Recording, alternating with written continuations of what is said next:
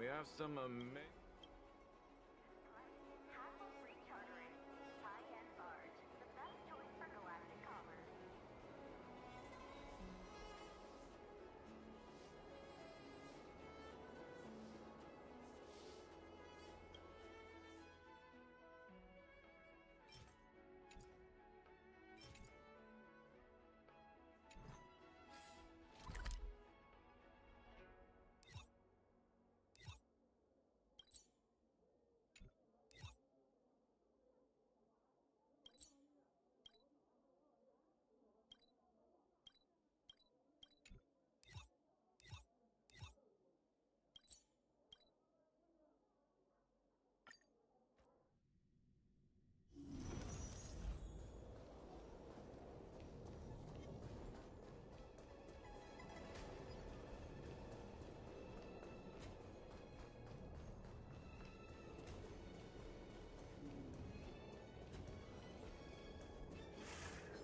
Stream forth, the gleam of old blades.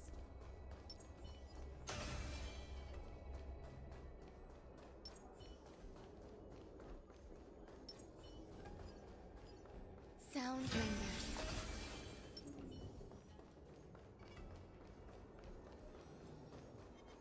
Stream forth, the gleam of old blades.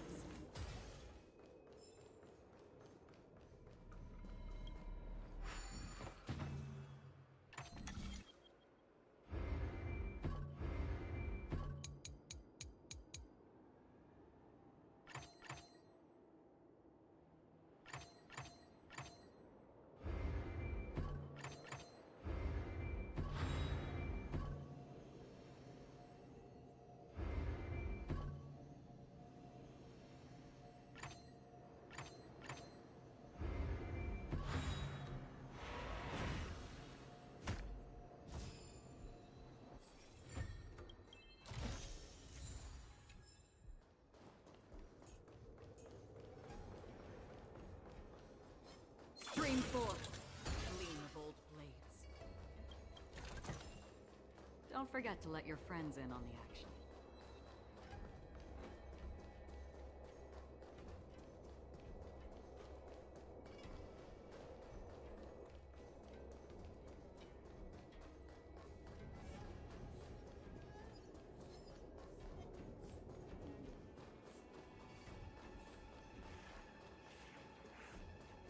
Good quality, good price. Hassle-free chartering.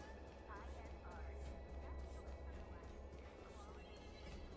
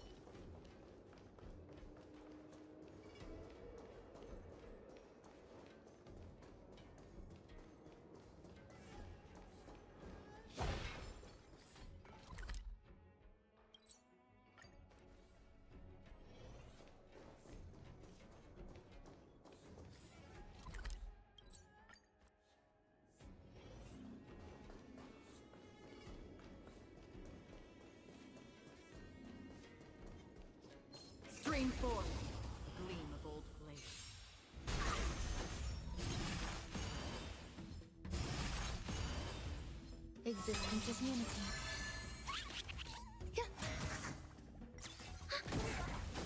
Free will or destiny for oblivion.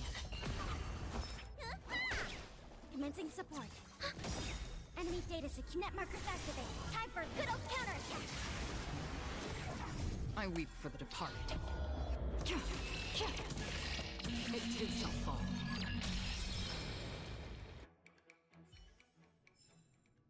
Another blood debt repaid.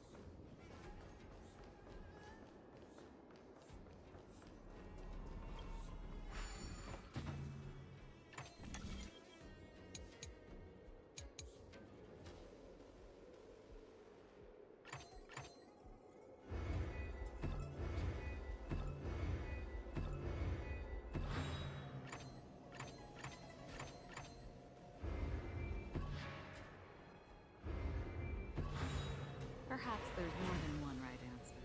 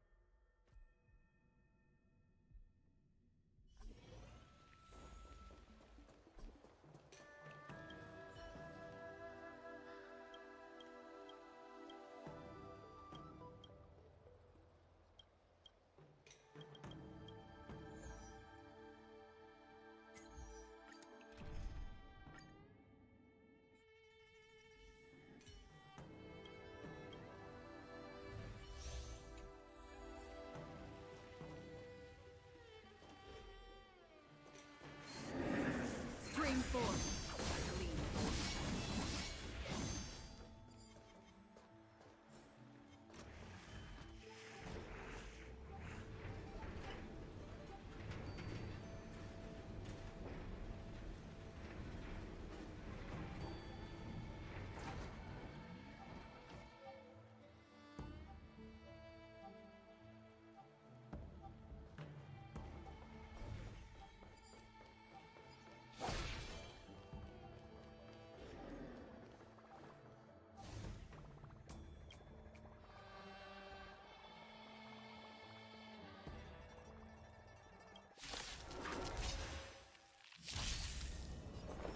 Eternal.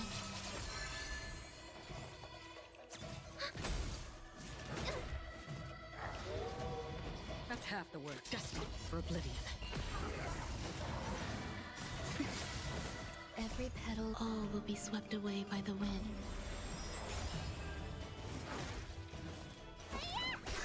Enemy targets detected. I weep for the departed. It too shall fall.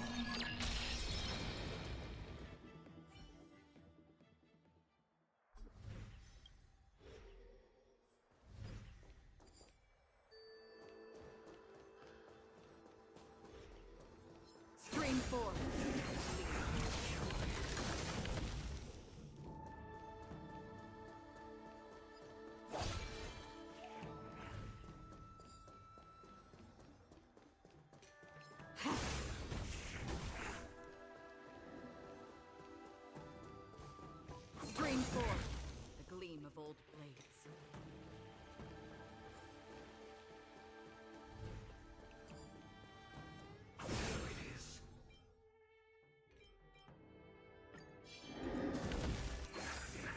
Stream 4. Gleam of old blades. Enemy data net markers activated. Time for a good old counterattack. Enjoying yourself? Existence is unity.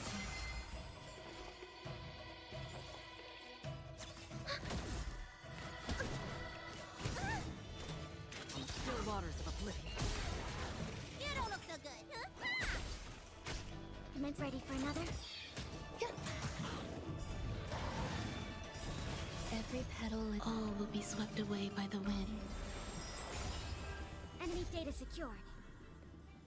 Net markers activated. Time for a good old counterattack. I weep for the departed.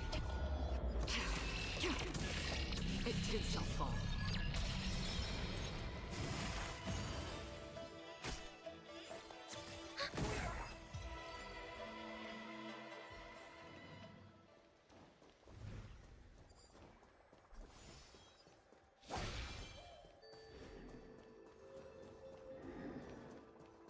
Stream 4. Gleam of old blades.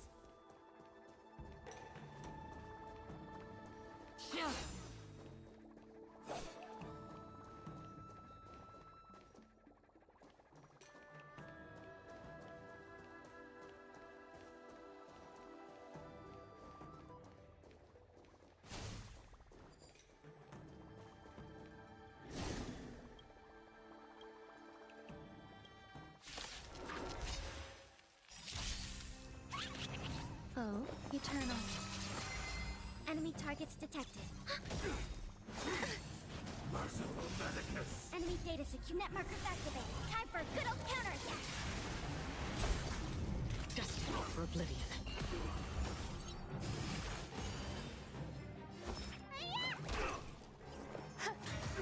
Commencing support. I weep for the departed. It too shall fall.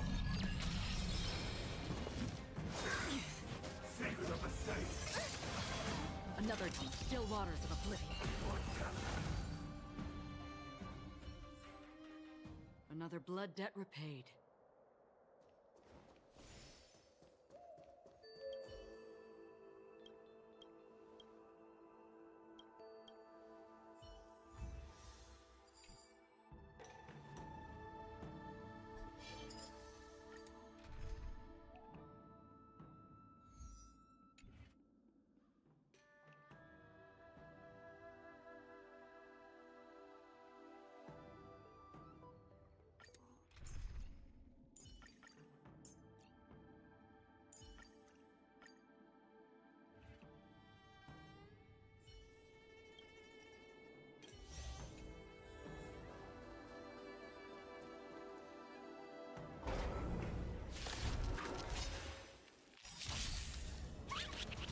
Let's play.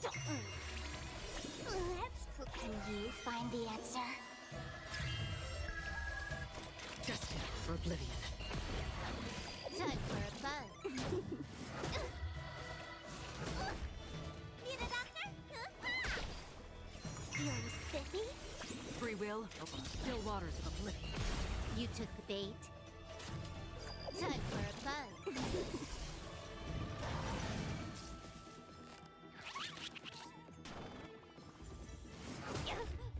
I'll go. Destined for oblivion.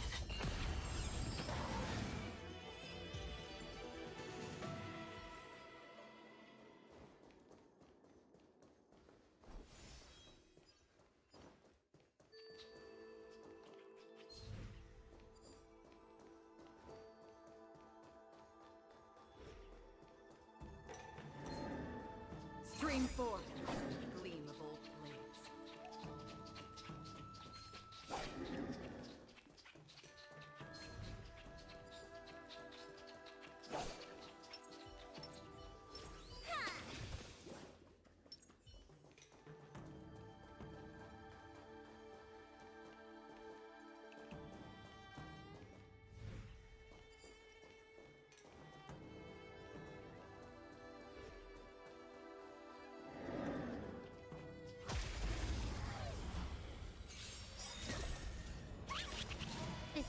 Needs.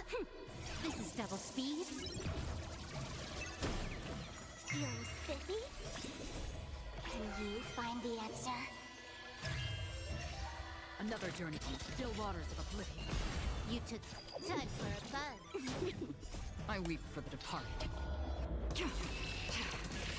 It too shall fall.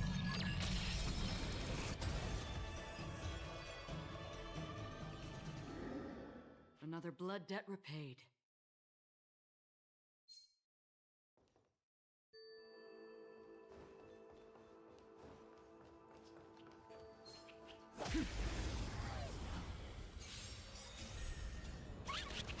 Let's play Destined for oblivion. You took time for a buzz.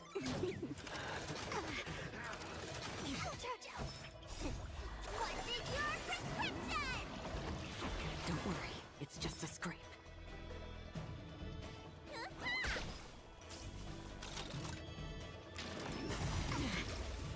Feeling spiffy? Can you find the answer? Still waters of oblivion. I weep for the departed. It too shall fall.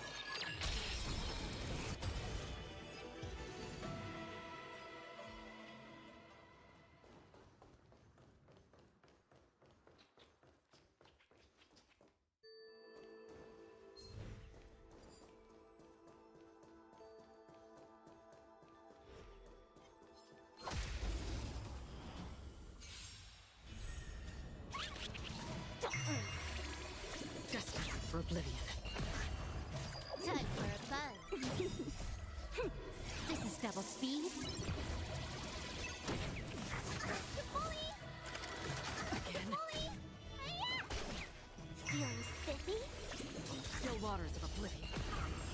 I weep for the departed. It too shall fall.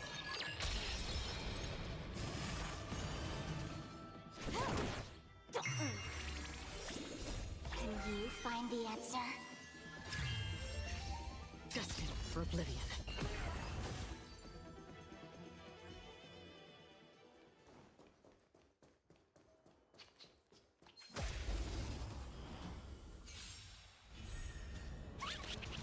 Feeling spiffy?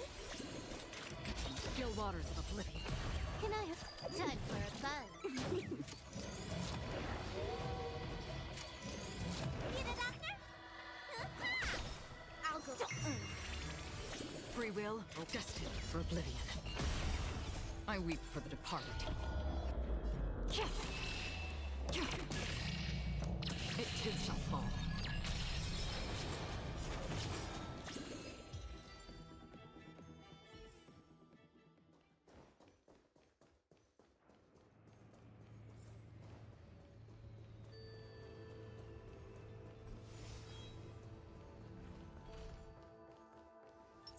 Watch this. A little something for everyone.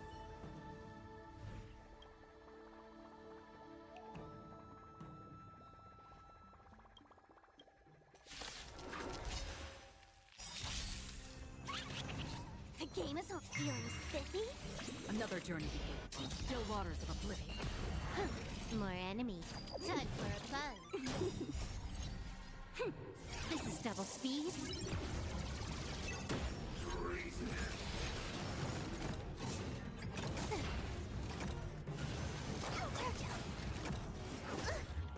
Let me tend your wounds.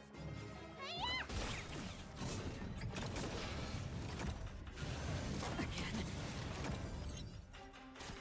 Time for a buzz.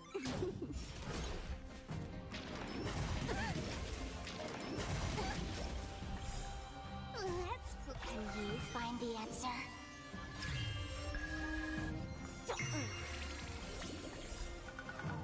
I weep for the departed. It too shall fall.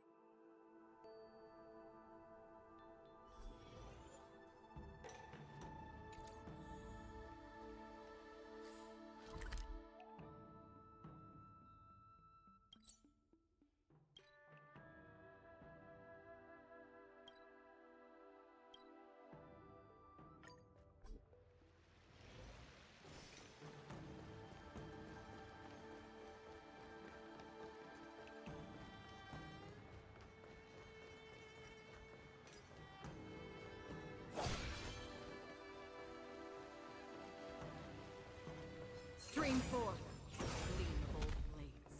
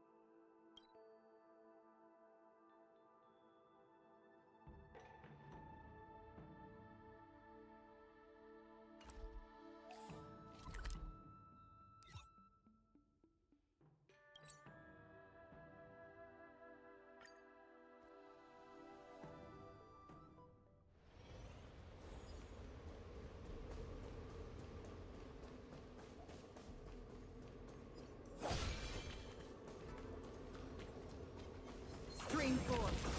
Gleam of old blades.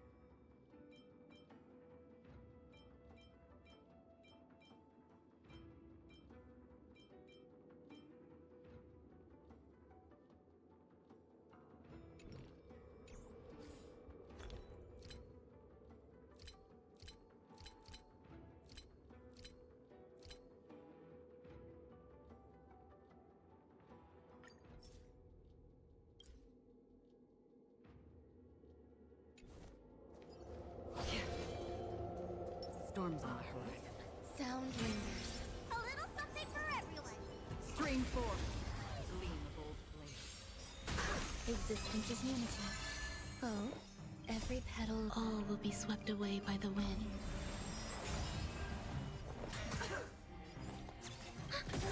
Enemy data net markers activated. Time for a good old counterattack. I weep for the departed. It too shall fall.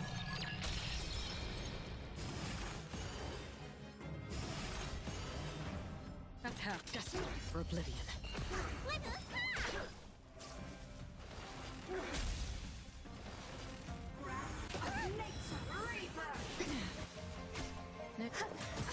Enemy targets detected.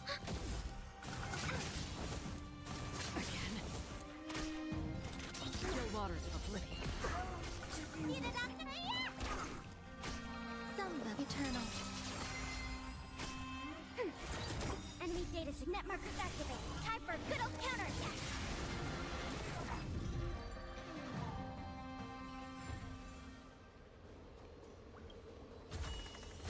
This is what exploring the cosmos is all about.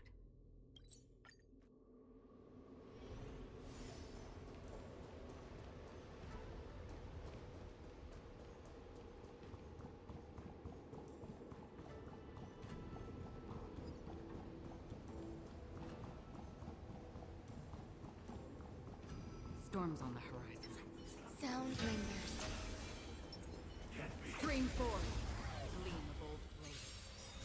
Existence is unity. Oh, every petal, all will be swept away by the wind.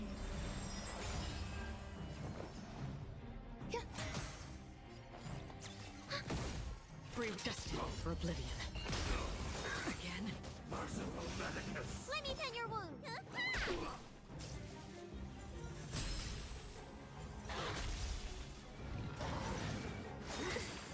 A miracle.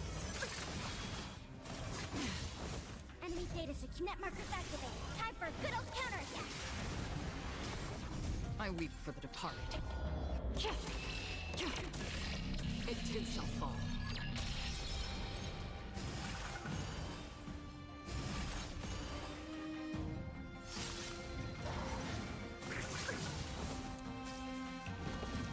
Grace and elegance. What is your prescription?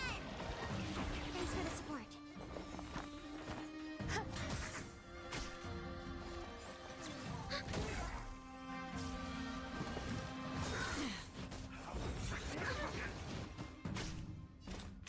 Still waters of oblivion.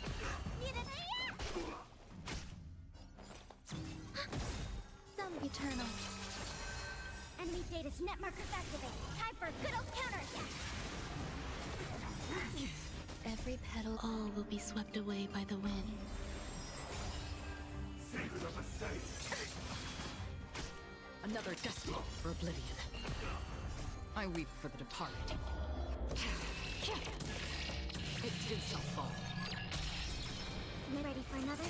Grace? Yeah. Let me go. There's more to life. Free will on the still waters of oblivion. Need a doctor? Hiya!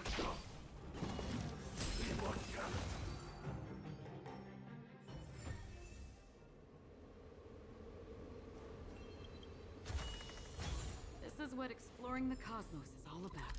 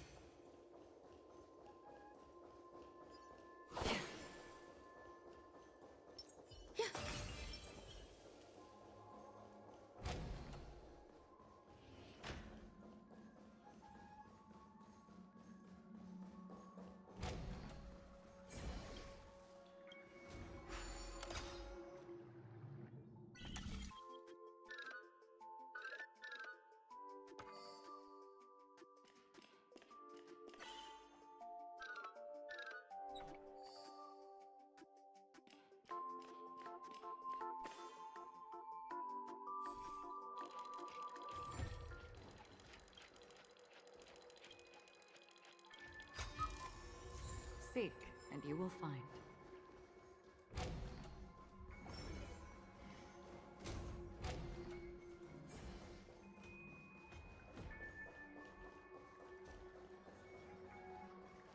Stream forth, gleam of old blades.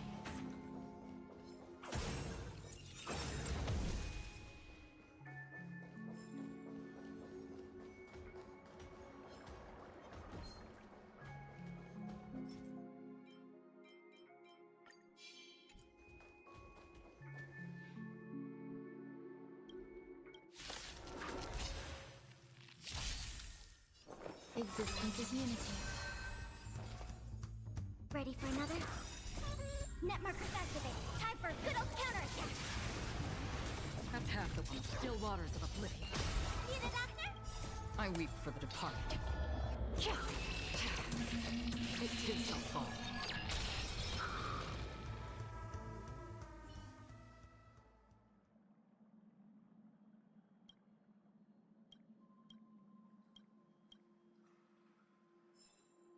We have to get out of...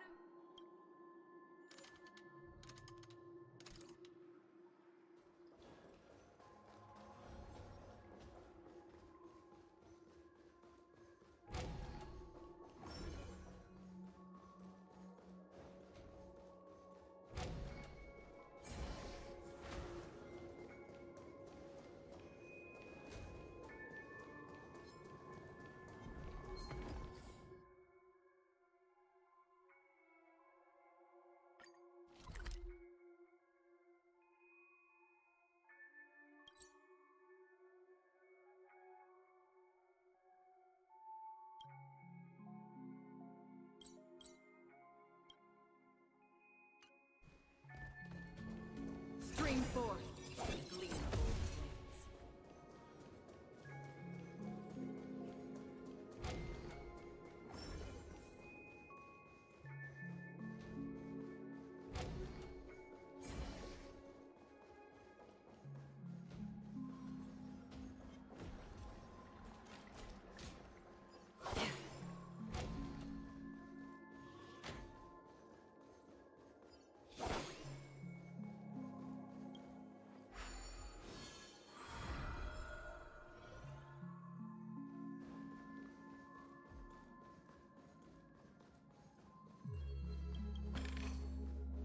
Seek, and you will find.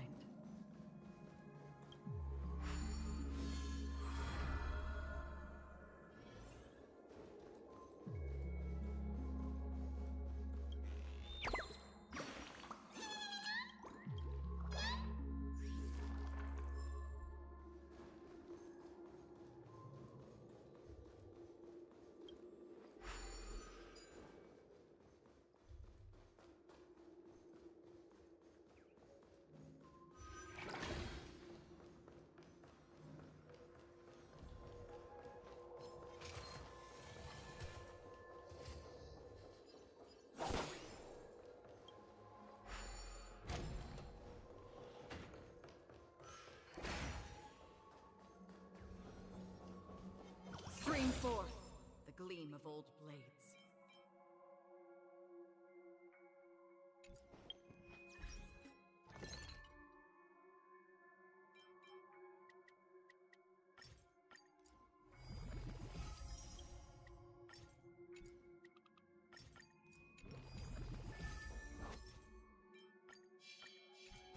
Stream forth, the gleam of old blades.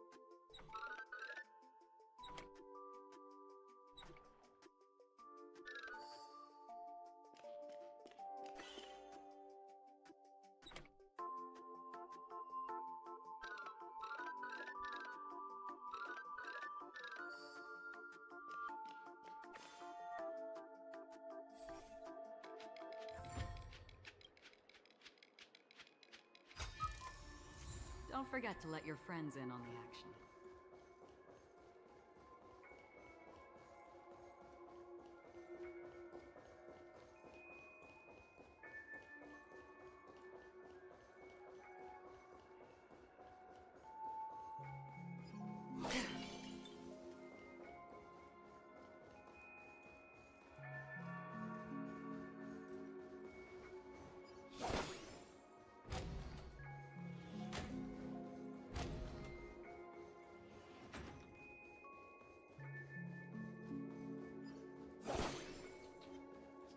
Stream 4.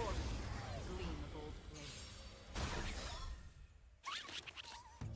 Every petal, all will be swept away by the wind.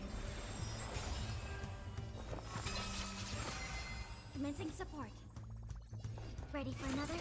Free will, or was it from the still waters of oblivion? You don't look so good. I weep for the departed. It too shall fall.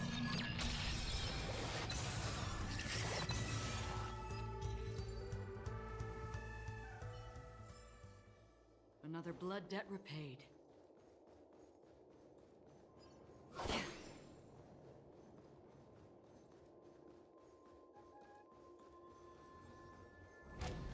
Stream 4. The gleam of old blades.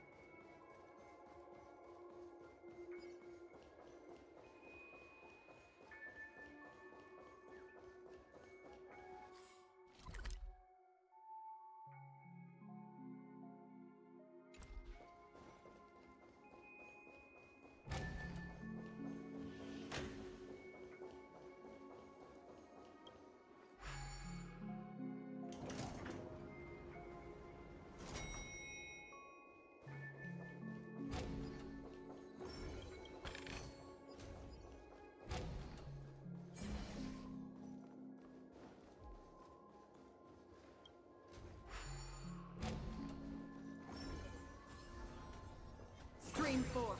The gleam of old blades.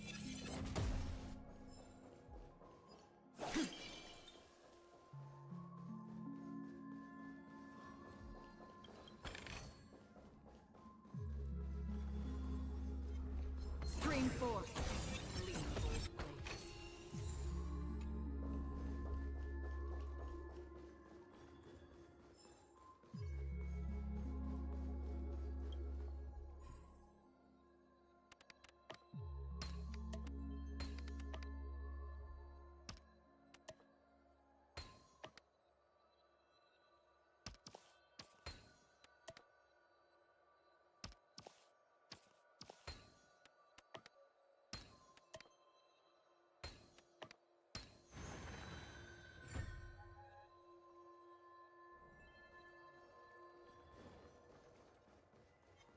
Stream 4. The gleam of old blades.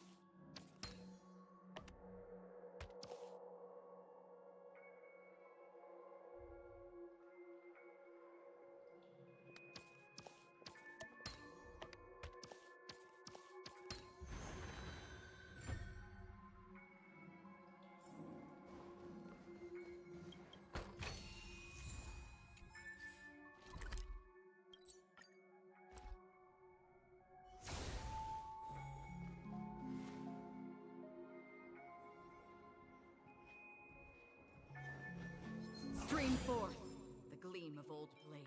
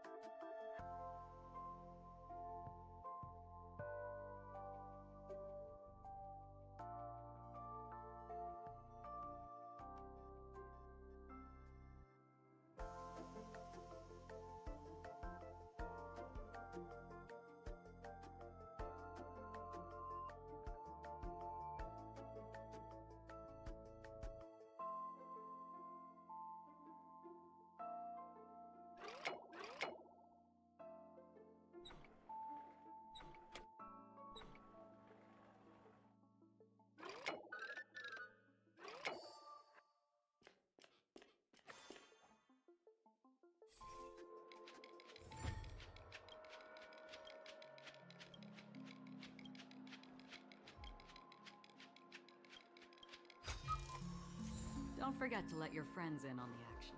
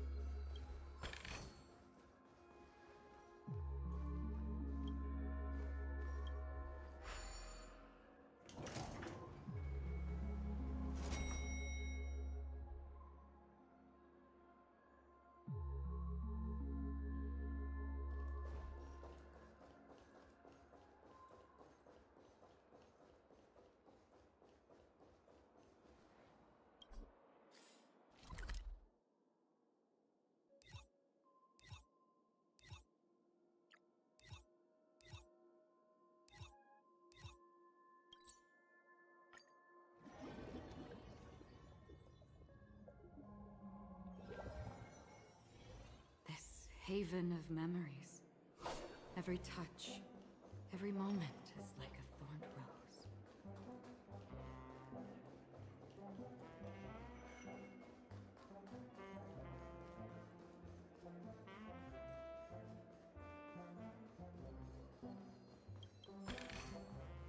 Seek, and you will find.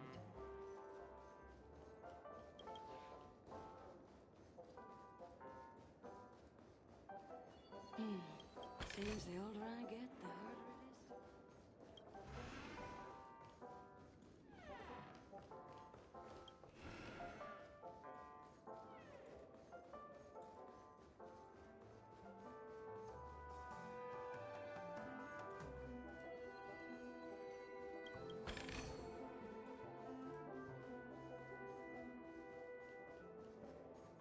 is. I'm sure I put it in my pocket.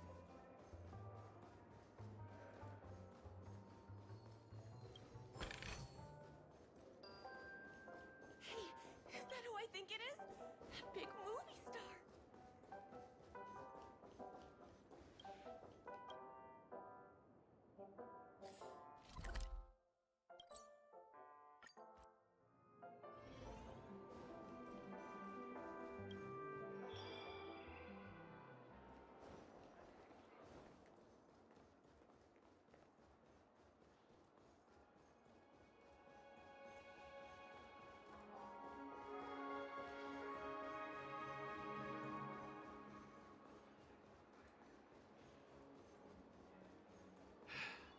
Best not to take things too literally.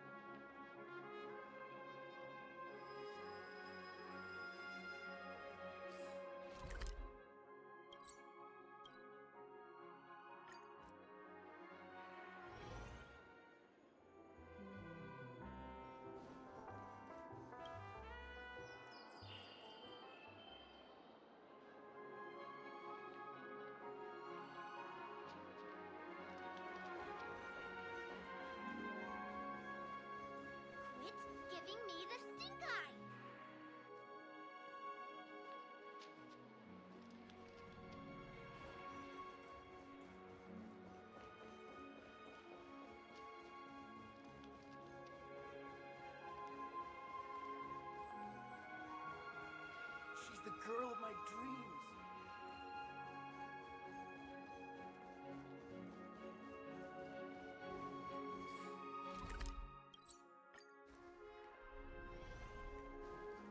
Why is it detecting life running late again?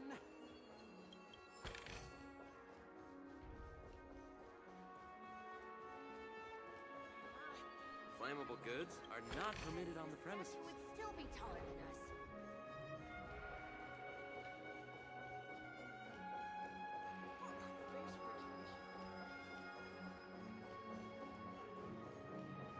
I'm a little clock, tick tock.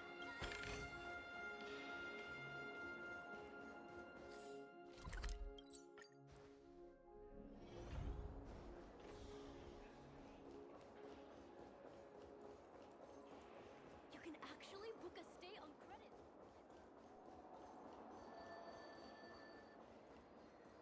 Fancy a dreamscape sightseeing shopping tour?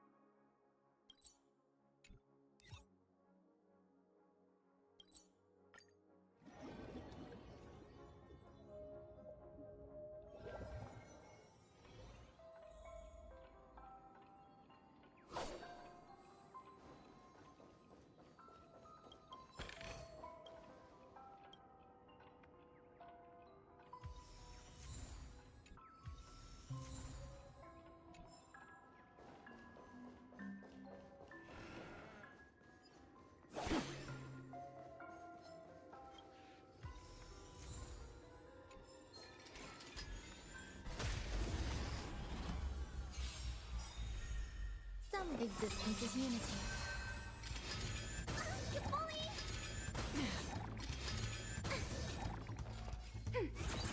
Enemy data net markers activated. Time for a good old counterattack!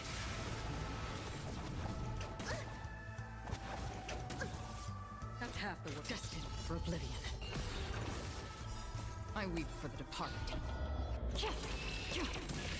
It too shall fall.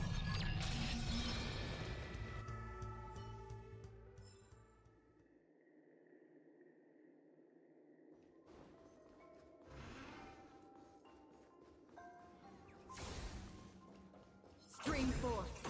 Gleam old blades.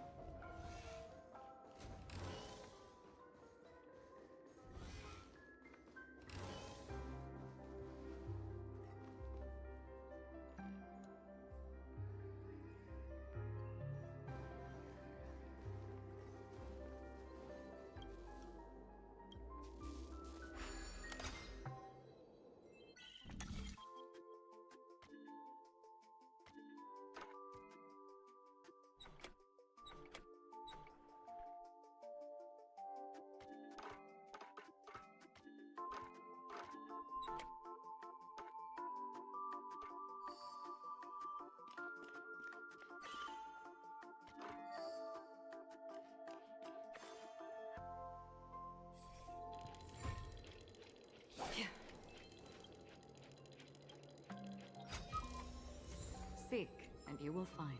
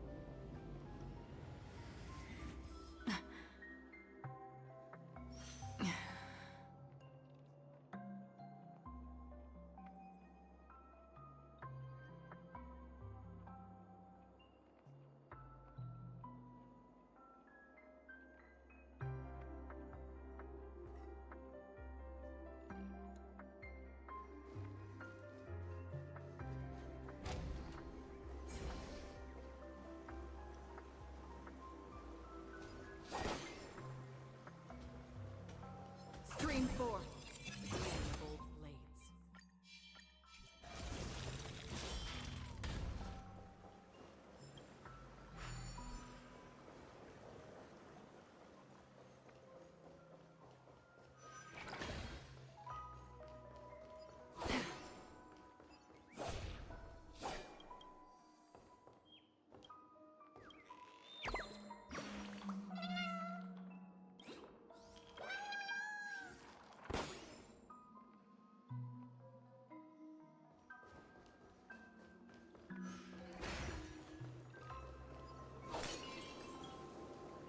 Stream forth. Gleam of old blades.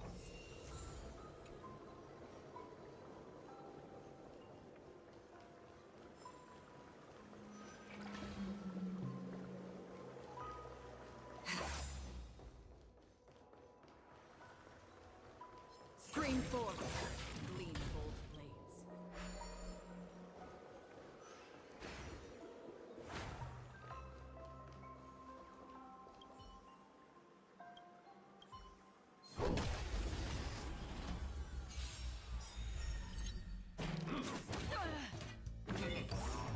Some existence is unity. Every petal, all will be swept away by the wind. Commencing support.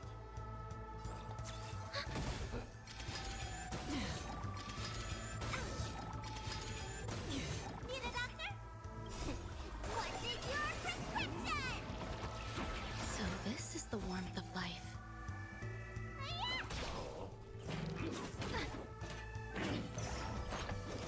Still waters of oblivion. There's more to... Enemy ready for another? Net markers activate. Time for a good old counterattack. I weep for the departed. It too shall fall.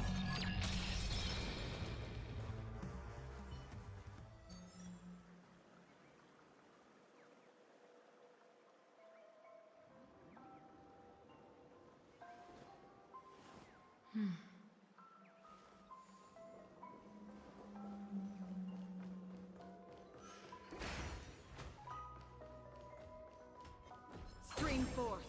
The gleam of old blades.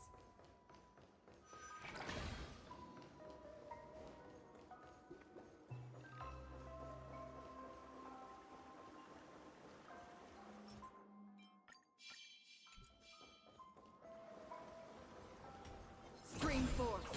Gleam of old blades. Seek, and you will find.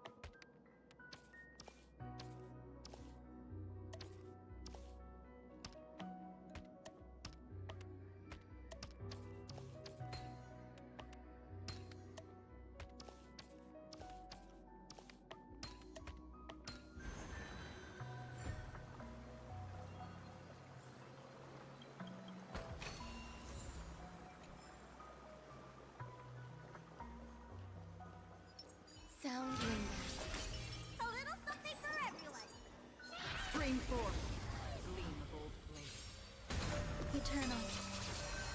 Oh. Yeah.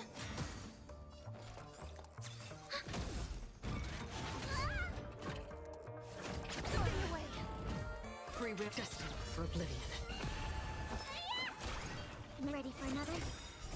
Net markers activated. Time for a good old counterattack. I weep for the departed. It too shall fall.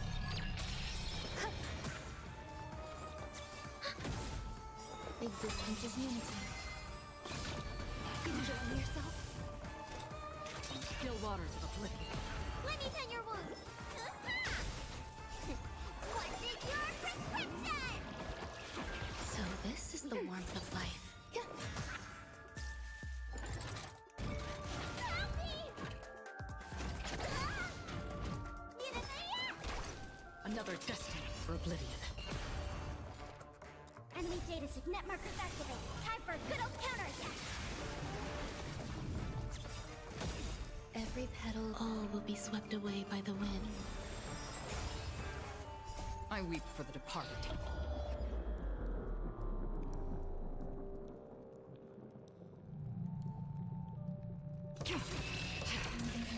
It too shall fall. Enemy targets detected. Still waters of oblivion. Eternal.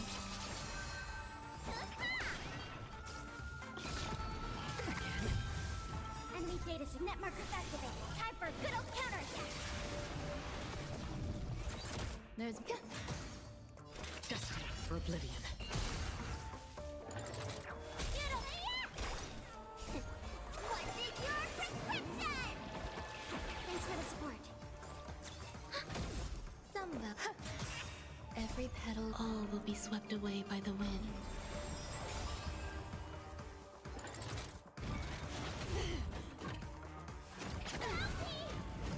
Free still waters of oblivion.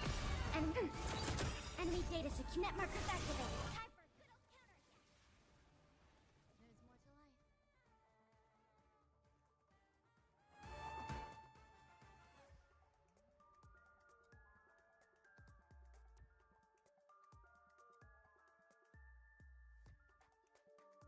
Waiting existence is unity. I weep for the departed. It too shall fall.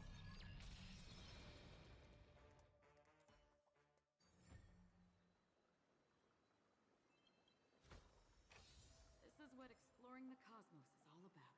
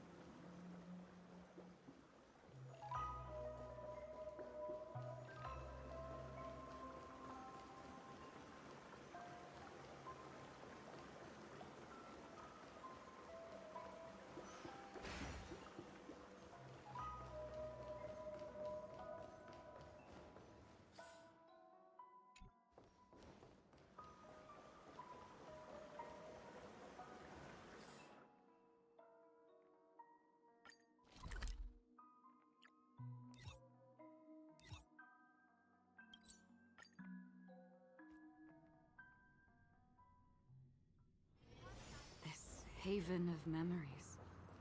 Every touch, every moment is like a thorned rose.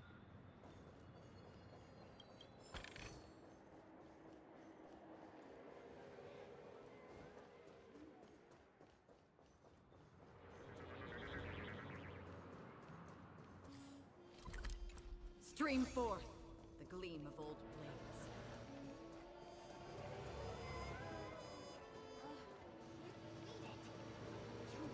Small.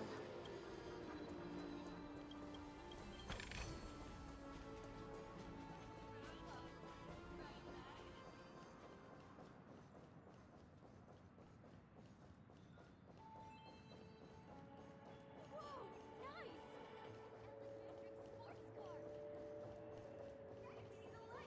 I heard old Odie came to pick up a car.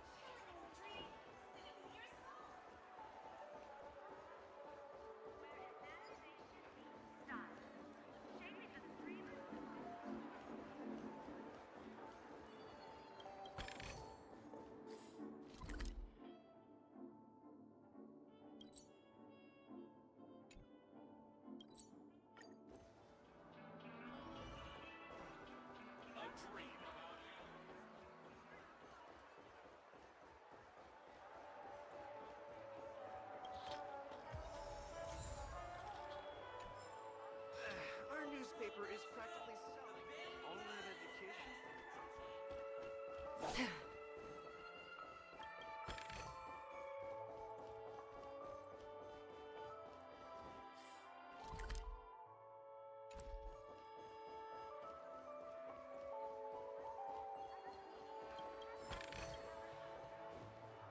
And that concludes the news.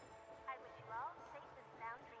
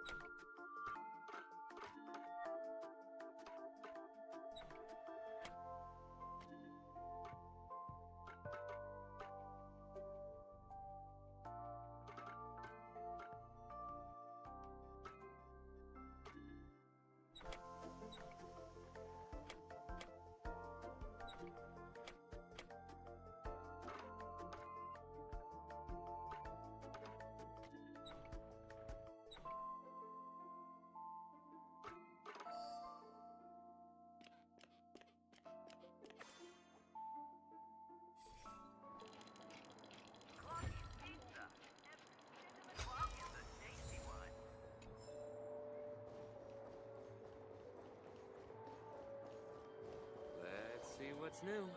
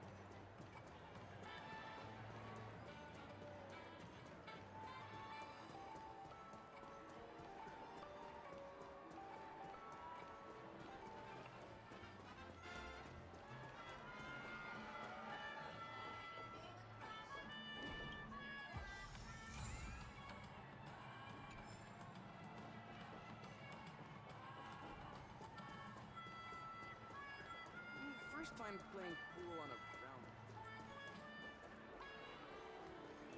This is the one. It has to be.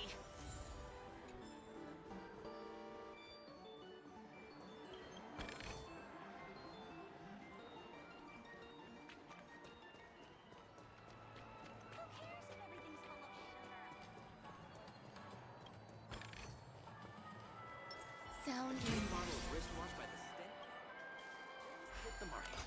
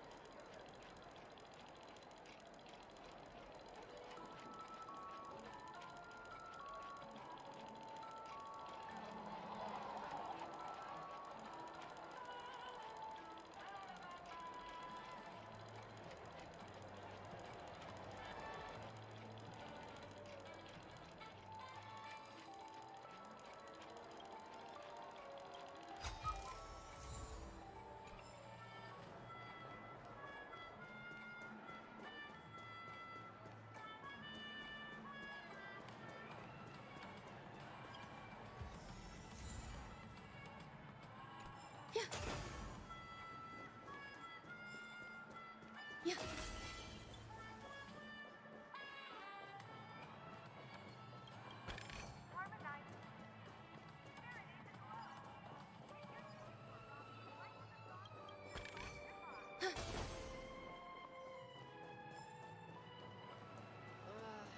Being on the go. Here's the penacony. Once again, another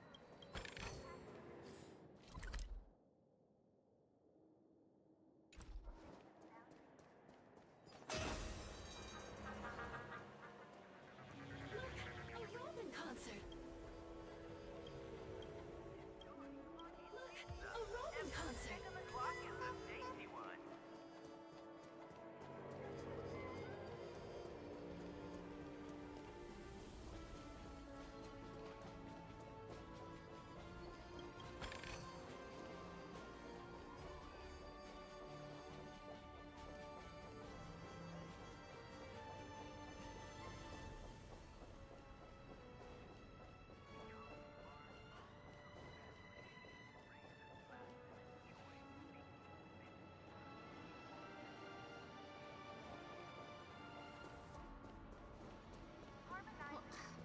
Isn't this a dream?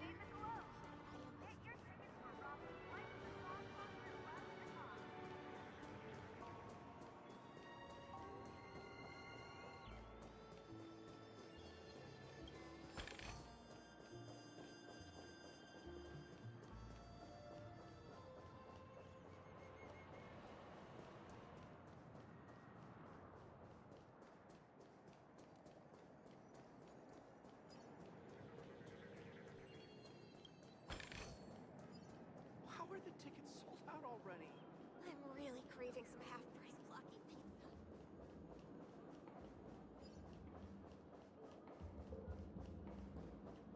had quite a bit to drink.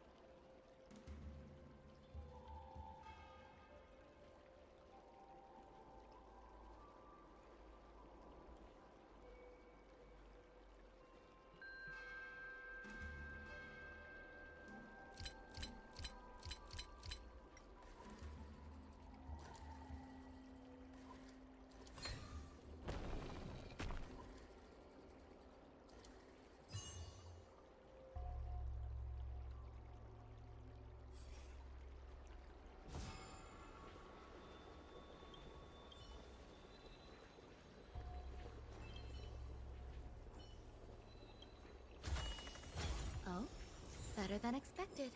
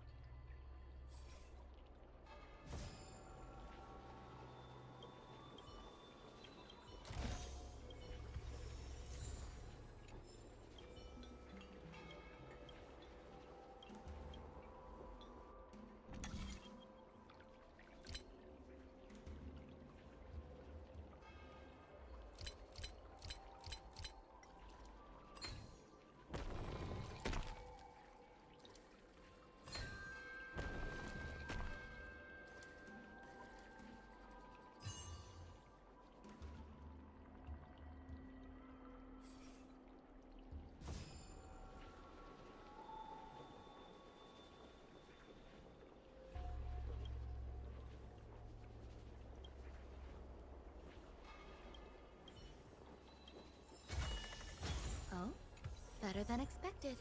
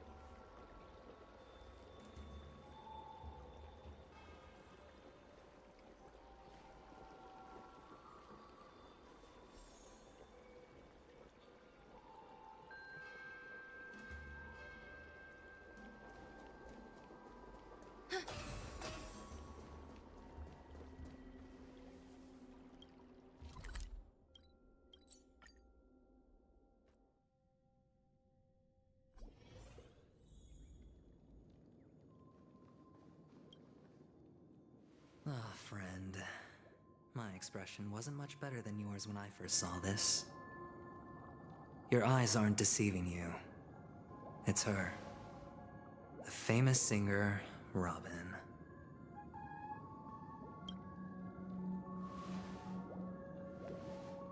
Well, first of all, can I just say that this had nothing to do with me? I'm just an unlucky bystander here. The family can testify for me. If you don't believe me, just ask anyone in the Bloodhound family. They hate me and they hate the IPC, so they'd never lie. This is not where the crime happened. What I showed you was a memory. The most basic light cone manifesting tech, authorized by the Garden of Recollection and owned by the IPC. Did you really think the Galaxy Rangers were outsiders this whole time? Penacony has made a solemn commitment to protect the safety of anyone inside a family dream. Any person in distress will be forcibly awakened and safely returned to reality.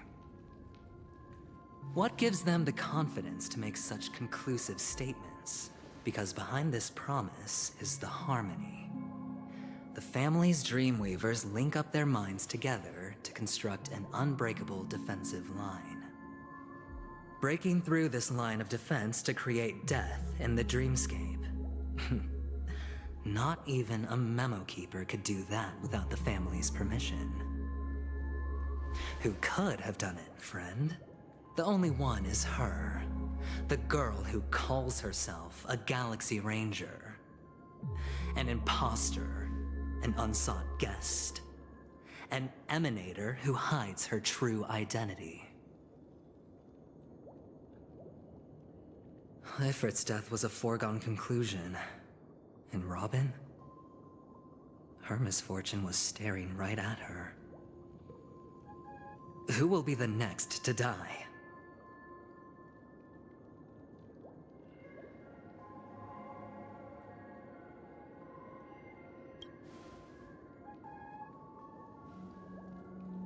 It's fine. Listen to your gut. Building trust always takes time, and I'm willing to wait. I just hope you realize that wherever that legacy is concerned, covert plans are already underway throughout Penacony. Everyone's got their own agenda. Careful you don't get stuck on the wrong side. If I were you, I'd keep my distance from Acheron. After all, any schemes out in the open are always going to be better than a monster in the shadows, right? Who's to say there isn't an even deeper conspiracy lurking beneath the surface? Memo Keeper, I think our little deal is finished. Aventurina's telling the truth. This memory is a real one, and there's no sign of any distortion grafting on. The IPC is not the Garden, and there are real limits to what they can actually do. But you know all this. Friend, let's not beat around the bush here. The thing is, I want to reach out personally to team up with the Astral Express. I told you I'm just not interested in scrambling for the legacy. I just came to Penacony for work. I'm here to retrieve some lost property for the IPC, if you catch my drift. I'm talking ownership of this frontier prison. This has all become a bad debt thanks to the cancer of all worlds.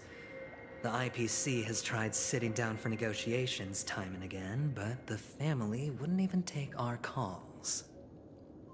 You have no idea how difficult these people are to deal with. Put it this way. They've hushed up the existence of death before, so they can definitely cover up any news about Robin's death. It'll just quietly float off like a bubble and pop. Nobody ever being the wiser. That's not fair, right? So then, friend, I need your help.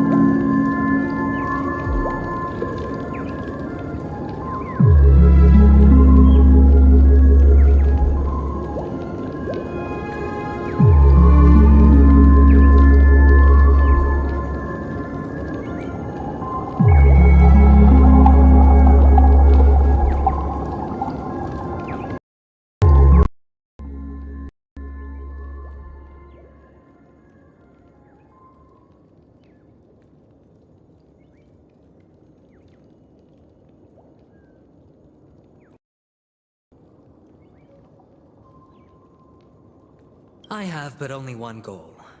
The family's front door is like a high wall, and to tear the whole thing down, I'll have to dig out a few chunks first. Once I find a weak point, the IPC will have plenty of means. Now we have our chance.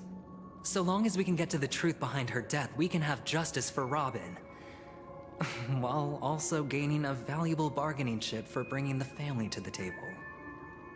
Truly a once-in-a-blue-moon opportunity. I've been investigating and making lots of friends all over Penacony precisely for this very moment. This tragic news would be extremely bad for the family, so they'll be doing everything they can to stop it leaking, especially to the IPC.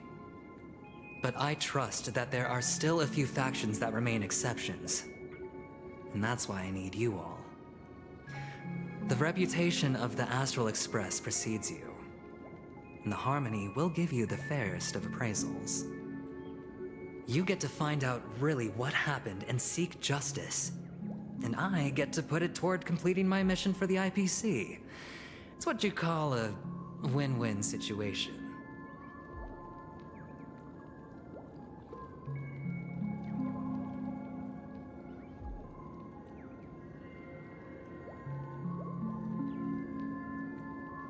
Don't worry, just head back and talk things over with That navigator is really smart. She must understand the value of this deal. Look, here's my contact details. If you come to any conclusions, call me. Oh, and take this. A thorough investigation can always use a little more funding. Don't mention it. So long, friend. I really am looking forward to uncovering the truth about death with everyone. Aventurine just sauntered off. He really doesn't mean to force it, but something still seems off. What now? What are your plans? Black Swan. What is she thinking?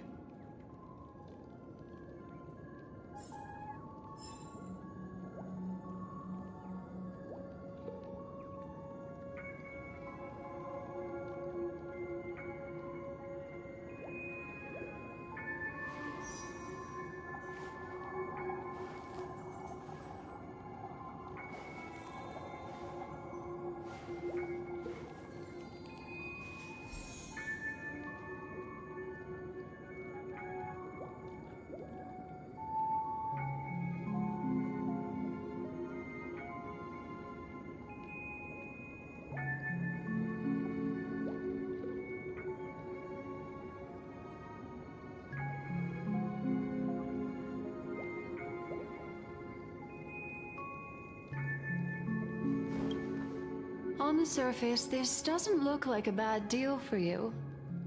But Aventurine is a shrewd merchant whose scheme won't just be as simple as it appears to be. He doesn't know about Miss Firefly yet, but judging by your reaction, he may have noticed something going on and deliberately shifted topics to the truth of death to try and pull you in line with his way of thinking. That's quick thinking and very sound logic. Aventurine is no fool, and working with him definitely has its dangers.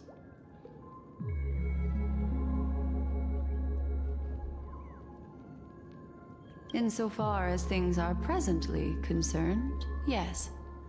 But what about the long term? Anyway, be careful out there. There's more than one way to blaze a trail.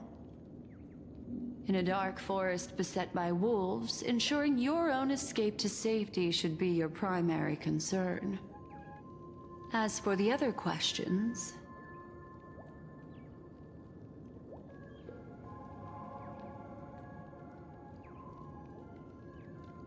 I'm not sure the two cases were committed by the same culprit, but that massive wound looked like its winged blade. We've all witnessed it in action before. Plus, it seems unlikely that there would be two lethal entities loose in the dreamscape.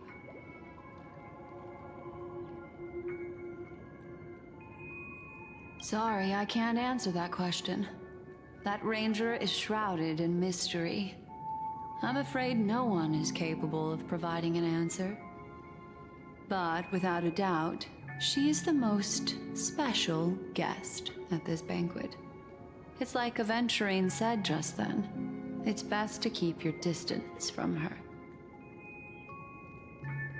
2 victims appearing one after the other in a very short time span, in and of itself, that's very unusual. 2 possibilities. The collapse of Penacony's dreamscape has started speeding up, making death extremely agitated and weakening the family's protections.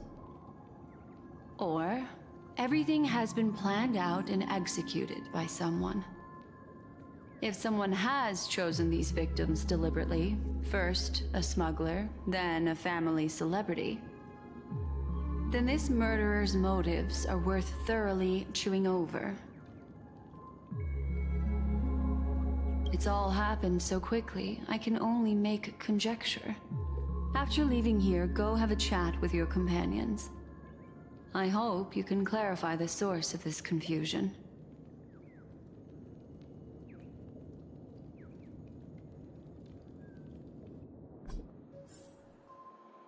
Come, this way. It's a short walk. Don't get lost.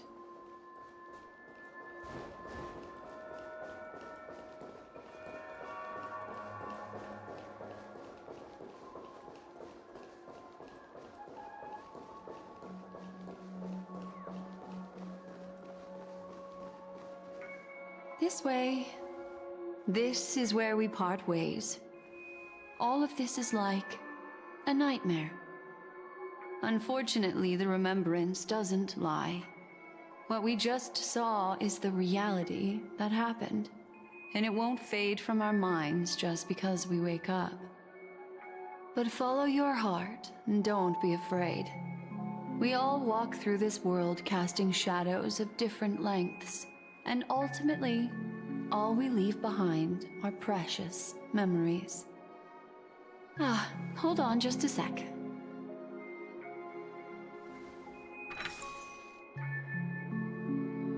There you go. A small parting gift. If one day you unfortunately fall into the deep waters of the memory zone, and there's no memo keeper to join you, hopefully it can guide you on my behalf. I also pay great attention to the ways of the world. Just think of this as an apology from me for hiding something from you.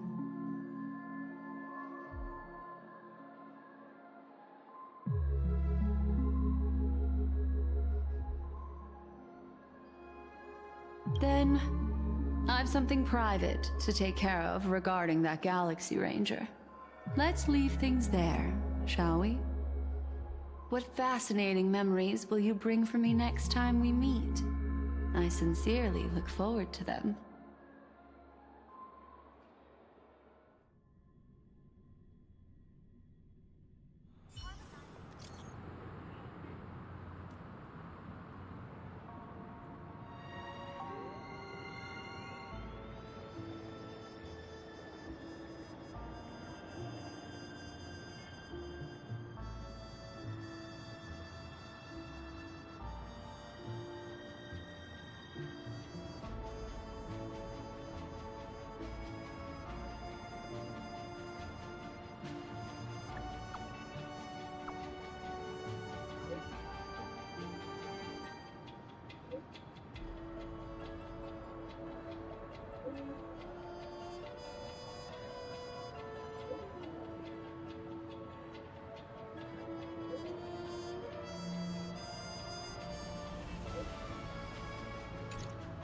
A family rep. Is Himiko okay?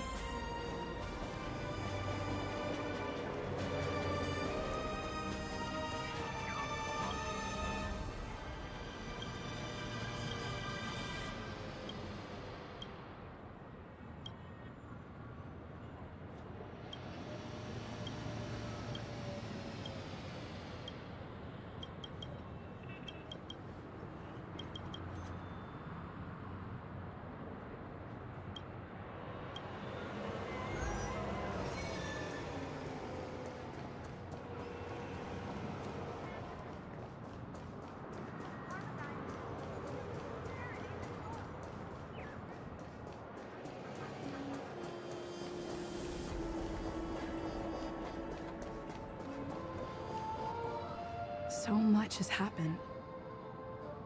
I should take a moment to gather my thoughts and wait for everyone to arrive.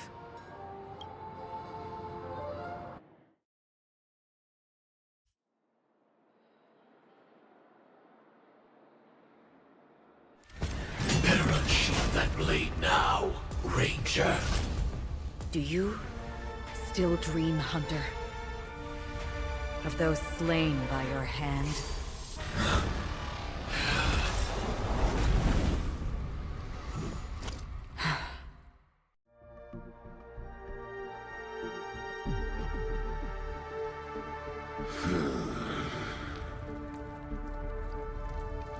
It appears the outcome has already been determined.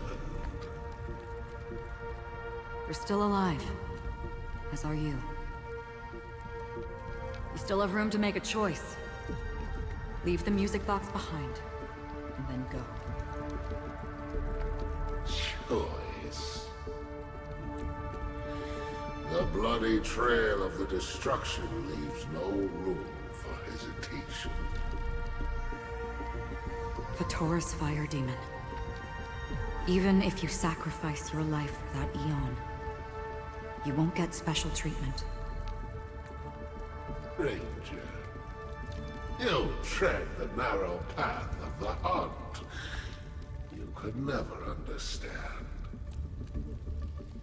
We come from the fire, and are born bathed in fire. We spread, burn, and destroy, until all the kindling has burned out and we leave only ashes on the ground. Burning forms the entire life of a fire demon, from the beginning to the end.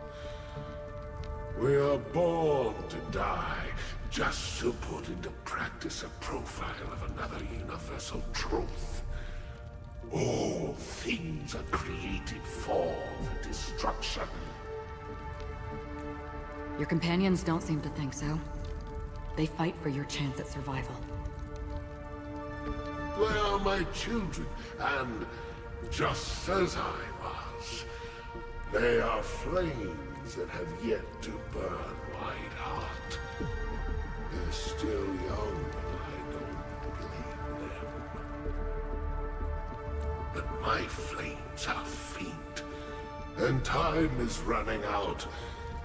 Can you see the planet of festivities in the distance? I plan to bring Purgatory with me there, and before that, I must surpass you. Why? Because on the path they have forged, you have traveled farther than I have. Emanator.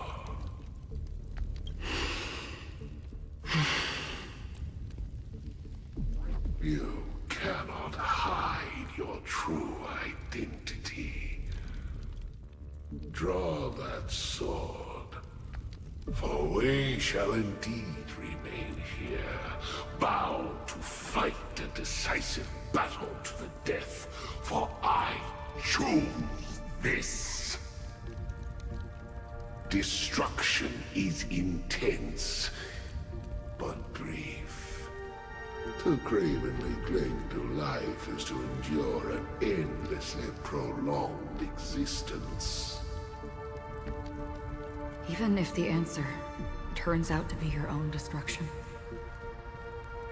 What is important is not the answer, but that it exists, just as you exist. Everything exists to be destroyed. Emanators are no different. Just as even sweet dreams may be born of the void, the so-called impossible is merely something that is yet to happen.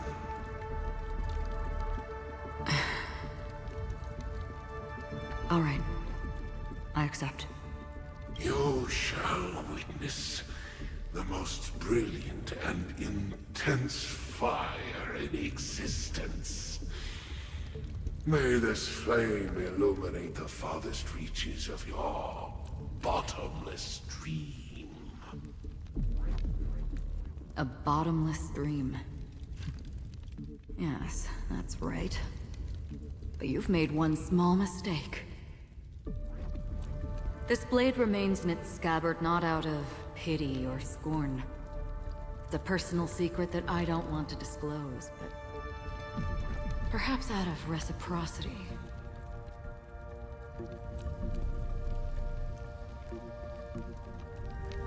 I'll reveal the truth to you. The hunt is not the path I truly follow. May death be the end of your boundless dream, guiding you back to the waking world.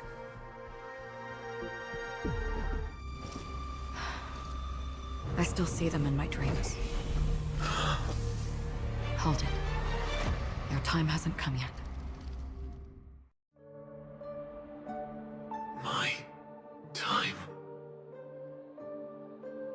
I've seen many clever disguises that can conceal appearances, but they can never cover up who a person really is.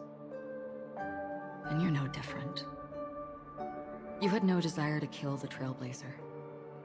You only did what you did to drive me and the Memo Keeper away, but why?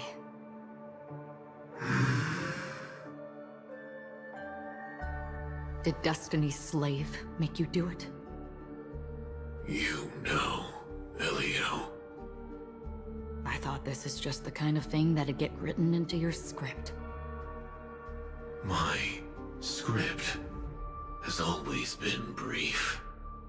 Other than that, anything beyond that is unnecessary. He knows my nature. There is but a single destiny from which no one can escape.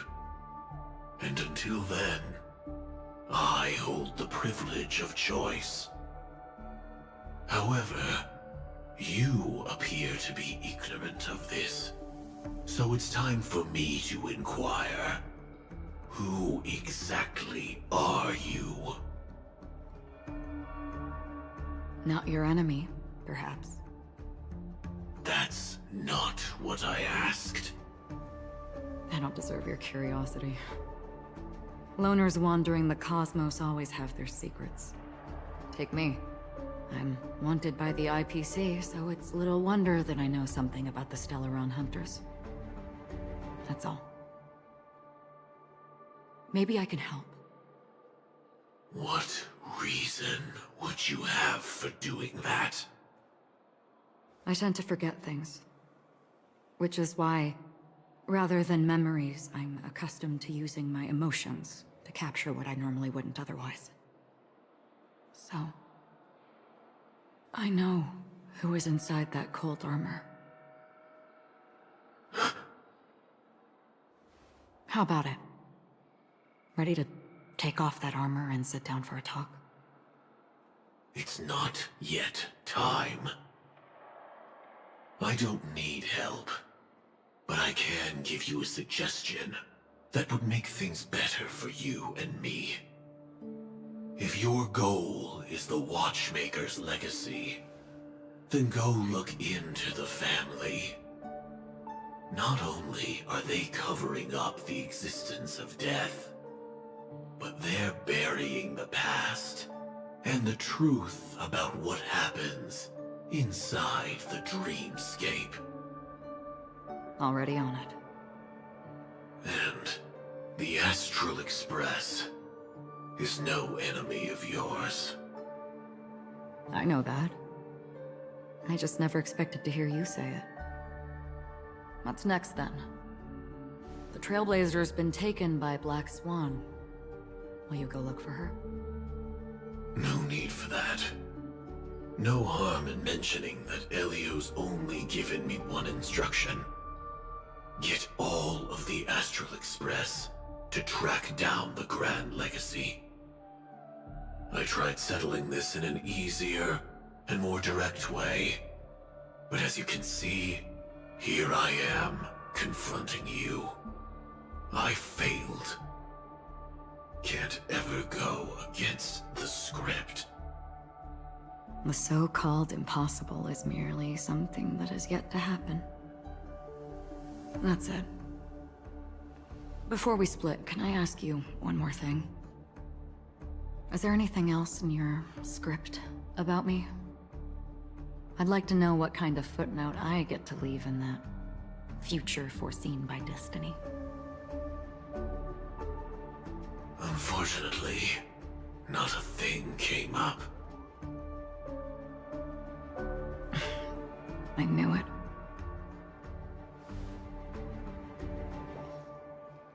Hang on. I don't. Don't. What? Your first question was, do you still have dreams about everyone who died because of you? I don't. Never have. I was born without the ability to dream. I live for this cold, harsh reality. For a little light, and to burn, to keep on burning, until I turn to ash. So, I really envy you. Is that so? Then you're already living in the waking world.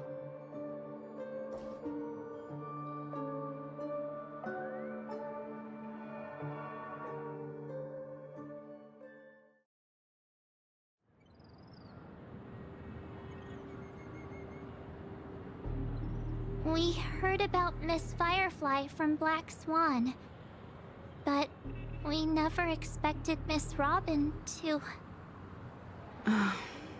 I'm sorry that I couldn't be with you then. Reality cruises on in serenity, while undercurrents bubble up from the dreamscape. Just like that memo keeper said. Stay strong, everyone. We can still do what we can for them. Starting with finding the murderer.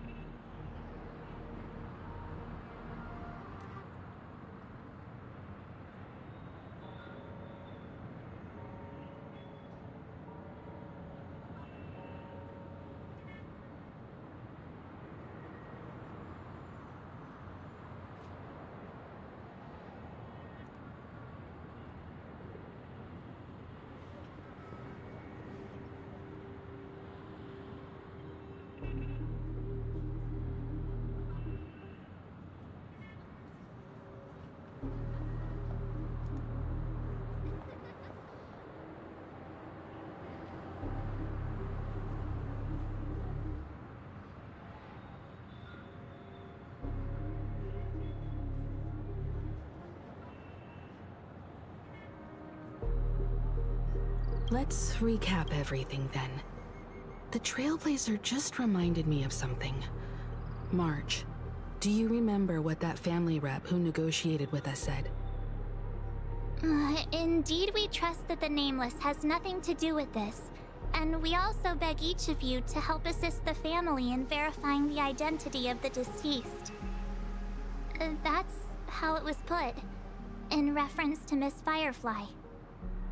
Looking back, he seemed a little evasive at the time. And he also failed to mention anything about the earlier murder, too. The family's planning on covering up all news about Miss Robin's death. If news gets out, Penacony's going to turn into a bloodbath. But the murder that followed closely after was obviously beyond their anticipation. The family had to try and turn things to their advantage by bringing in reinforcements from outside. The Charmony Festival is nearly here. They must be snowed under. It may also be that Miss Firefly's murder had so many witnesses that it couldn't be covered up. So they went with the flow and let more people on the scene to control the situation. After all, the nature of the two murders is fundamentally different. The family's first protective measure should be against malicious actors among the guests, such as that IPC envoy. Indeed. He was particularly concerned about that Galaxy Ranger. Are we missing the forest for the trees here?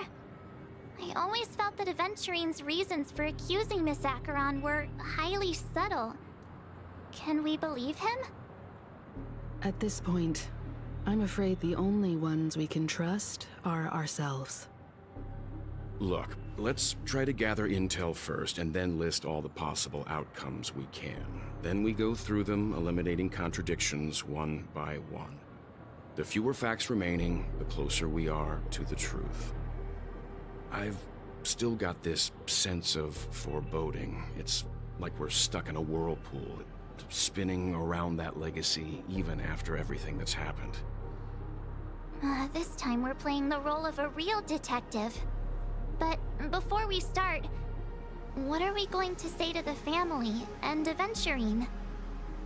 As I see things, the family harbors no ill will towards the Astral Express.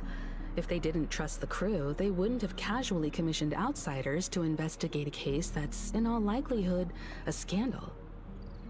Plus, this is the family's turf. Teaming up with them should make things easier for us in the future. As for that Aventurine, well, I'd like to hear your thoughts. He's complex. He deliberately slow-played his hand during negotiations while running circles around us all the while. He appealed convincingly to both reason and emotion. It wasn't forced, but the intent was obvious. Still, it's good to have contacts among all this uncertainty. Aventurine showed his skills, and as far as our interests are aligned, he can become a reliable ally. We also need to keep a certain distance from the family. Never let them get too close. Teaming up with the IPC helps balance that out. If either side makes a move, we have the option to pull out. So you suggest accepting Aventurine's proposal to team up? Yes. It's risky, but we can only wait until both sides have played their cards before making any further judgments. I get why, but there's a whole lot of bad guys and girls around here, and I'm worried about getting stabbed in the back. She's been bullied a few times now, and I can't stand it anymore.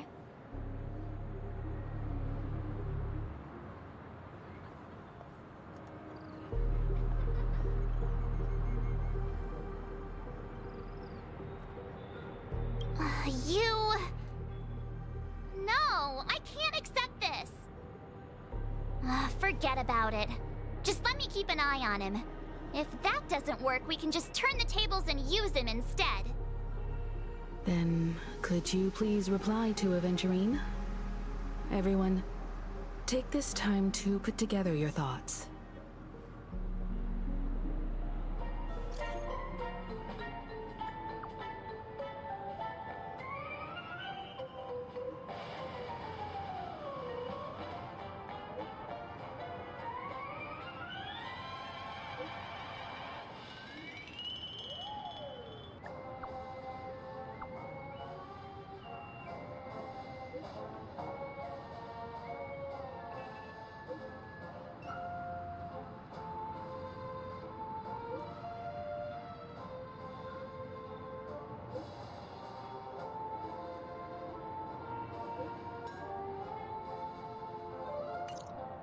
Looks like Aventurine is happy with this outcome. Let's tell everyone about it.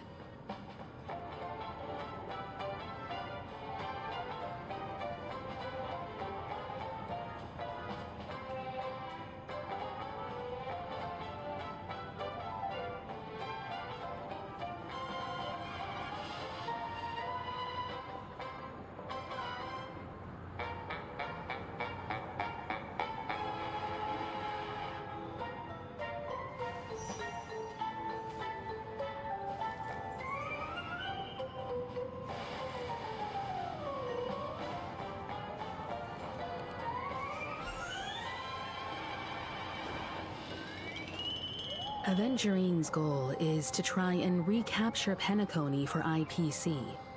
To do this, he'll have to bring down the family in its entirety to create a big enough chance. The existence of death will be covered up by the family. So how does he plan on taking them down? It's gotta be something important enough that everyone will notice. But it also can't be anything too out in the open. An attack on the hotel guests? Unlikely. Penacony's guests include quite a few bigwigs known throughout the whole cosmos. People who not even the IPC would dare take lightly. Aventurine is a shrewd merchant, and there's no way he doesn't know that.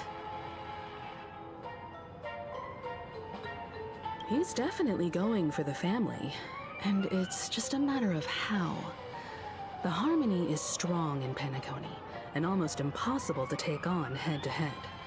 The fact that the IPC dispatched Aventurine shows that they do not intend to simply play by the book here. Aventurine has devoted considerable attention to her. But this Galaxy Ranger, we know hardly anything about her, and can't rush to any conclusions. I was also considering this possibility, especially because he respects you so much and has sought you out before a few times. Perhaps he's also unsure of your intentions and is probing you. I'm just speculating. In any case, we have to be careful when handling Aventurine. He's skilled at reading people and discerning the right moment to strike. Also, he's clearly a born gambler if he's willing to go all in to win.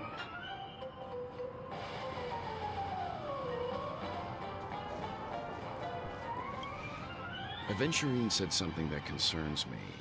He accused that Galaxy Ranger of killing Robin without any evidence whatsoever, but said nothing about her connection to that memory zone meme or why he was stalking you. It was a groundless accusation, which only serves to make him seem more suspicious. Maybe Aventurine's goal was never to gain our trust. Maybe he wanted to foster a feeling of enmity towards Acheron and make the situation more volatile. Two birds, one stone. However, I asked Don Hung back on the Express to confirm that story about the Annihilation Gang and the lost messages. It wasn't something that Aventurine made up out of thin air. You've met her many times now. What's your impression of Miss Acheron?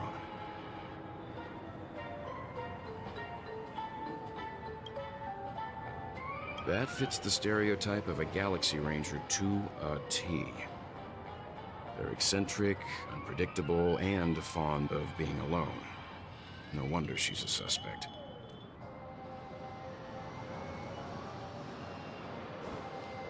Checked off the list.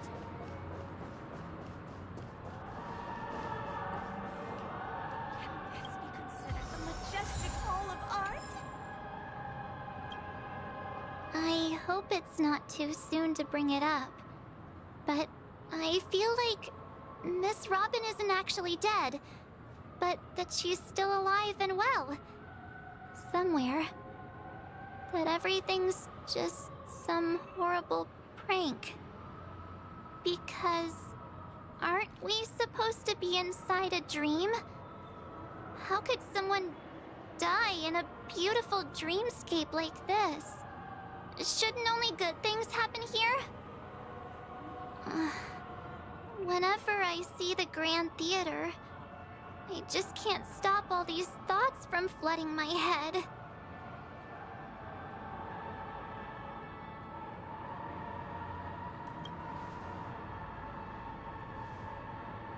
No. After all, they've brought everyone this sleepy dreamscape, which everyone loves. I just feel like I'm starting to understand them less and less. Everyone's still having a great time out there on the streets. Nobody knows what's happened. It's all so unreal. As if Firefly, Miss Robin, and us we're all outsiders from another world. Aw, what a mess. I really want a nice cool drink of soda to help me calm down.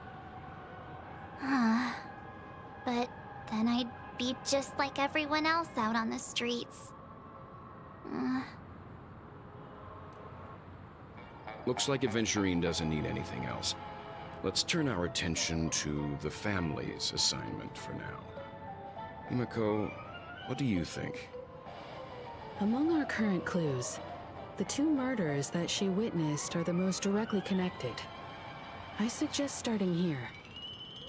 One thing I'm curious about is, if a person dies in a dream, what happens to them in real life? Seeing as we're at the family's behest, why not pop back out to reality and verify Miss Firefly's situation back at the hotel? Perhaps we could also make a few inquiries about her while out there. How about we split off into two groups? There are still some things worth focusing on inside the dreamscape. I'll investigate those, and we can link up again later. Worth focusing on? Oh. No problem. I'll leave it to you then. Huh? Aw, I thought I'd finally get to see Himiko and Mr. Yang go out on a mission together. Oh well. Take care then, Mr. Yang. I will. Keep in touch.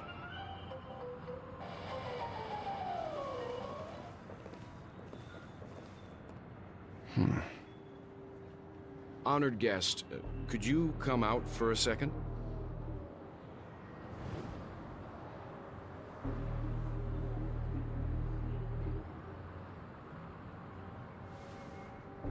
I'd be embarrassed too, getting stared at like that.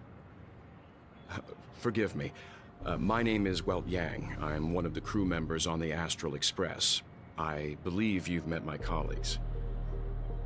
Welt. Is there something about my name? First, don't you want to know my name? I already do, Miss Acheron. You're a prominent figure in Penacony. What are they saying about me? Some claim that you're the real culprit behind these murders, that the Annihilation Gang's tragic fate at the banquet was a result of your blade, and that you're now attempting to unleash another bloodbath on Penacony. The Annihilation Gang?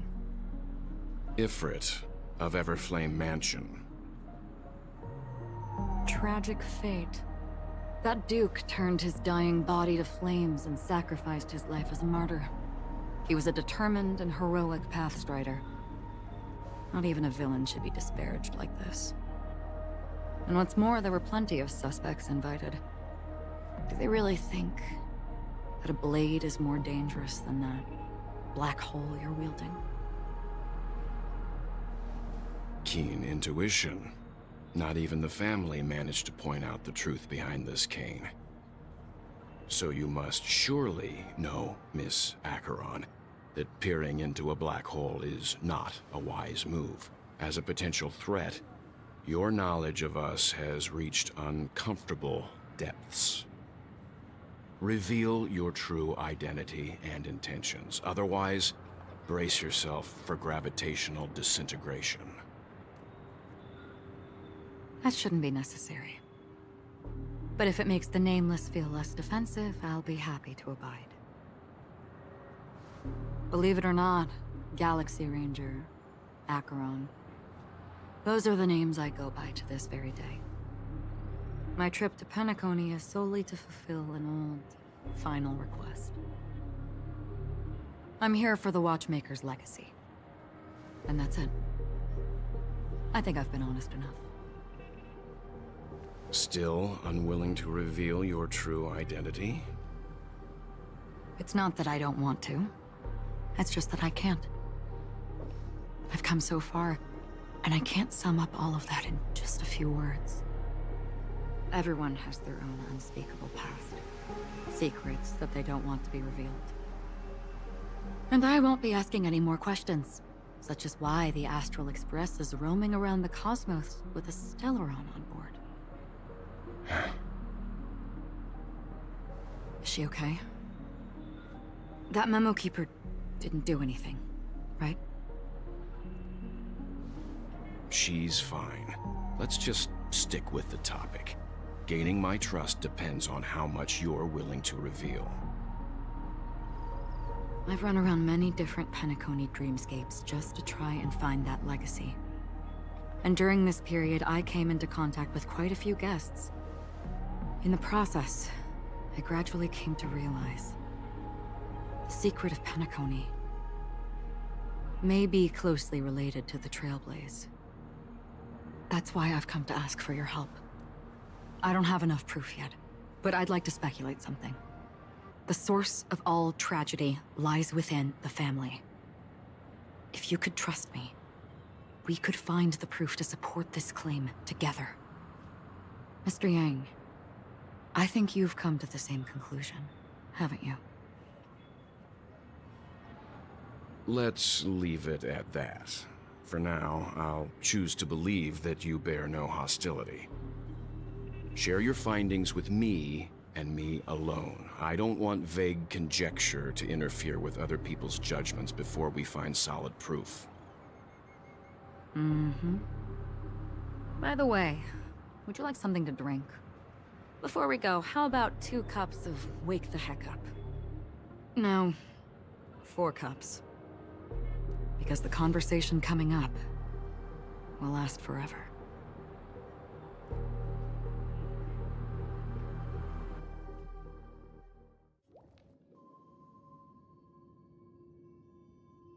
I've been watching her closely for a while now, and the first invitation was in the banquet hall of the hotel.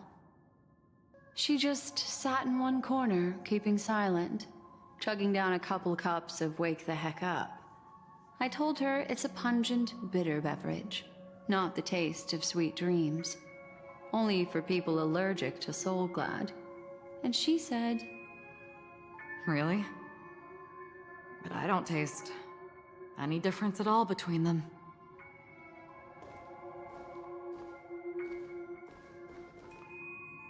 The guest rooms are charmingly minimalist. An aesthetic you share, Miss Acheron. It's a cinch, this music box. The invitation received by the Annihilation Gang. There are latent memories that linger on it yet. You see, memories of you are not yours alone. They travel in other people, other things. I know much, and I can predict even more. With some help, the dead can be made to speak.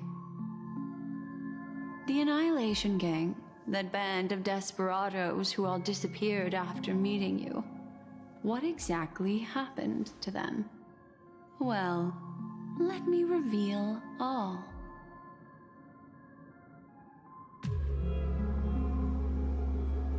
Gradation 12. Dreamscape 12. Father, I dedicate this to you. Well done, Dubra. Wherever they go, shall be met by annihilation. There it is. It's hazy, but it's Ifrit's voice. The other one is probably his progeny. This is the residual memory from when the invitation was first delivered. They were abruptly interrupted. Then, what happened next is... They sought refuge in a land of sleep, merely wishing for undisturbed rest, away from the storms. Children of the flame, this marks your rite of passage. She won't be necessary. I alone am enough.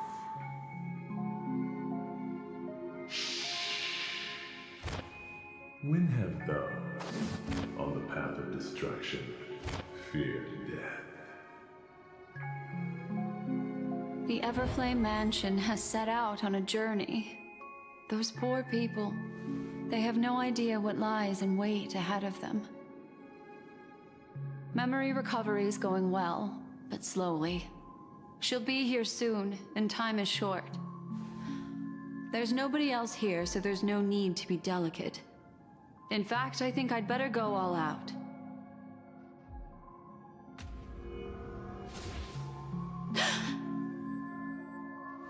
What happened?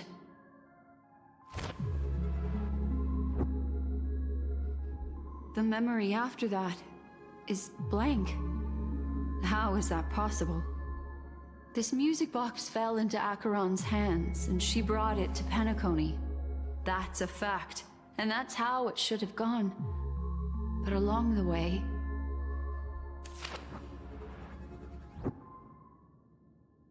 it's like it's been erased. Who's done this?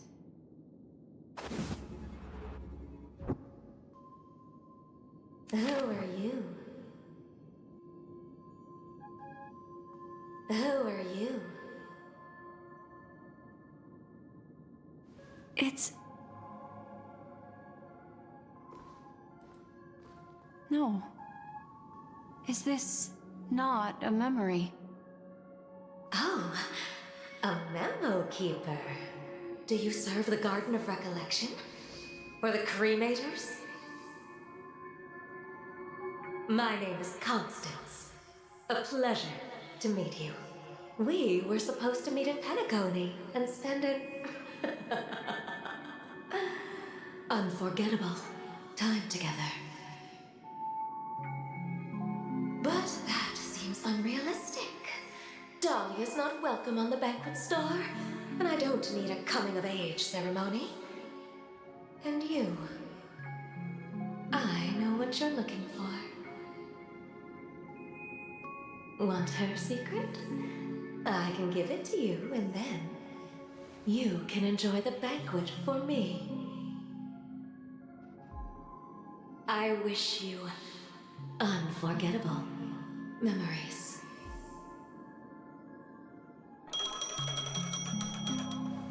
Oh. A phone. Wanna listen in?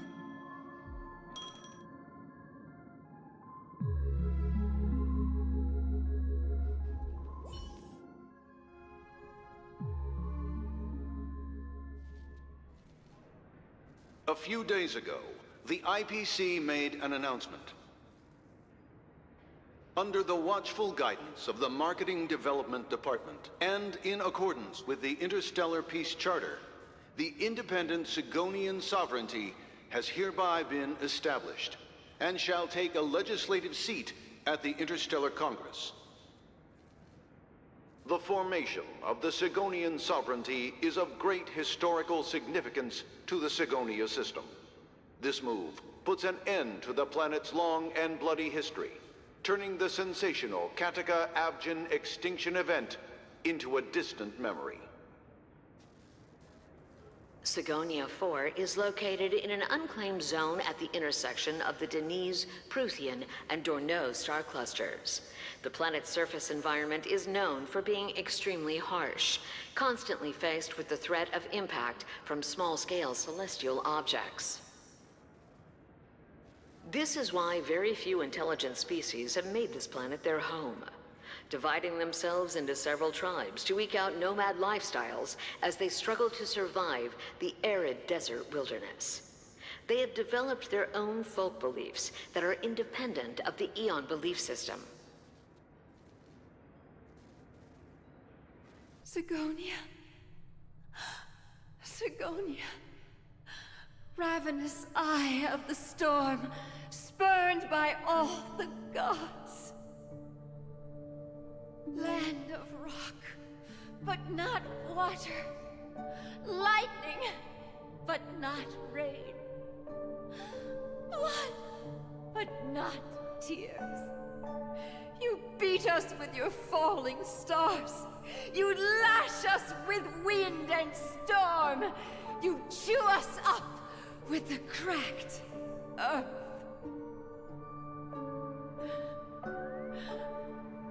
You promised us a land of honey, yet yoked us beneath a sword of bitterness. Oh, Gaiathra Triclops, if thou can hear me, please open up thy 3 eyes and gaze upon this child. When you took his father, my child was still sleeping in my belly. And where my husband went, I too soon must go. I don't ask for a peaceful death. Just for you to tell me, does the baby swaddled sweetly asleep? Does he dream of his mother's heartbeat and the sound of falling rain?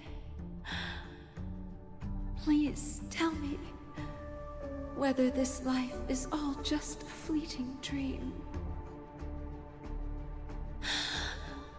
Otherwise, why would this child be born to face impending death? Mommy! Mommy! Mommy, the rain. It's raining. Raining?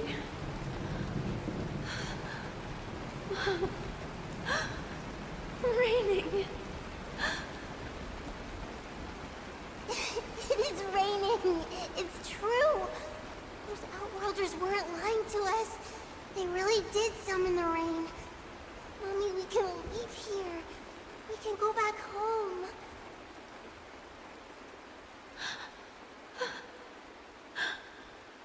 Back home. Gaiathra Triclops.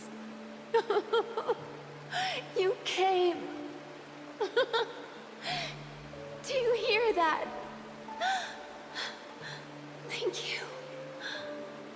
Thank you.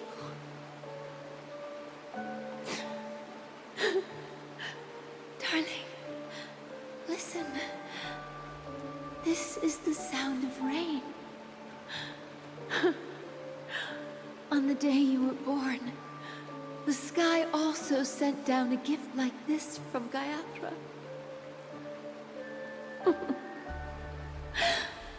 Such a lucky child. Such a blessed child.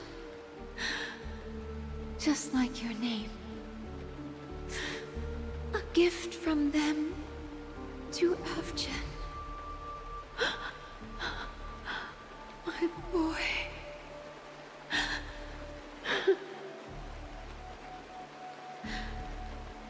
May the goddess Gaiathra close her eyes 3 times. Keep your blood eternally pulsing. Let your journey be forever peaceful. And your schemes forever concealed.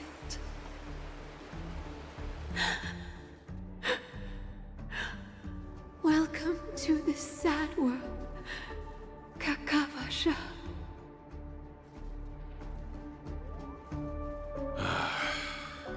Time to wake up, gambler. Oh, heavens. I must have drunk too much Soul Glad. Didn't expect you to be back so soon. How is it? Find anything? Just as you guessed. Nobody outside knows about Robin's death. There aren't even baseless conspiracy theories. They're still streaming the rehearsal for her ceremony, using a stand-in, I guess. They must be dreaming. Of course.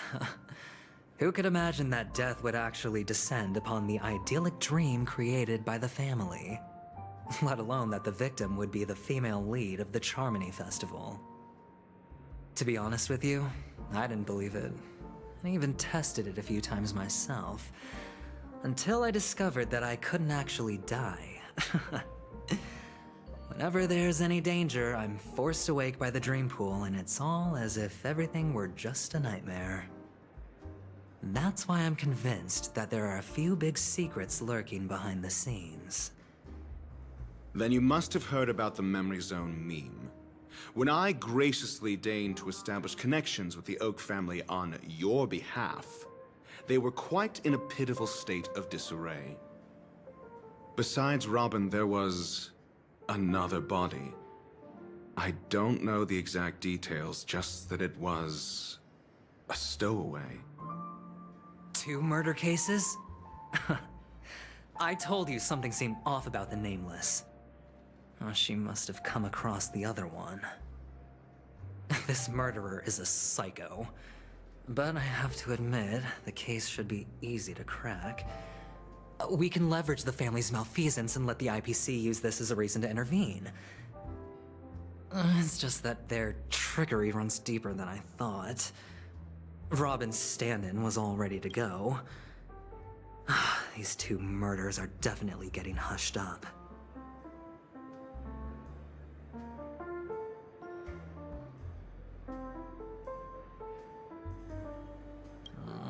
What should we do? Let me think. It's too rare an opportunity to miss out on, so I gotta be careful. Incredible, gambler. Have you already exhausted your limited repertoire of tricks so soon? There are plenty of chips, but it'd be best to choose carefully. The most straightforward has to be Robin. Remember? That masked fool once told me to find a mute as a friend. Robin is what she calls the mute. She has lost her voice, and while most people can't pick up on it, you and I cannot mistake that sound. Not produced by any voice box, but rather by the resonance of the harmony. If that girl hadn't gone hoarse from singing practice, there'd only be one possibility. Something was up with the family. Or Robin herself. To get to the bottom of this, I tried every way I could to meet her. But she died. Right before my very eyes. A complete and utter loss. Incidentally, it seems to have resulted in your rather undignified arrival on the interrogation stand. There were eyewitnesses at the scene, and the family, in their graciousness, has tentatively accepted your alibi. However, for the foreseeable future, you shall, regrettably, find yourself under the vigilant watch of the hounds. Well, things aren't looking too optimistic, Doctor. I'm starting to break out in a cold sweat. Do you reckon there's still any chance of a comeback, given how things are? A probability? Yes, it exists, but it verges on the infinitesimal. To phrase it in a manner more befitting the vernacular of penacony, you're dreaming. But if you simply can't control yourself and want to try your hand, then there just so happens to be a suitable candidate. That man wants to see you again. Who? Sunday. Is this a public hearing or a private trial? If it were the former, it would hardly befit my stature to stoop to the role of a mere messenger. Fine. Oh, that's great. It's all great. You see, the dead can't talk, but the living can. Ratio, I'm convinced now that there must be something wrong inside the family. Oh, just you wait and see. That man's sister has died. He can't sit on his hands. Well, without any further ado, let's set off. Lead the way. The show is about to begin.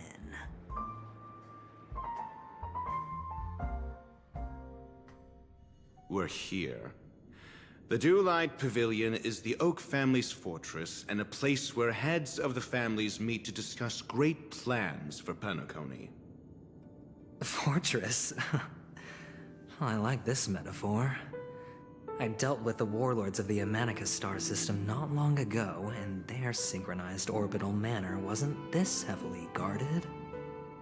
This mansion nominally belongs to Sunday, and is very befitting of its owner.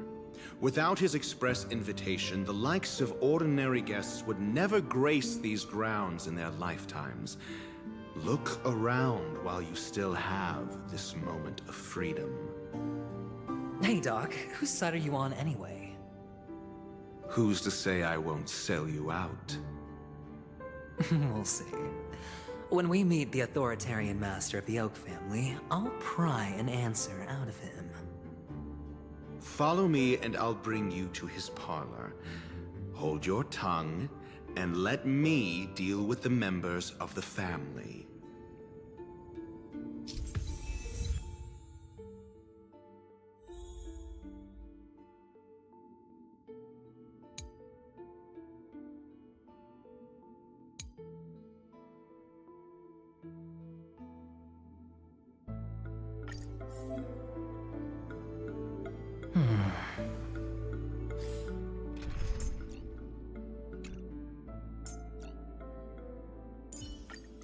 Harnessing and tempering the instincts of... Look who's graced us with their presence.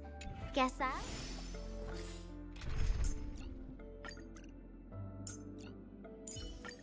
Look who's graced us with their presence.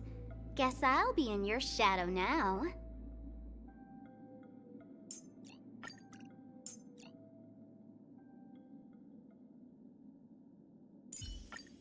Keep to yourself, gambler, and spare me the false display of concern.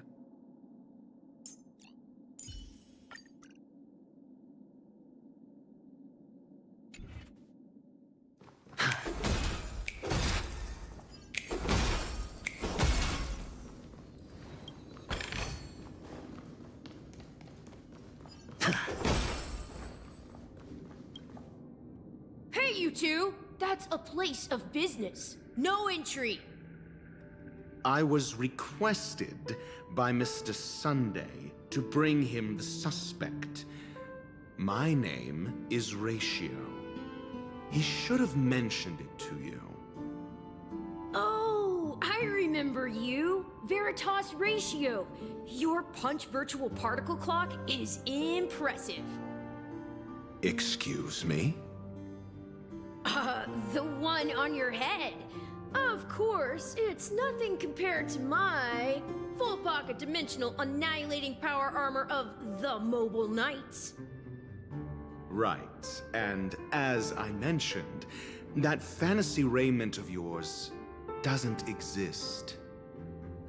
That's because you can't see it. Like I say, only family can see the glory of the Mobile Knights. Enough. Get going. Don't keep Mr. Sunday waiting. It seems like the idiocy index here is no better than it is out there.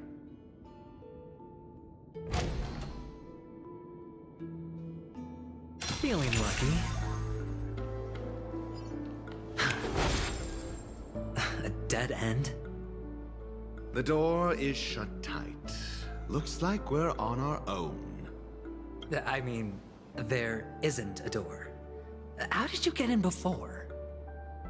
for security reasons, the family built the administrative site deep in the dreamscape, with the mechanisms hidden in these Nightingale statues. The direction of the statues can be controlled. On the previous occasion, an attendant named Kona had gone to the side room to verify something before setting the statues in the correct positions. Well, maybe we should do the same. Let's go and take a look. Of course, we can also use brute force.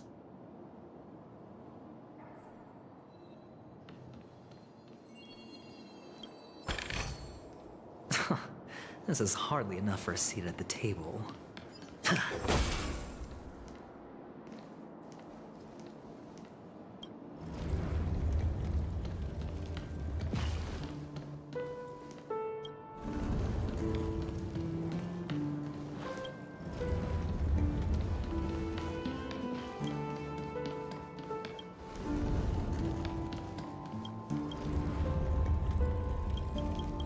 Solving a problem by brute force doesn't prove your intelligence.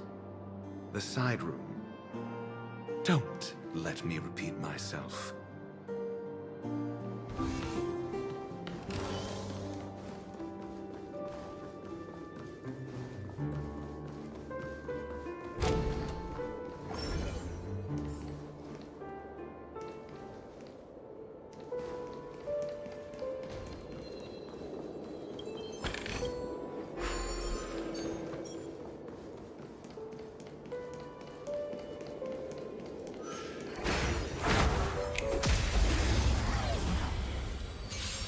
Eternal.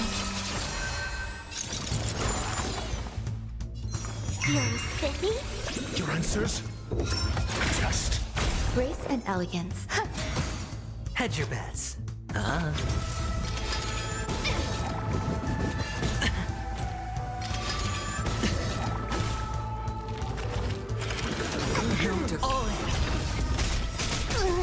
Can you find the answer?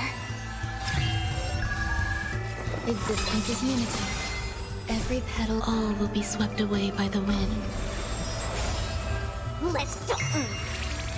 I'm asking questions. Answer me. Free. Sure, I'll spend freely. Watch your head. There's more to life.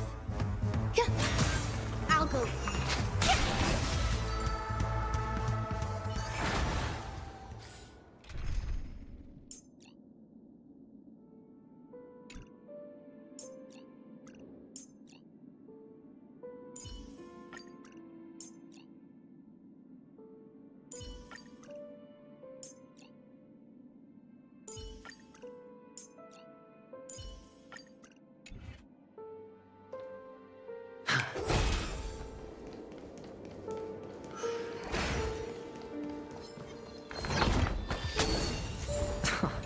This is hardly enough for a seat at the table.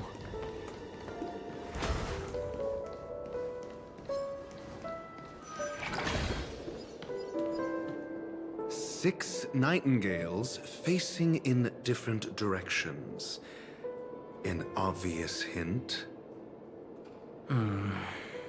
But are these nightingales? They are. What's wrong? How can nightingales be so huge? They look more like torment eagles to me. There are no eagles in the 5 families, only nightingales. Why am I wasting time with you on this?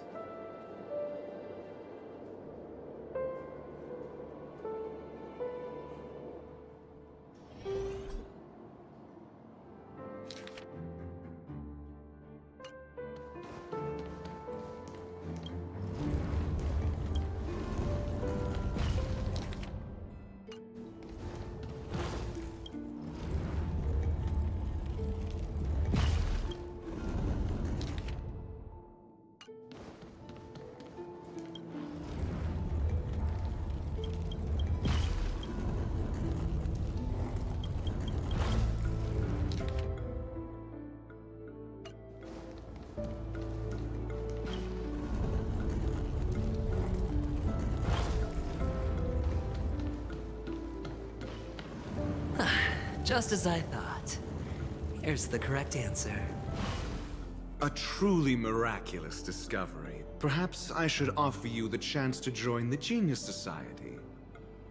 Really? Well, I thought you'd given up on that already. I was being sarcastic. Can't you tell?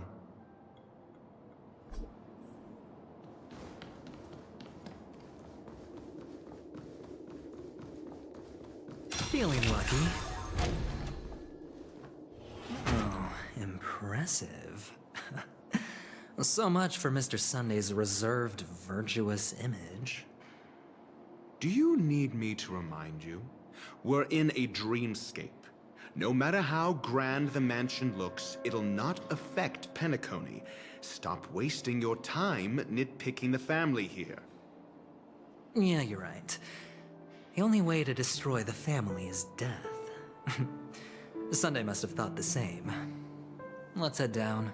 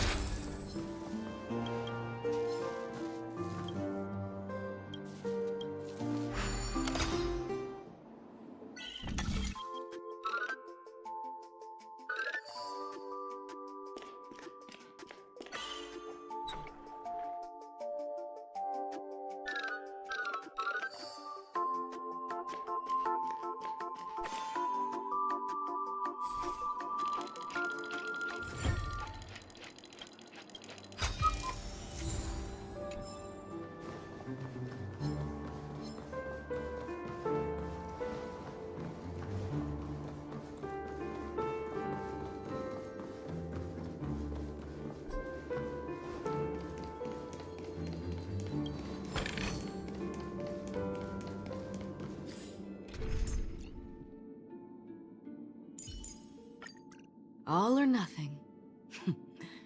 Time will tell.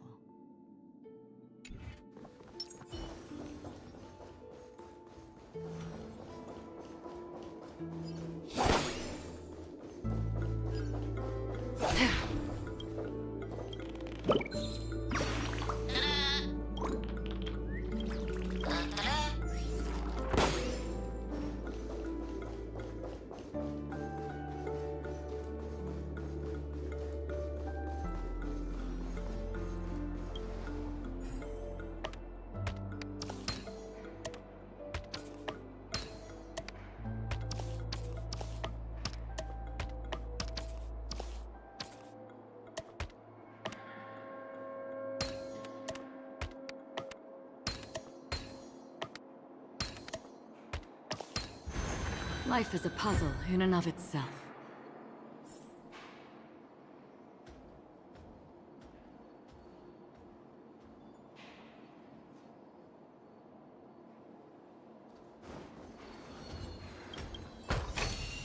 Seek, and you will find. Stream forth the gleam of old. Don't forget to let your friends in on the action.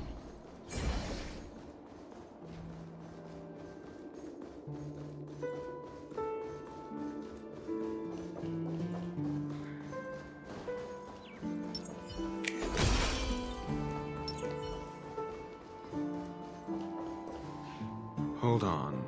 Huh? What's wrong? Are we heading the wrong way? No, but this door is locked. My friend? Did you really make an appointment with him? It's a trial. You got to prove your worth to Sunday before you can speak with him.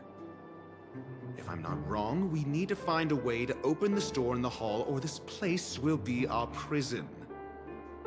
Oh, an escape room. My favorite.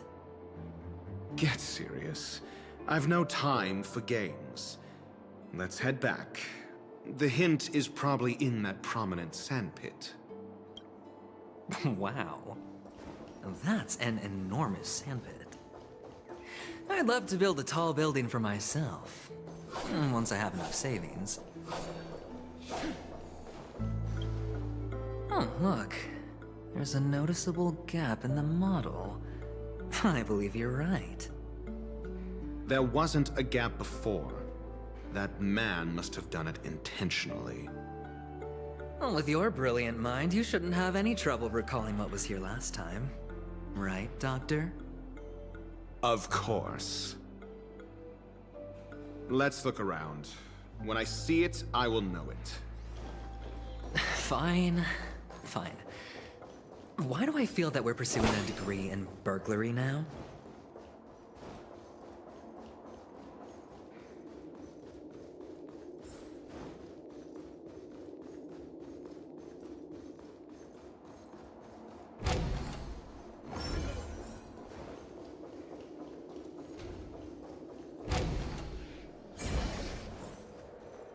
Found it. This is it.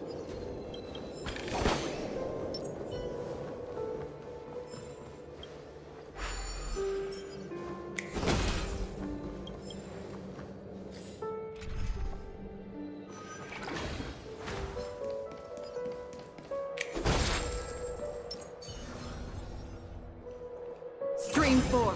The gleam of old blades.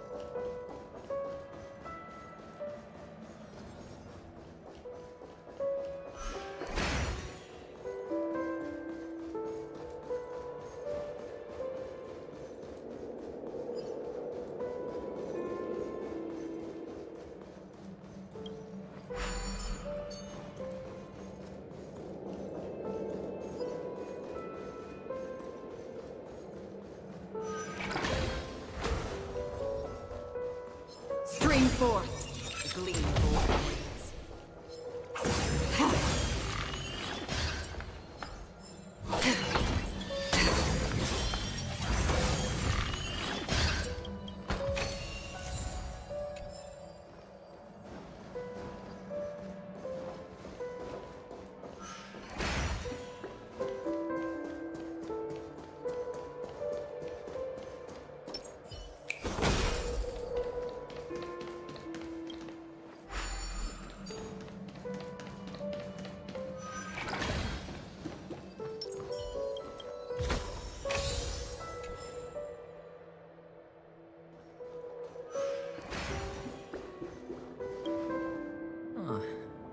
Nameplate reads Gulliver's Arch. Well, I'm amazed you can remember something this tiny. You know, this reminds me of a tunnel I once saw that could shrink people who passed through it. If I were you, I would shut my mouth. It's wise to remain silent when you should.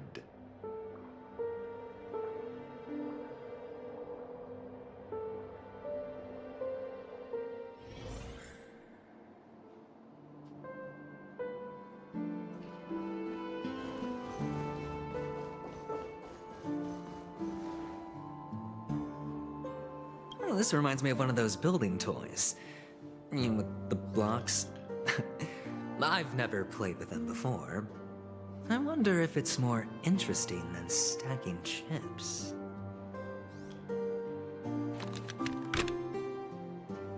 Oh, look. The gap is closed. And it fits perfectly. So, what's next?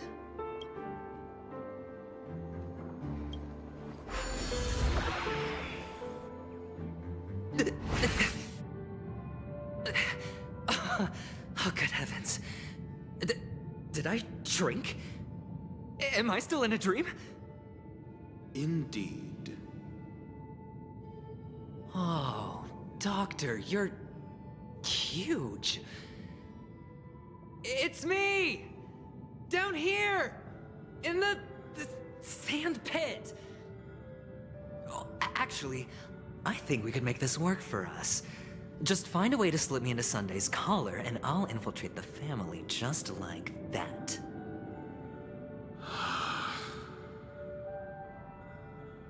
Oh, fine. I was just kidding. Let's find a way to open the door.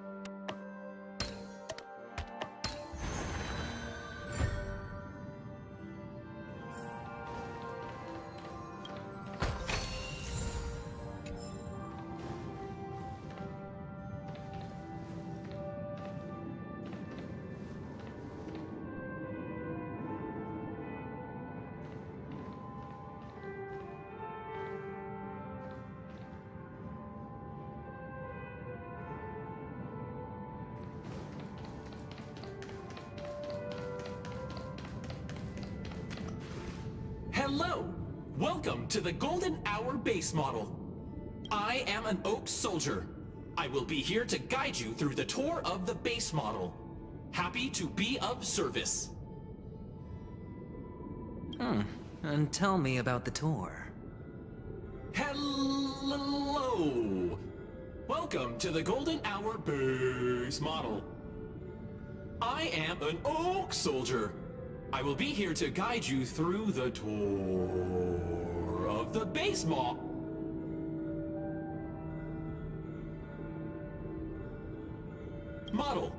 Happy to be of service. Generating guide. Please wait patient.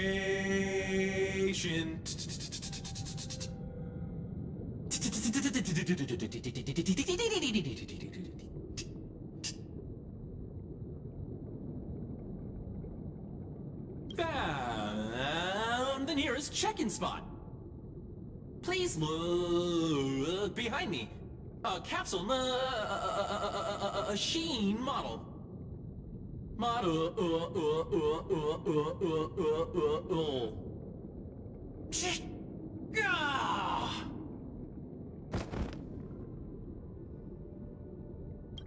What's up with that? Now the family's toys are trying to frame me? I didn't do a thing to it, Doc. You've got to be my witness. I saw nothing.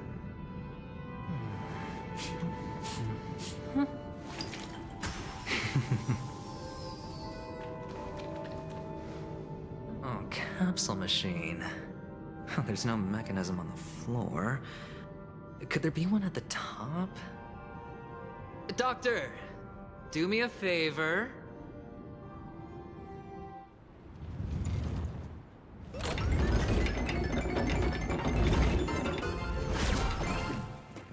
So, I was right. These models have interiors that look exactly like the real buildings. The only difference is that no one lives in them. Funny that Sunday puts a miniature that makes him seem like a giant by comparison, right where he can see it first thing in the morning. Insecure much?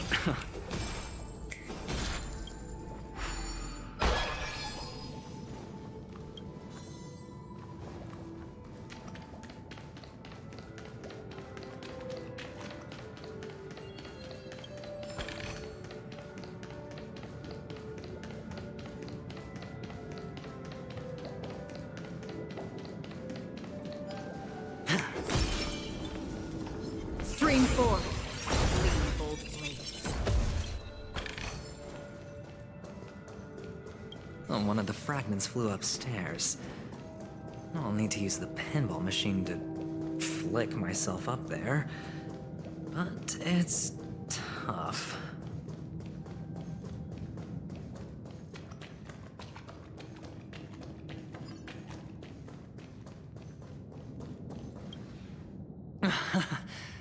Oh, great.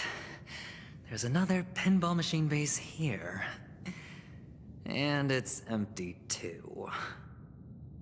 Doc! I'll need your brain power again.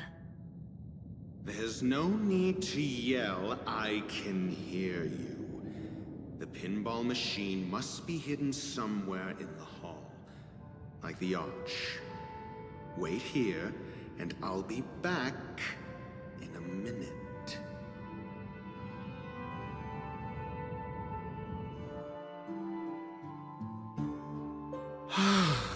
Finally, a moment of peace.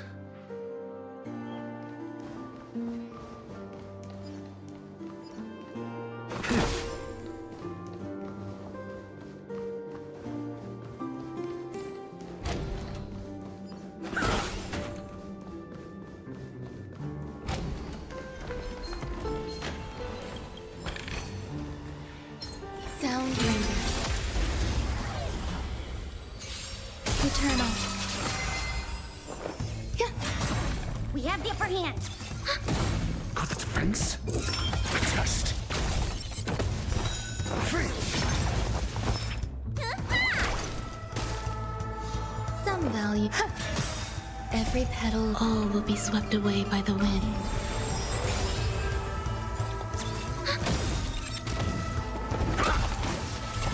Enemy data signet markers activated. Time for a good old counterattack. Grace of existence is unity. Commencing support. Answer me. 0 points.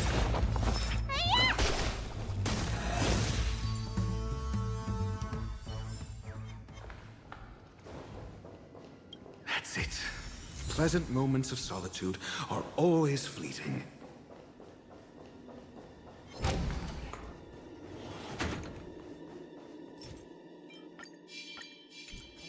Sound lingers.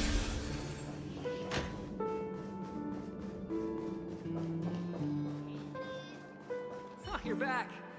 Just place it here. Thank you.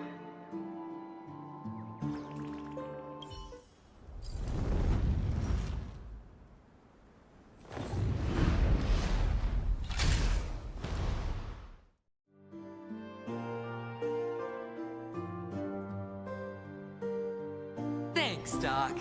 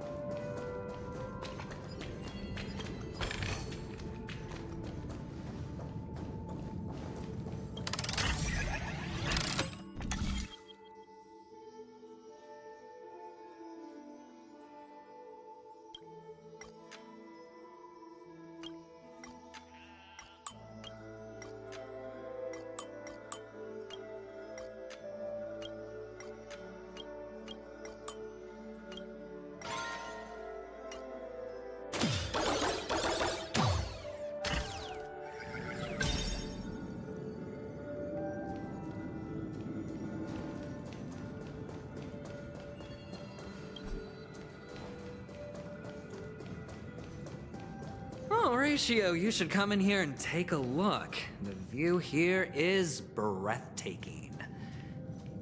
Honestly, you could easily squash me with just a pinch.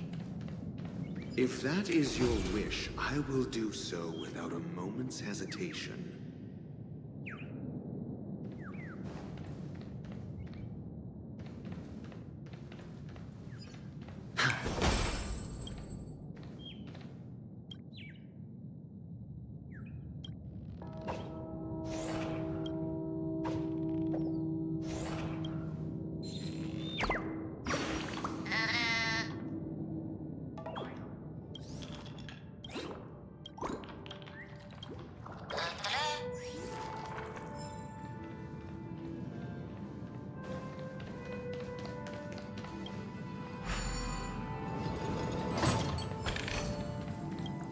All done.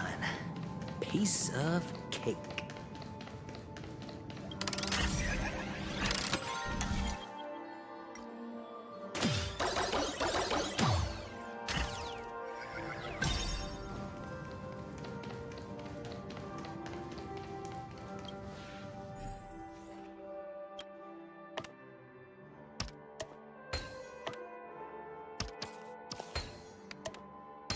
And the joyous tour of Toy City has come to an end.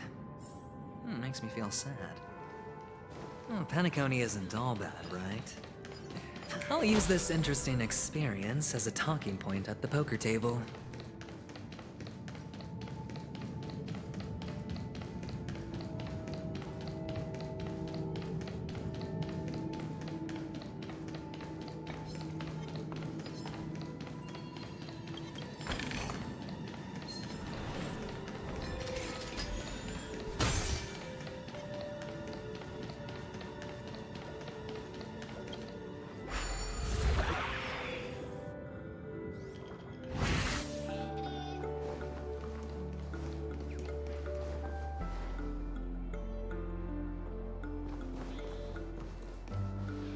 It's a pity you made it out of the sandpit alive.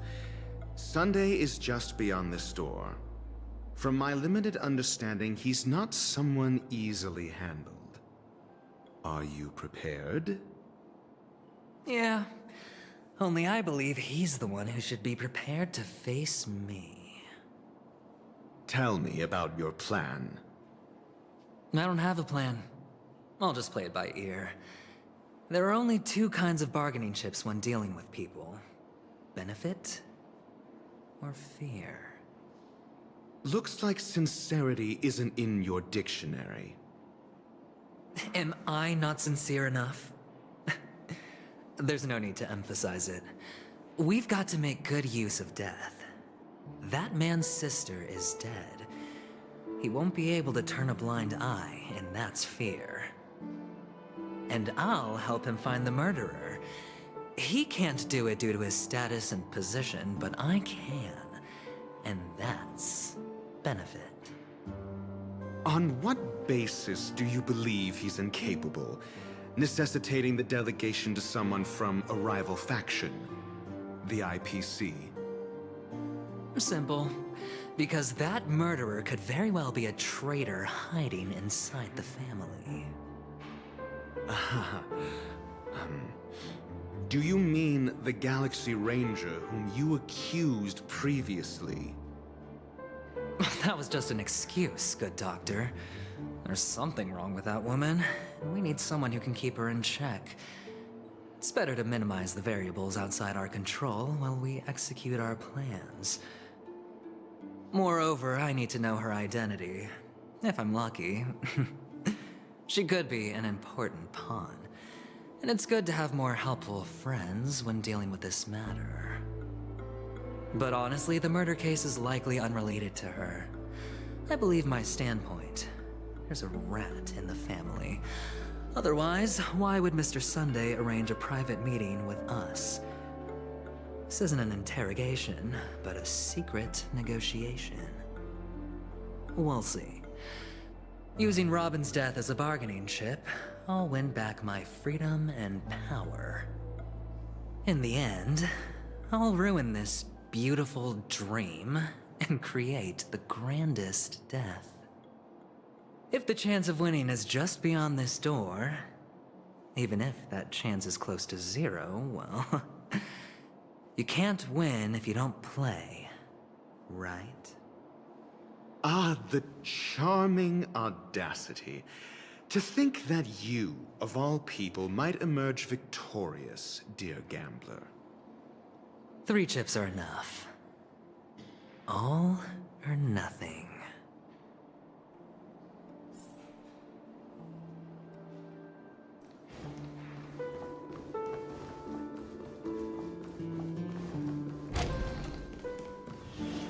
It seems my puzzles are too effortless for you, IPC Ambassador. I appreciate your words. And I see you put a lot of effort into welcoming me, Mr. Sunday. However, this is no way to greet a guest. Well, this isn't an invitation, but a summoning. Before we speak, I need to test your character. I imagine this knowledgeable doctor friend of yours has been of great help, yes? Certainly. You ought to know this better than I do. He's already faithfully fulfilled his duties, hasn't he? Yes, the doctor has assured me of your noble character. He considers you, like himself, a virtuous person who can be trusted by the family. I have come to know you very well as a person, Mr. Aventurine. You're diligent, generous, and willing to cooperate. The fact that you succeeded in overcoming many obstacles just to meet me gave me the reason to believe in your wisdom and courage. But there's one thing I must ask you. That is, you've used your wisdom at the wrong place to meet the wrong person and put yourself in a situation where you shouldn't be, witnessing a tragedy that shouldn't have happened. You don't look too well. Am I making you anxious? If not, then it means I'm on your side. If I wasn't mistaken, you'd just made a serious accusation against the family. No, you weren't mistaken. For depravity is creeping in around you. Well, there's no need for us to be evasive. Let's talk about your sister. Your sister's talent is unrivaled in the world of show business. As you know, her voice has been out of tune since she returned to Penacony. What's more disheartening, she can't sing anymore. Who could be responsible for this? Many suspect the culprit is among the outsiders, but I know you hold a different opinion.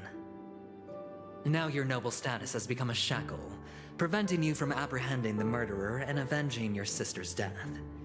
You're feeling anxious because you're out on a limb.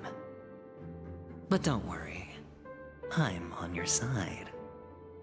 I'm immensely honored by your concern for me, Mr. Aventurine. Since you're so selfless and generous, I believe you wouldn't ask for anything in return, would you? Well, naturally, you wouldn't incur any loss from this. I just want to reclaim what is mine. My liberty and the personal items under the family's custody, the bag of gift money, and the box in which the cornerstone is stored. That's right. Cornerstone. I've heard it's a treasured asset of the Strategic Investment Department. A sacred stone that seals the Preservation Emanator, granting significant power. And every liquidation specialist holds one. For an object so precious, it probably comes at an even higher price than other forms of recompense. Well, I'm sure you're aware of the high level of risk I'll be undertaking to bring the truth to light. Mr. Aventurine, when you're out and about, do you always make adjustments to your appearance? Your tie should be on the center line. Your shirt must not protrude from your vest. Your trouser creases should be perfectly straight, and always aligned with the tips of your shoes. Of course. But I don't, because it's not appropriate to do so in public. You should make sure everything is presentable and in order before leaving the house. I'm not the kind that takes risks. The cornerstone must be in the custody of the family. No room for negotiation? Please, don't let me turn you down twice. Sure. The gift money is good enough. I suppose you wouldn't mind that. After all, a merchant can't function without a bargaining chip. You compromised quicker than I thought. Unfortunately, it's a gambler that needs a bargaining chip, not a merchant. I can give you your gift money, but before that, I want you to tell me.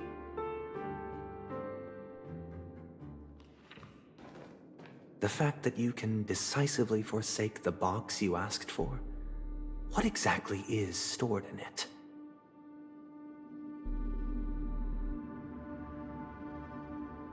Oh, triple-faced soul, please sear his tongue and palms with a hot iron, so that he will not be able to fabricate lies and make false vows. What have you done? Under the light of the harmony, all wickedness is revealed. I implore them to shed their light, and I'll ask you questions on their behalf. Next, you have 113 seconds to prove your innocence and gain my trust. And if I refuse to answer? You can try, and we'll see if the harmony rejects you.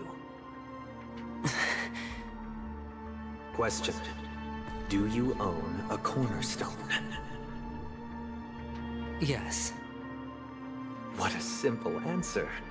You, too, understand that idle chatter leads only to poverty. Did you hand over the cornerstone to the family when you entered Penacony?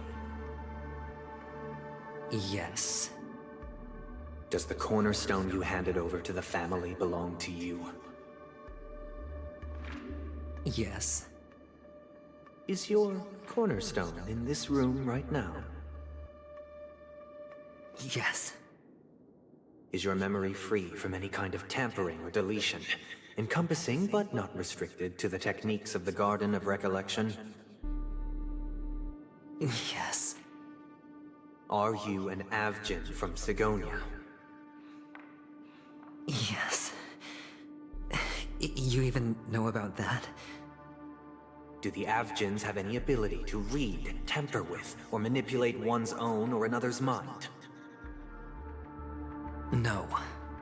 Does it matter? Do you love your family more than yourself? Yes. All the Avgins were killed in a massacre. Am I right? No. Are you your clan's sole survivor?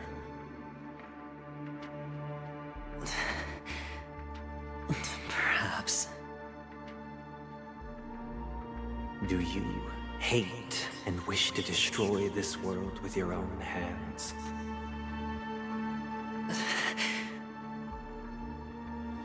I don't know. Interesting.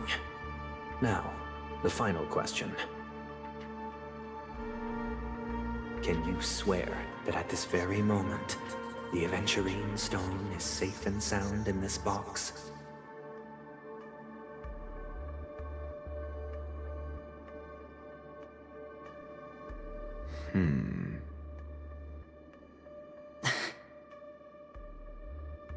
Of course. Looks like we can get an answer. Open it, Mr. Aventurine. It's your last chance to defend your honor.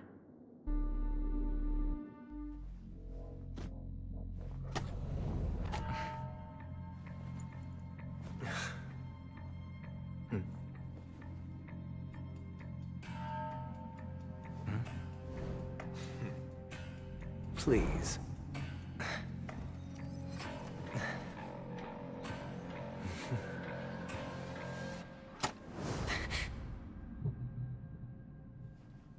Are these what you're looking for?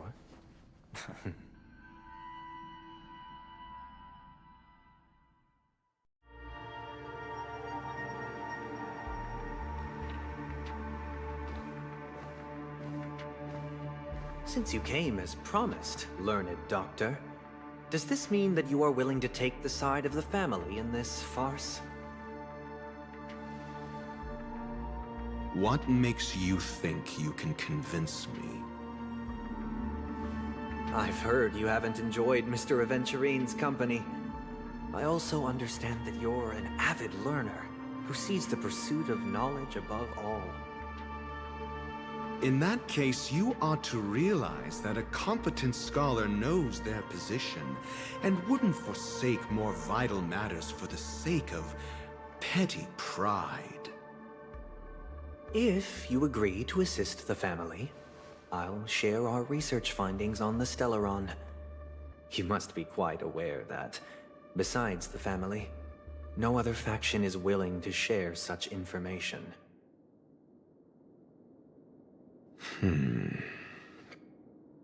Cut to the chase.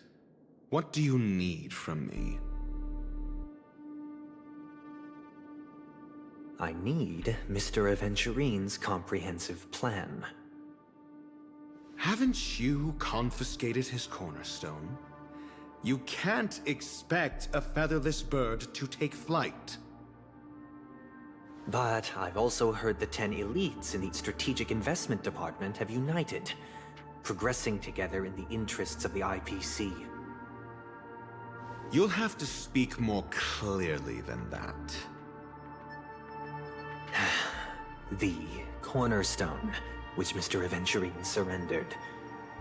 Was it really his? You question whether he would entrust you with someone else's cornerstone. The 10 Stonehearts aren't as united as you think. Cornerstones are significantly more precious to them than their very own lives. But you know that he's a crazed gambler. The more vocal he is about it, the more cautious I must be. I never imagined someone would share his way of thinking. Honestly, you should see a shrink. Bring it. The box containing the cornerstone is unique, and only IPC senior staff and related members can access it. But I happen to be among them.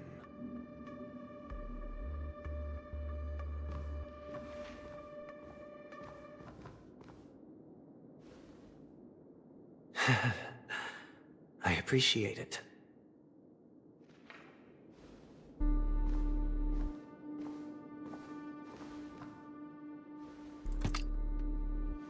Unfortunately, your guess is correct.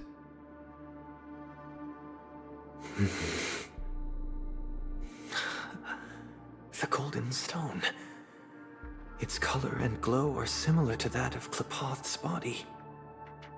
This is the very ruse he intends to use to fool you. He won't reveal to you that the 10 Stonehearts chisel their own will into the cornerstones, granting them an unparalleled radiance. And this golden statue is also known as Topaz, not Adventurine, and it belongs to Topaz. So, do you wish to confront him? Not at the moment. I'm more interested to know the location of his cornerstone. The safest place somewhere you'd never think of. Because he never intended to hide it. In fact, that cornerstone has been in your hands from the very beginning.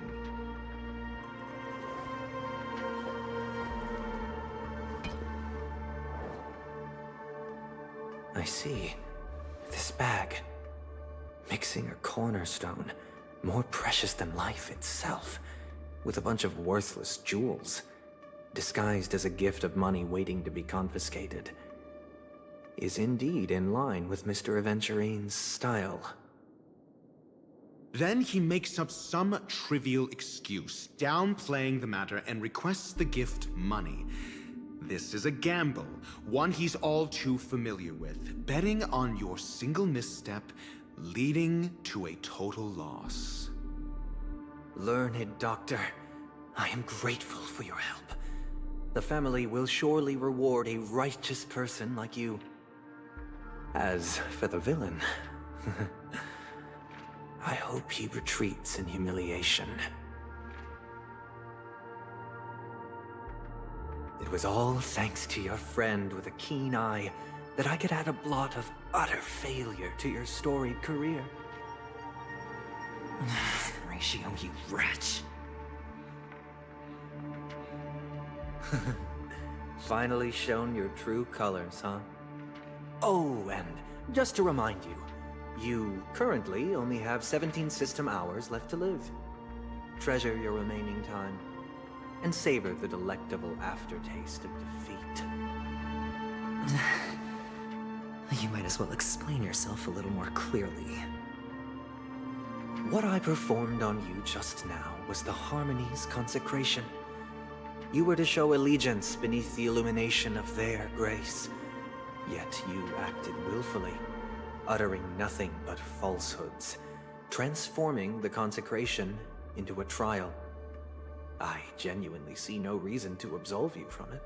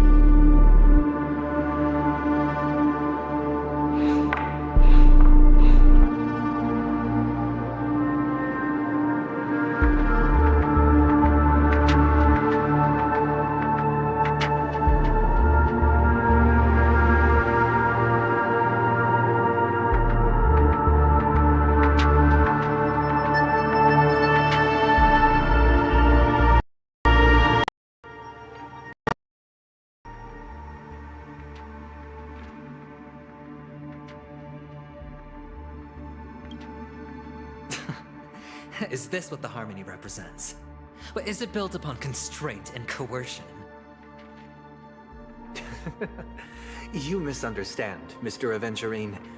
Punishment is meant for the irreverent. But I have seen your resilient spirit, and thus I offer you the possibility of a new beginning. Throughout these 17 system hours, you will be unable to escape the dreamscape or contact any of your companions. You only have 2 paths before you, and it all depends on whether you can complete my test within the time limit. Should you succeed, you will be able to coalesce into the harmony and be with your family. If you fail, you will suffer the wrath of the eternal Centurion and fall into an abyss of doom.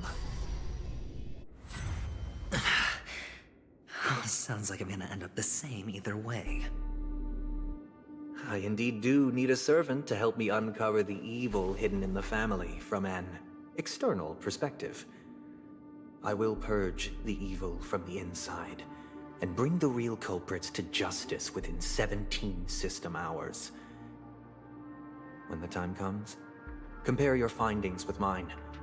If both our findings align, or if you can provide me more insights, then they will truly be able to grant you mercy and honesty. Shameless hypocrites. You took everything from me and still demand the truth? That isn't fair. Your carnival reeks with the stench of cash. Nothing is achievable without it. This is meant to be an act of personal virtue, not requiring the family's support. Your bag is over there. Do as you please. I believe you can trade this bag of worthless jewels for everything you need. That's what gamblers excel at, isn't it? Off you go, Mr. Aventurine. You are free. I will wait here for your good news.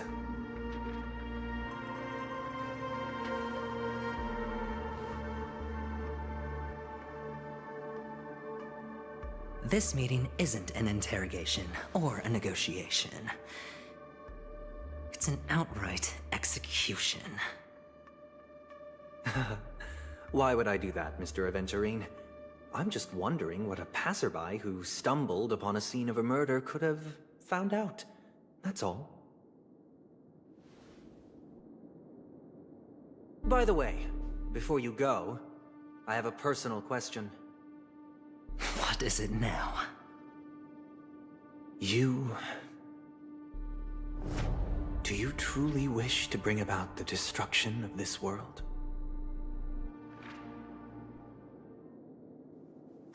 Kakavasha! Where did you go? Oh, are you injured?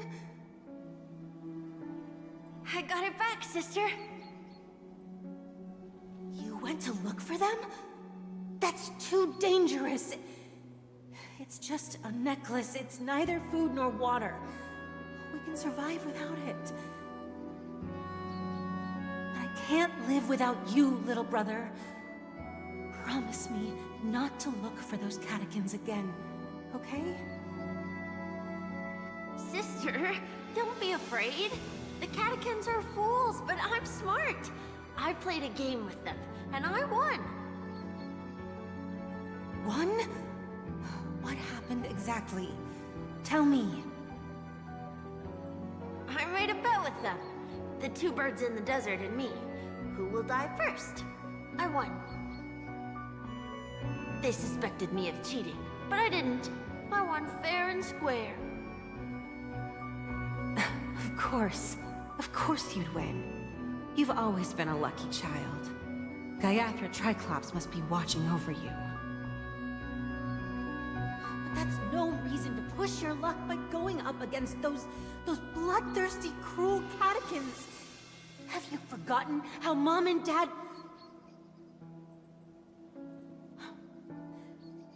Look, this is just a necklace. But Kakavasha, you are my only family.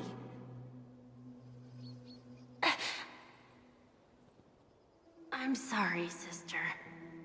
I thought you'd be happy. Because Mom left you this necklace. There'll be no next time. It is important, but not as important as you, my dearest brother. I don't blame you, but you must remember what Mom said. Pain and poverty are the trials of Gayathra Triclops. She has also granted us a chance. And that's your good luck, Akavasha. Your good luck is the most precious wealth we, all Avgin, have. You're a child blessed by Gayathra Triclops and can lead the clan to happiness. So always remember to protect yourself and never resent the pain and poverty you're going through, all right?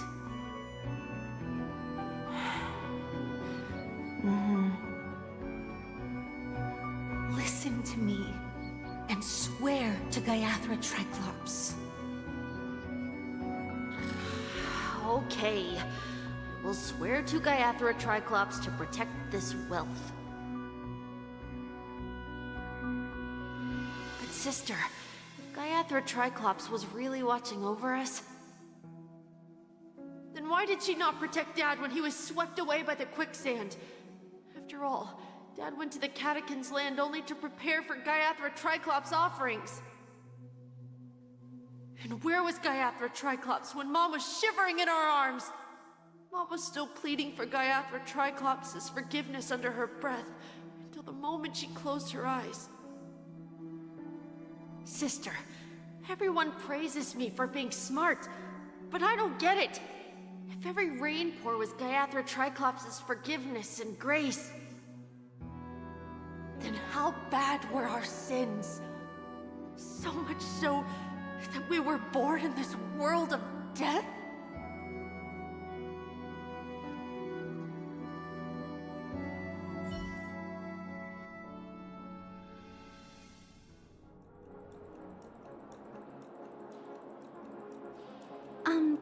Excuse me. I can't seem to find any information on this artist in the Iris family archives. The photo you provided also doesn't show any matches. Just as I thought. I'd like to ask, what kind of traces do people leave when they enter a dream? Are you referring to the records when you enter the dream pool? The equipment will monitor physiological indicators such as heart rate, blood oxygen levels, and body temperature in real time. This data will be included in statistics and handed over to the family for the screening of any data anomalies. Immediate action will be taken once any illegal behavior is detected.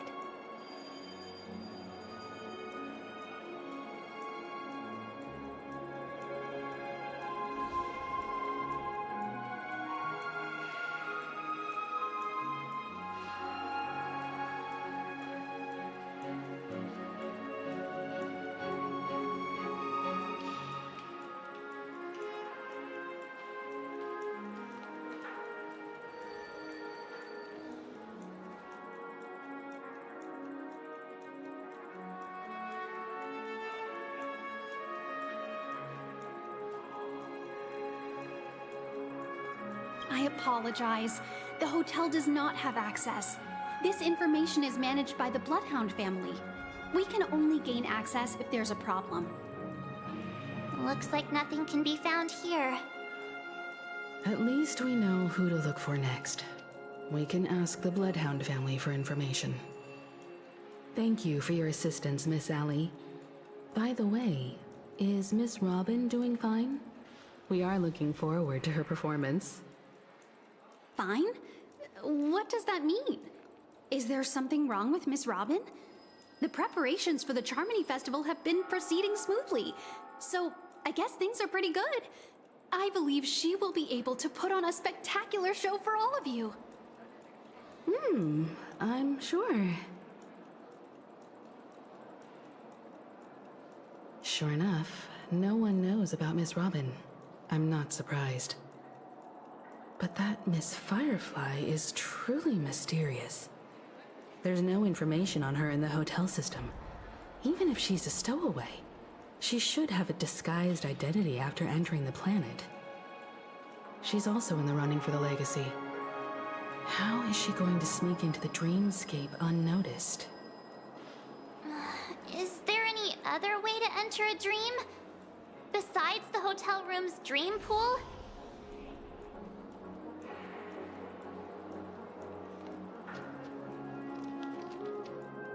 The Memo Keepers have abilities that are difficult for normal people to comprehend.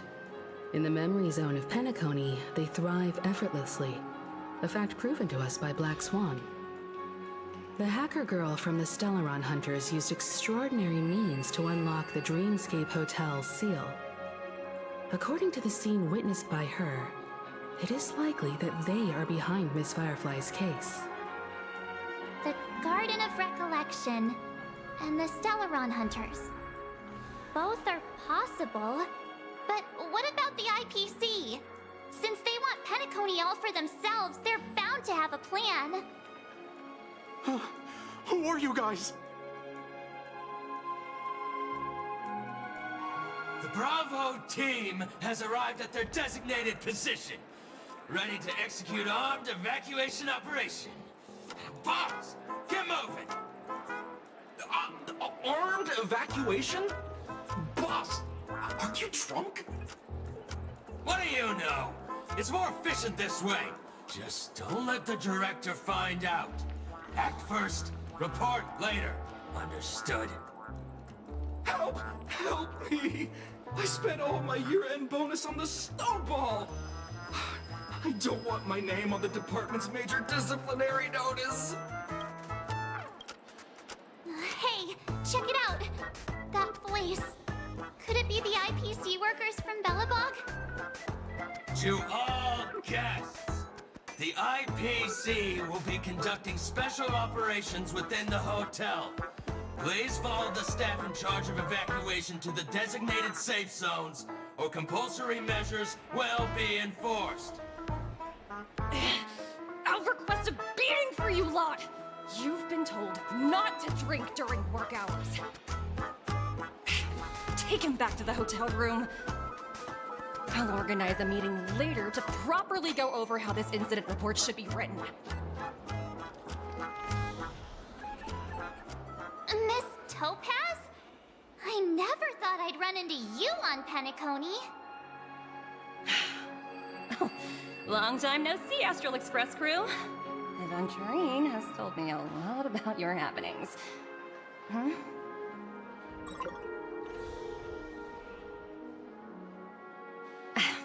It's fine. Do as they ask, and try to avoid any conflicts with the family.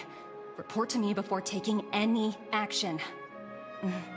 Yes, all right. As you see, the IPC isn't very popular here on Penacony. Cordiality from the family is a mere facade. The former frontier prison has turned around and cuffed its shackles on the IPC staff now. Only Aventurine, who carries an invitation, is allowed to attend the banquet. An entourage like us, we can only sit around in the reality hotel, unauthorized to even enter dreams. No wonder Aventurine's scrambling to partner up with someone. The IPC can't back him up in the dreamscape. His situation isn't optimistic, I hear. You're all helping to investigate some dirt on the family, are you not? Let me know if you need anything outside the dreamscape. The IPC always treats its partners well. Thank you, Miss Topaz. We're on our way to the Hounds to verify some intel. Perhaps you've had dealings with them? Yep. They're tailing us right now. Why not go and talk to them? It'll take the spotlight off me. Being constantly stared at is really uncomfortable.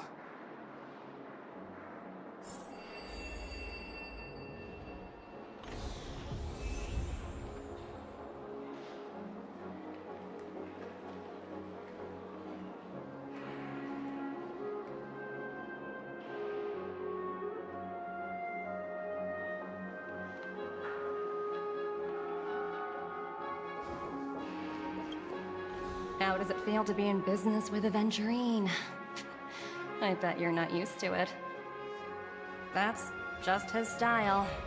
All or nothing is his mantra. He's always cozying up to his clients while egging them on to undertake some dangerous assignment with him. But everyone has their merits, so I won't comment further. But Aventurine's luck has always been good. He's always closed all his cases without a hitch, and basically never lost a gamble. Which is why, on the issue of retaking Penacony, I'm watching with keen interest.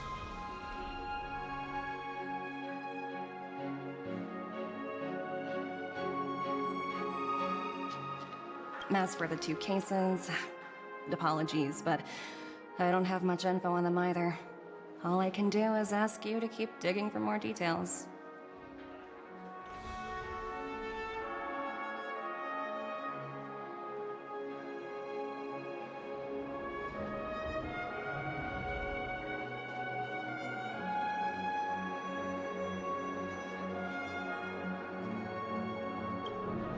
We're carrying out our captain's orders. What do you want? We made a mistake last time, and we're working hard to rectify it now. We don't have time for anything else. Surveilling the IPC executive Topaz, ensuring that she stays put at the Reverie Hotel during her time on Penacony. We've got the right one this time. So that's it. They were the pair who were after Firefly at the time.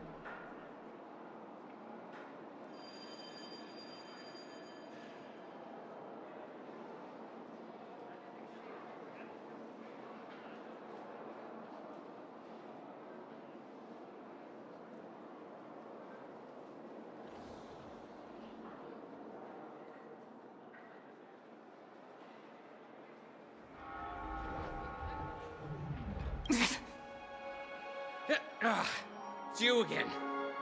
Back for more trouble? We're not afraid of you this time. Well, spit it out. Stop bothering us if you've nothing important. So you know each other.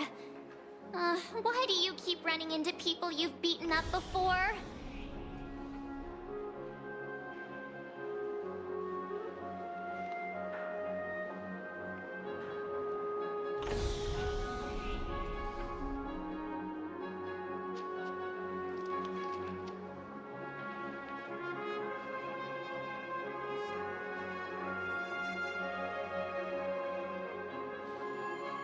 That's right. We're investigating a murder for the family. Can we speak to your captain about the case? Well... Hey! The security officer instructed everyone to shut their traps before he returned from Dream's Edge. What murder? You'd better stop spouting nonsense. Yeah, that's right. We have nothing to report. Please leave. Looks like they're not going to cooperate. But they did at least tell us that the captain is at Dream's Edge. Why don't we just look for the security officer then? It's probably Gallagher, the one she mentioned, right?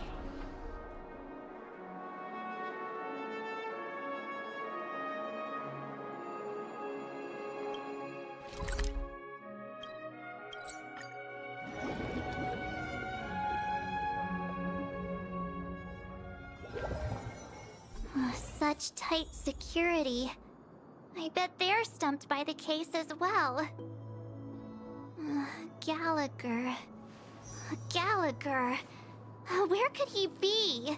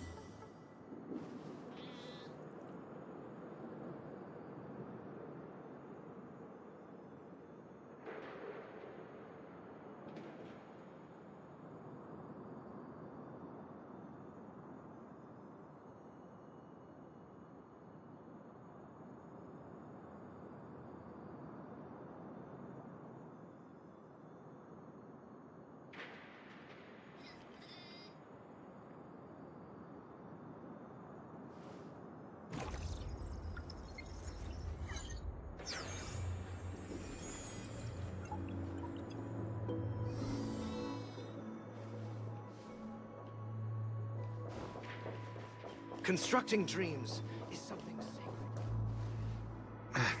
Apologies. The Bloodhound family is running an investigation up ahead. No unauthorized personnel allowed. Hold on a minute. I think I've seen you before. The gray-haired one. How much trouble have you stirred up exactly on Penacony? Not possible. It was you the last time, yelling about some clockwork friendship while beating me up with that silver-haired girl.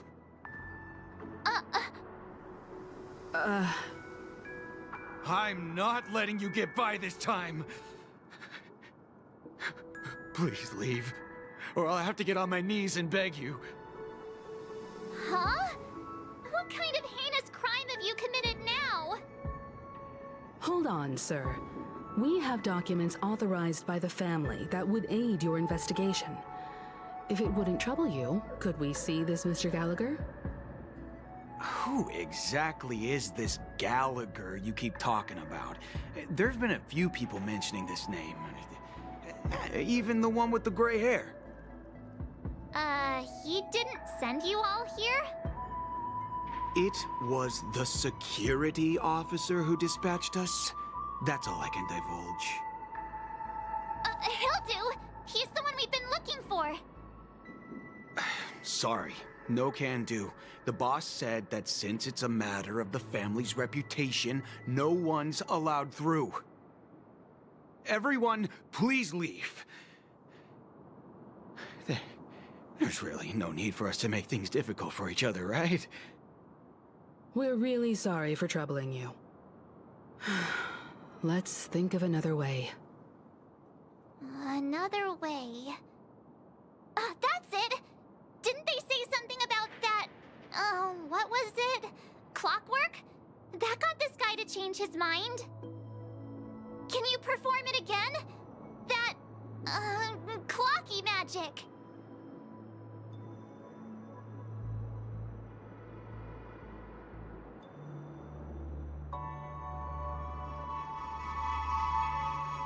It's not bad if we're resolving a misunderstanding. Please?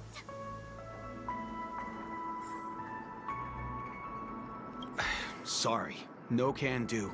The boss said that since it's a matter of the family's reputation, no one's allowed through. Everyone, please leave. There's really no need for us to make things difficult for each other, right?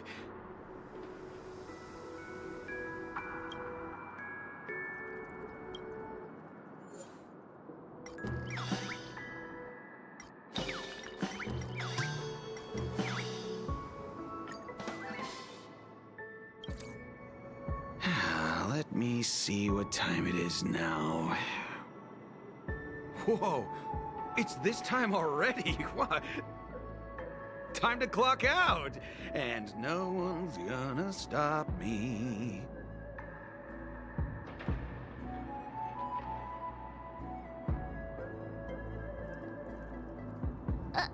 What?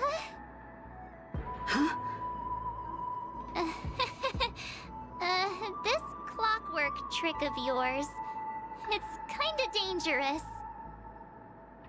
At least he won't be getting in our way again. Let's go find that Gallagher and ask him the intricacies of the case. I was wondering what all the commotion was. Huh. Oh, it's you guys. Welcome. Since you made it here, what can I do for you? Hello, Mr. Gallagher, sir. Judging from your tone, it sounds like you were expecting us. Miss Himiko, you're too polite. There's no need to call me sir. Mr. Gallagher, you even know my name. Of course I do. You folks are from the legendary Astral Express, and honorable guests of the Watchmaker. I had an encounter with this lady in the Golden Hour. I remember that little silver-haired girl was there too. I'm sorry for what happened to that kid.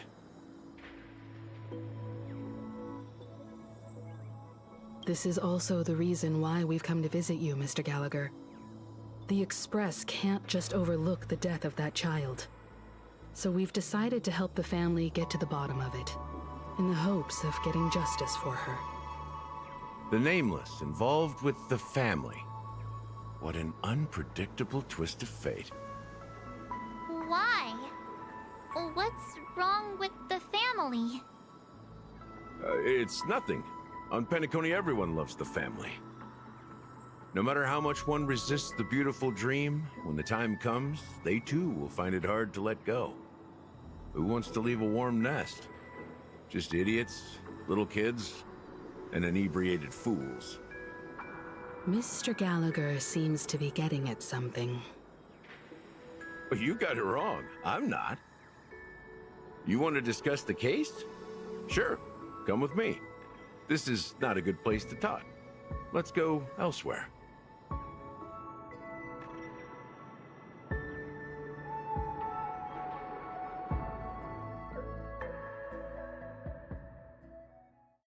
Even after that chilling tragedy, this dream is still running effortlessly. Other than the family of the Harmony, it's hard to imagine any other power in the universe that could sustain a building of such magnitude. The family itself is a huge, perfect building, like a living idol. Each member of the family sees themselves as a piece of the divine puzzle, revolving around a singular core and a shared ideal. Under their command, they loyally fulfill their roles, offering themselves while also receiving sustenance in return. Interesting analogy. Perhaps that's why Penacony's beautiful dream has persisted for so long. But the human body has its limits, and so does the Divine's. That doesn't sound like the kind of comment a Galaxy Ranger would make. Just pointing out the facts. Mr. Yang will definitely have a better sense of what's going on than I do. Why do you say that, Miss Acheron? The beautiful dream is crumbling. But not because of a particular eon, a particular faction, or a particular visitor. Its collapse stems from a certain inevitability of human nature. The family refuses to acknowledge this, and it has ultimately backfired and become a catalyst. As people immerse their souls in the dreamscape, where consequences and pain cease to exist, and only ease and pleasure prevail, they draw closer and closer to necrosis. Regardless of the perceived bliss, death looms as the inevitable conclusion. Also, this necrosis will diffuse and spread. One piece of the puzzle's mutation will eventually cause the entire building to shake, break, and crumble. In the end, the dreams that people built in the name of freedom became the cage that imprisoned them. I'm sure you've gained a lot from this trip, Miss Acheron. Are you willing to share your findings with me? Of course. That's if I remember.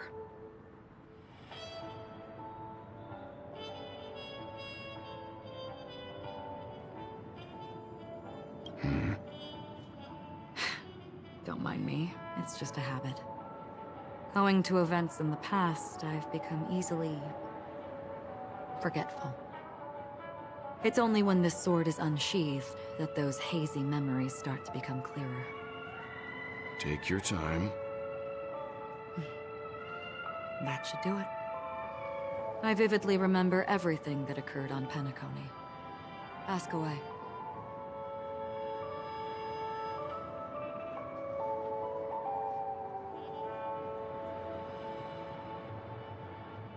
The moment of daybreak.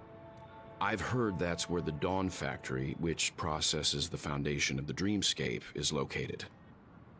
Behind the dreamscape's song and dance stand many imagination factories. Workers create all kinds of whimsical works day in and day out in their dreams. Then they return to reality and sleep on a narrow bed in a room. A far cry from luxury. They say it will suffice. Experiencing the bizarre and motley dreamscape is the best reward. There, I encountered a young woman who had just come of age. The perfect time to indulge in beautiful dreams. Her greatest wish was to one day move to the golden hour and see the magnificent garments she had woven with her own hands. For certain reasons, her wish was difficult to fulfill.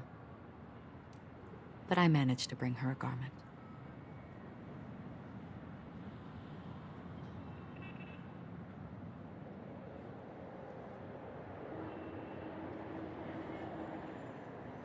Gilded Hour. It's said to be Penacony's currency center. Yes. It is a fortress-like financial city, the economic heart of the dreamscape. The Pepeshi people of the Alfalfa family are there to keep it running, sending blood that is made from money everywhere on Penacony. Everyone there is exquisitely dressed and always in a hurry. The greatest wish of the local Pepeshi people is for their future generations to work in the Gilded Hour. I've never met anyone who is willing to talk. I could only stand at the crossroads, watching crowds of people hurrying like the wind through the jungle of steel, only to deposit the alfalfa credits that they'd earned into the bank's vault. I don't know if they would open the vault's door, but before I left, I witnessed a well-dressed Pepeshi person plummet from the sky, while those around him continued on their way, unfazed.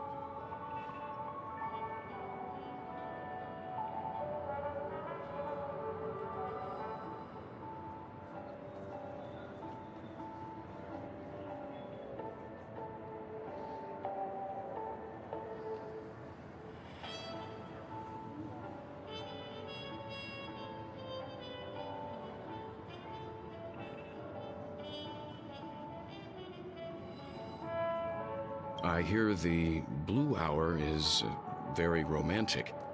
Do you have any tales to share? Perhaps Mr. Yang has heard. There is a large boat called the Eventide, anchored along the Sea of Dreams, where soft music and dancing persist endlessly every night. I ran into a wizened lady there.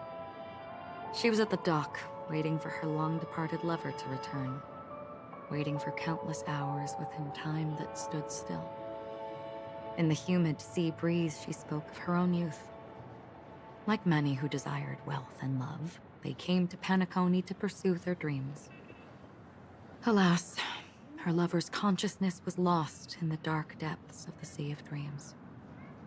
Finally, she suggested we continue our conversation on a boat in the shallows. I agreed and boarded the boat with her. But she never said anything. Her eyes absent-mindedly gazing at the horizon for what seemed like forever. Finally, we retreated to the beach.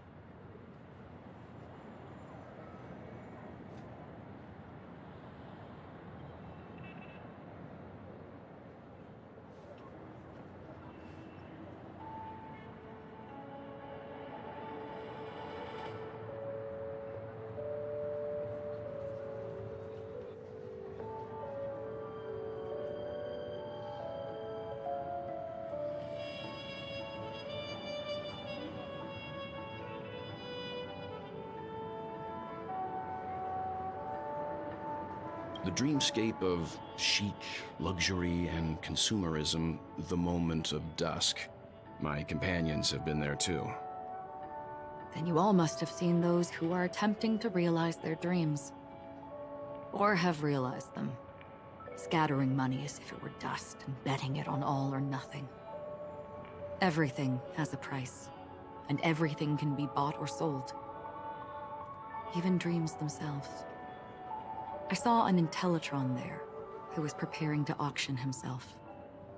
When someone wins a bid under stipulated periods and rules, he would do the buyer's every bidding, becoming that person's very possession. That Intellitron had been auctioned off a dozen times, and I participated in his 13th. That was the grandest banquet I had ever attended. But never again did anyone cast another glance at him. This time around, there were no successful bids for him.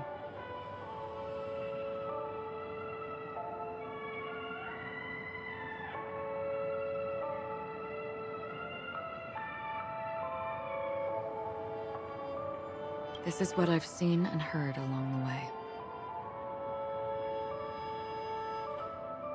Someone once said to me, Penacony wasn't like this a long time ago, nor should it be. I've traveled through the reality and dreamscape of the planet of festivities, watched the tides of night rise and fall when time stopped for people, where the spirits of the rich and impoverished remain forever fixed on their own scales. This is why I think the collapse of the beautiful dream is inevitable. There might be a way to change everything. Perhaps. But if this is indeed the world that people desire, if this is precisely why life chooses to slumber, should we still seek to change it?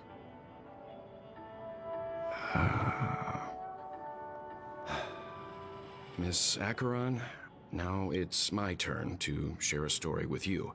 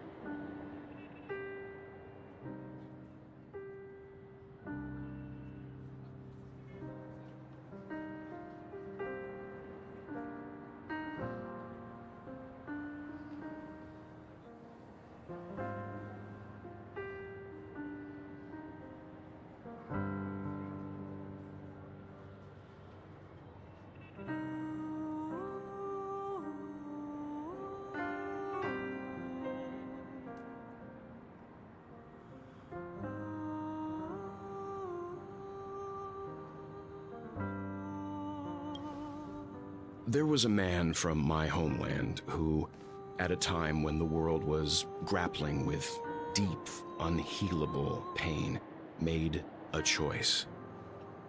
He wove together the dreams of everyone in the world, linking people's dreamscapes, and shouldered this burden himself. From this, he created a giant, a spiritual atom. And since that moment, the giant stood between heaven and earth, becoming the pillar of the world's existence. As a price, those who found it hard to move forward, who could not advance, forever lost their future. They slumbered in a dream, devoid of disaster and pain, living out their days peacefully in the man's created utopia. And it is because of the wishes of those people who wished not to awaken that this spiritual atom became unbreakable.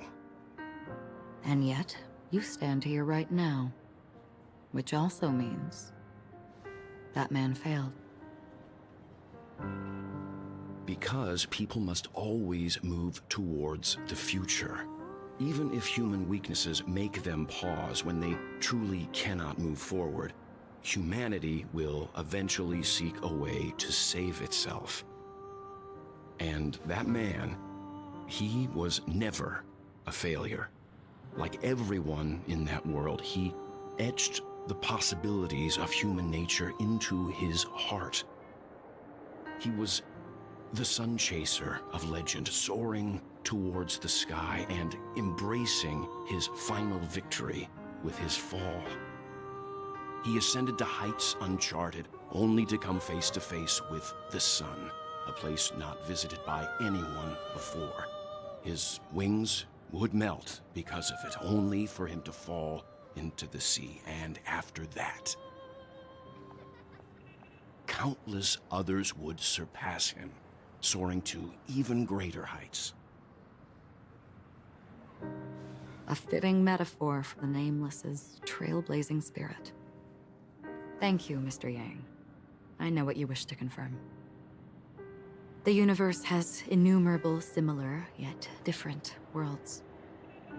In these worlds, there are innumerable people who look alike, yet don't.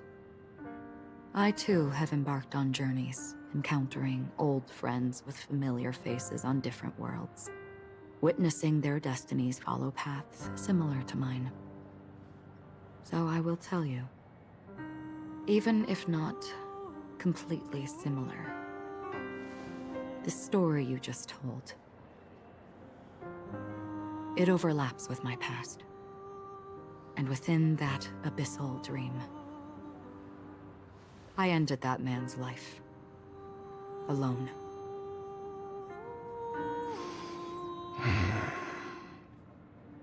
I am not who you think I am, nor will my home be as fortunate as your world. I am sorry. It's fine. I don't mind, so long as I can alleviate your suspicions. There's something I still wish to know, Miss Acheron. Under that representation of the hunt, exactly what sort of power is it that has motivated your solitary journey thus far? Mr. Yang, before answering that question, I wish to continue the previous topic. I like your analogy very much. Indeed, birds are born to fly. But in a distant past, their ancestors could only gaze at the sky in envy. They saw that faraway ray of light from above the heavens, piercing through the clouds and blanketing the earth. And so, time and time again, generation after generation, the birds spread their wings and took to the sky, attempting to touch its ceiling, all because the sun was there. Then, what if the last bird finally soars into the sky, only to realize that the end of the light is not the sun, but darkness? Then why, exactly, do we even walk towards the light?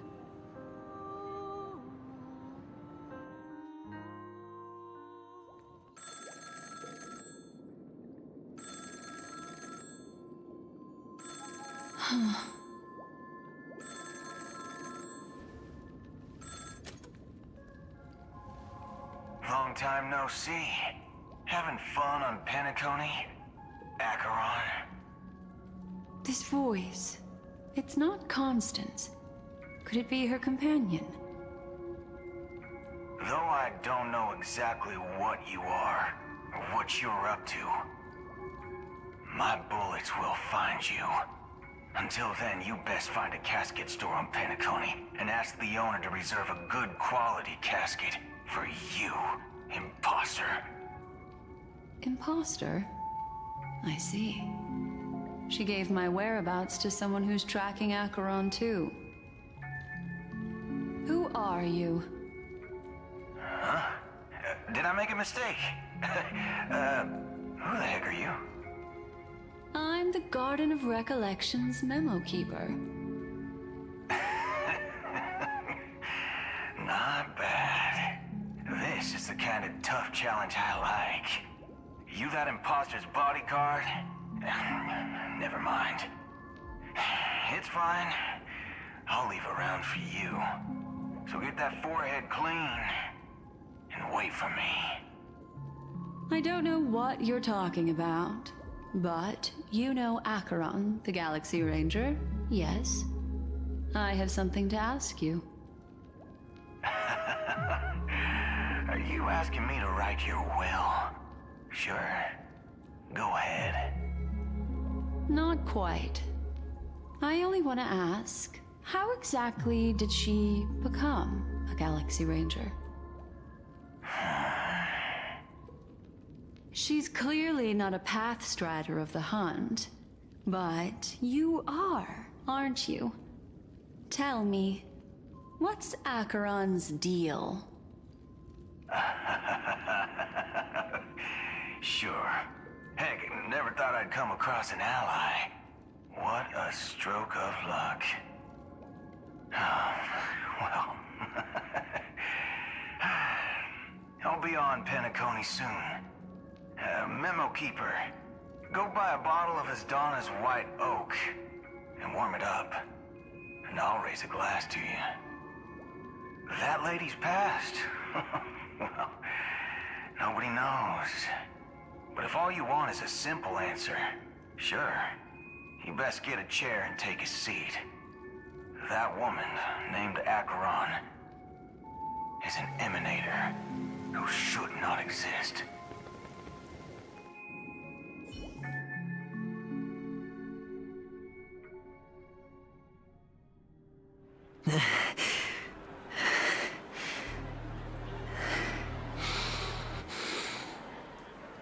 You look pale.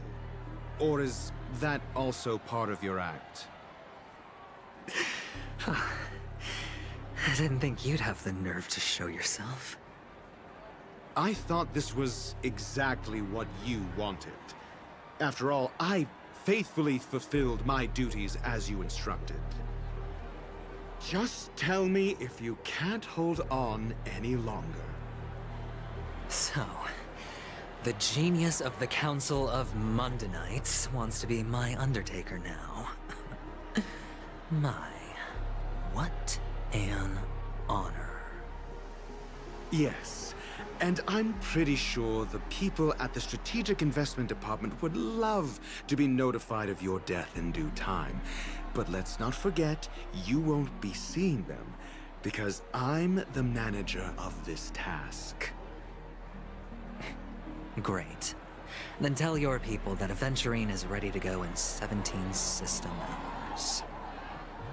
Oh, you've got a lot of nerve. How exactly do you plan on completing your task while your hands are tied by the Harmony? Well, my conversation with Sunday convinced me that there's a traitor in the family, and that they hold the secrets of Penacony. So, I took the opportunity to set everything in motion. I even managed to recover the gift money. Things haven't gone this smoothly since I walked through the doors of the Reverie. Now I'm only one step away from victory. Let's just wait and see. Sounds like a very elaborate way of saying that you failed. That's all I can say. Have you forgotten, Doctor? You betrayed me. Go. Do what you must. I look forward to the sight of the IPC fleet surrounding Penacony. You've achieved what you desired, haven't you? That's true, but what's your plan? Did you conceal an orbital support beacon in that gift money bag? Well, who knows? Maybe that's why I'm handing out cash even when I'm about to bite the dust. You are indeed a gambler. An insane one at that. Well, maybe I am. Who knows? Fine. Here, take this. Open it when you're on your last legs. You'll thank me. What's this? Medical advice?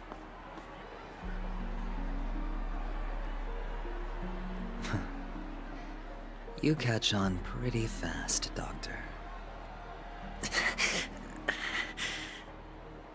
Asking me to solve a case without giving a single clue. How typical of you, wing-headed scoundrel. But the way you're all on edge about that stowaway, it's just as I guessed it would be. As for now, let the rain of wealth from the IPC fall evenly on everyone.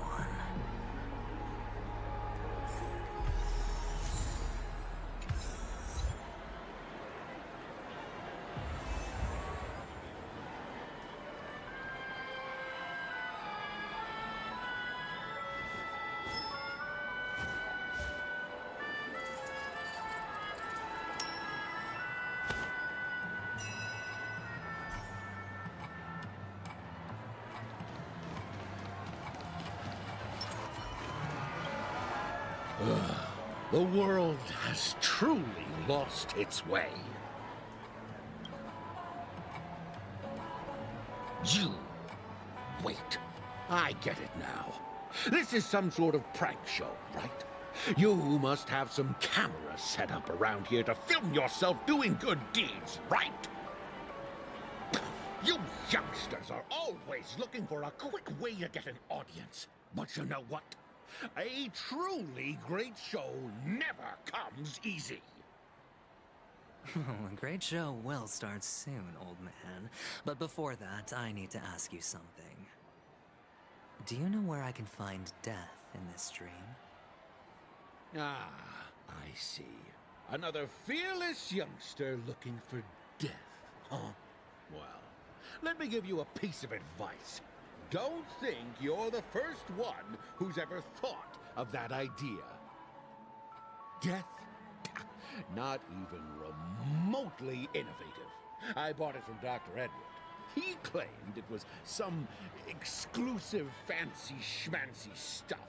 Now, what a disappointment. The effects were awful. First, some monster covered in eyes stabs you in the gut. And then all you see are blurry glimpses of buildings and lights. The sky was spinning so fast it almost made me puke. Is that all? Yeah, what else can you expect? Don't put too much stock in the penacony movie industry. They even called this junk groundbreaking art. Can you believe it? What a joke. Well, I'll leave you be then. I hope you have a wonderful day. A monster covered in eyes. That sounds like the memory zone meme. But buildings and lights... I don't think those have anything to do with death. Well, that whole dream bubble was probably created using rumors and gossip.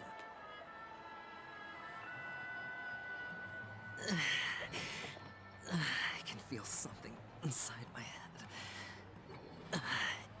Is the harmony starting to kick in?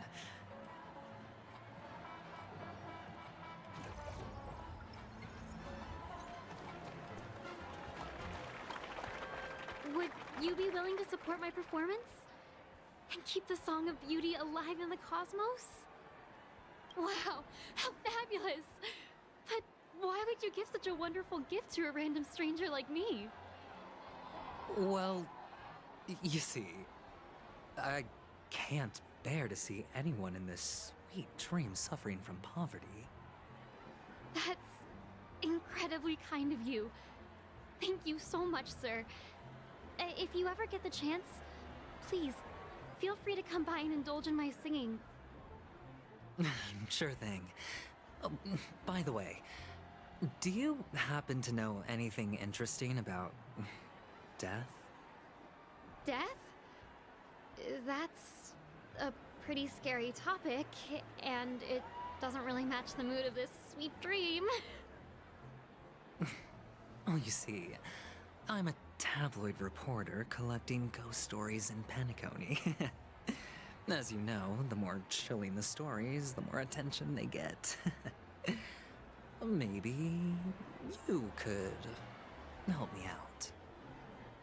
Well, if you're up for some gossip, it's not about death, but there have been some rumors about a guest at the Reality Hotel who fell into a deep sleep and didn't wake up. It was like they were in some sort of coma. Nobody knows what caused it, but luckily the customer eventually regained consciousness. Well, all customers are under the protection of the family, after all. Thank you. This will make for a very juicy headline. May Shibe protect us. Unexplained coma. That's actually what happens to your body if your brain dies in a dream. But unfortunately, the customer ended up waking up in the end.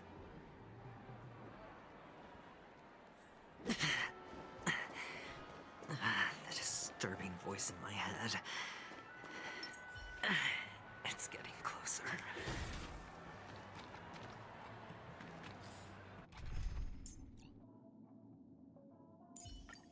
All or nothing. Time will tell. Feeling lucky. A sip of liquor. A blissful reprieve. To drown 1,000 sorrows. Let worries leave. I know I have what it takes to become a poet.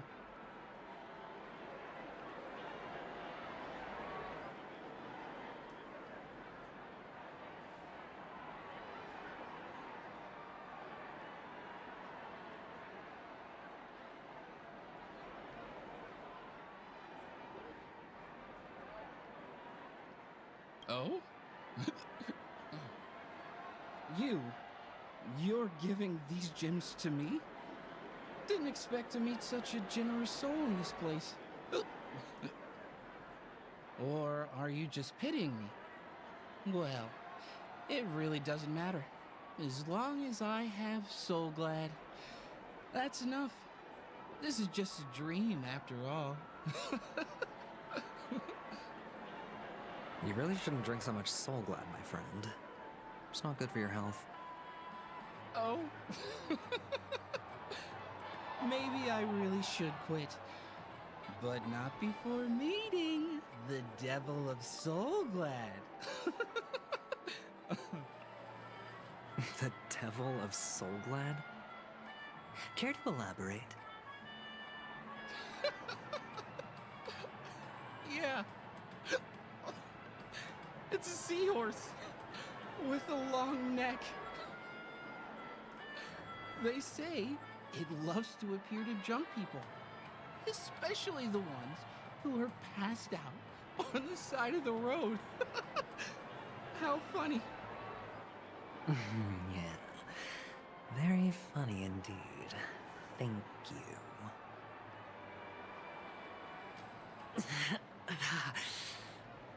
Does everyone have to go through so much torment before joining the family? Darn it.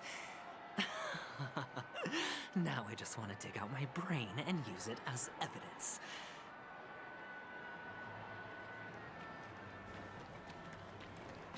Who cares if everything's full of sugar? Take care, my friend. If you ever find yourself in danger, remember that the hounds are always ready to help.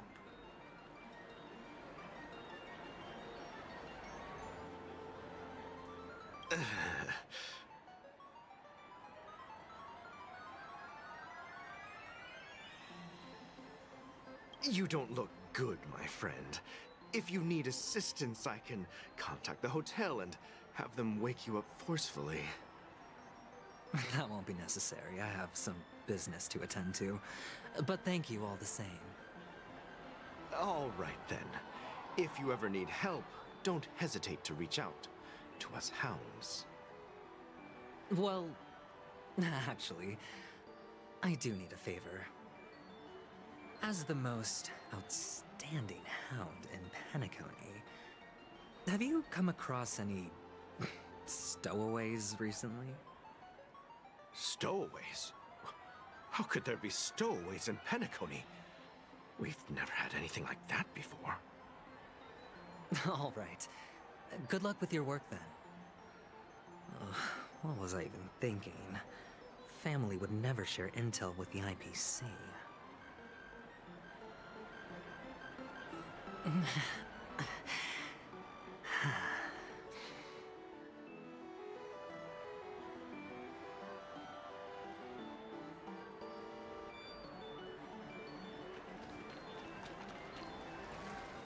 one. It has to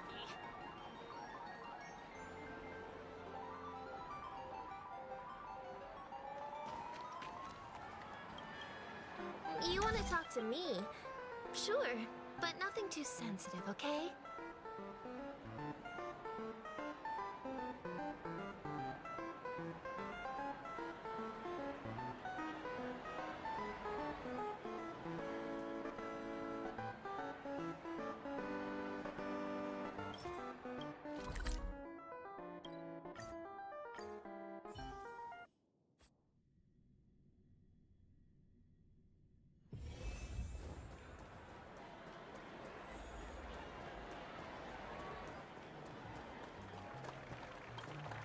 Get up now!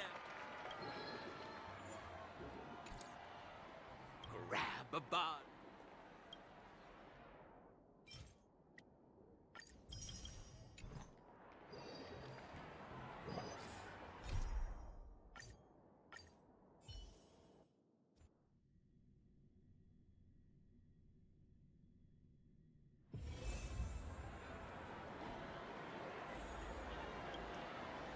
You want to talk to me?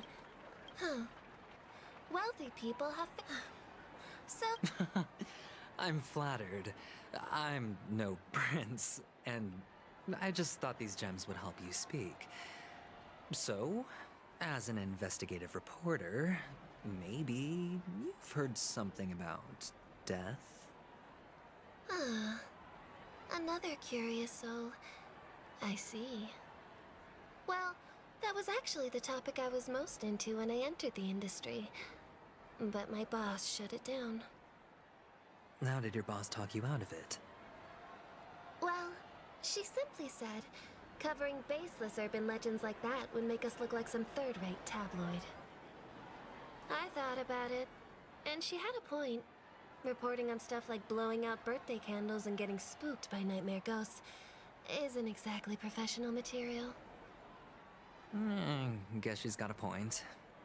Thank you for sharing.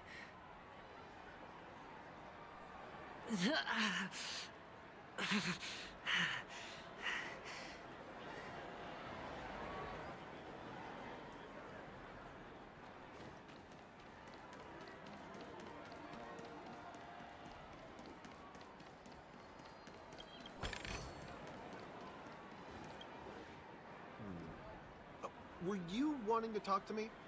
Sorry, I thought you were checking out something behind me.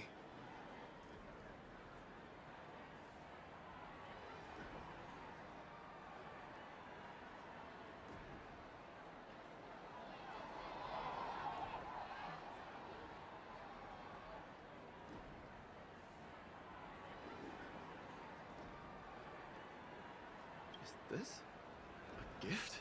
For me? Are you sure this isn't some kind of mistake? Yes, it's for you. Just take it. Is this for real? Someone is actually giving me a gift. Not for my parents, but for me. Thank you. Thank you so much. No, it's not much. I just want to ask you something. I knew it. What's on your mind? Are you trying to ask about my father or my mother? Neither. I just wanted to know if you've ever heard about death in the dreamscape.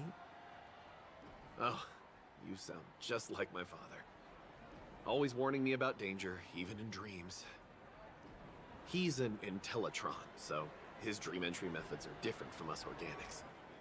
Can't count on him to protect me if something does go haywire. Funny, right now I'm still under his protection. How ironic. Hey, stay positive. Gold will always shine one day, right? The Devil of Soulglad, Dangers in the Dream, and Nightmare Ghosts. Well, surely death is a popular topic in this sweet dream granted by the family. Well, I've collected a bunch of rumors, but no useful clues. The gems in my bag are running low. Well, let's see if my last lucky interviewee brings some surprises.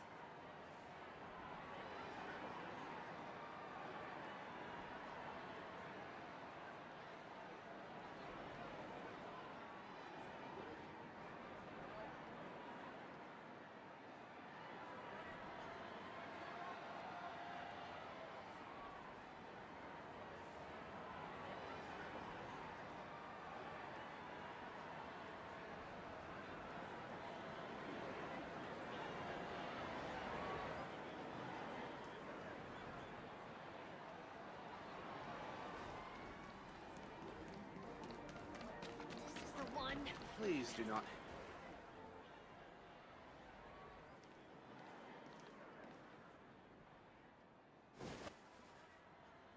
Remember what I said. You Sigonians are better off hiding in the sewers.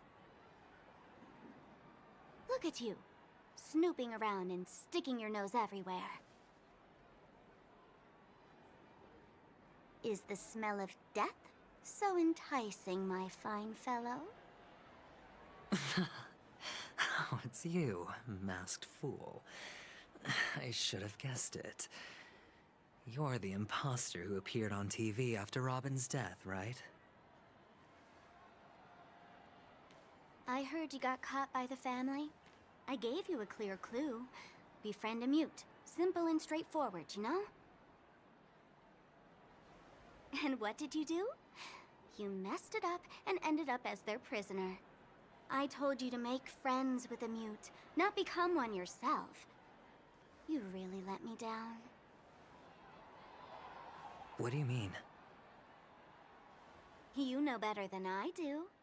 Who watched the little songbird that couldn't sing perish right before their eyes?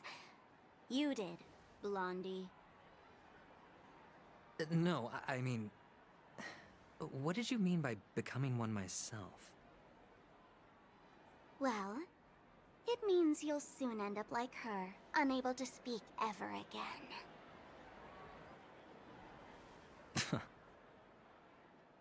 But it's a good thing if you ask me, because...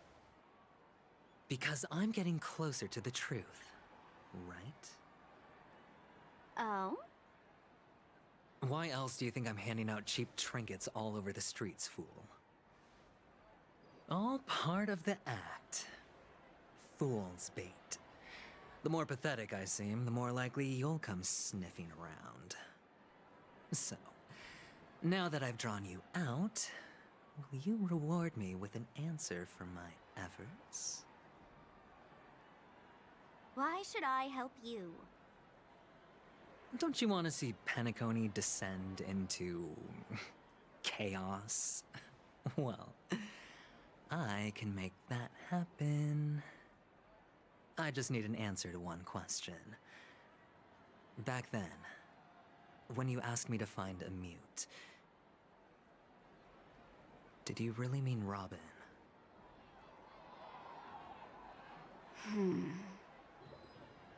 And what if I say no? Then I'll thank you. Oh, the word no has never sounded so pleasing. Well done. I admit I underestimated you, but what difference would it make? Let me tell you something.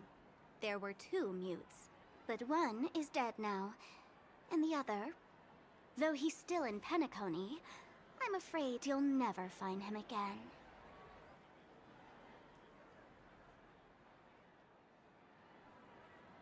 Now I'm completely sure that I was on the right track from the beginning and never strayed, fool.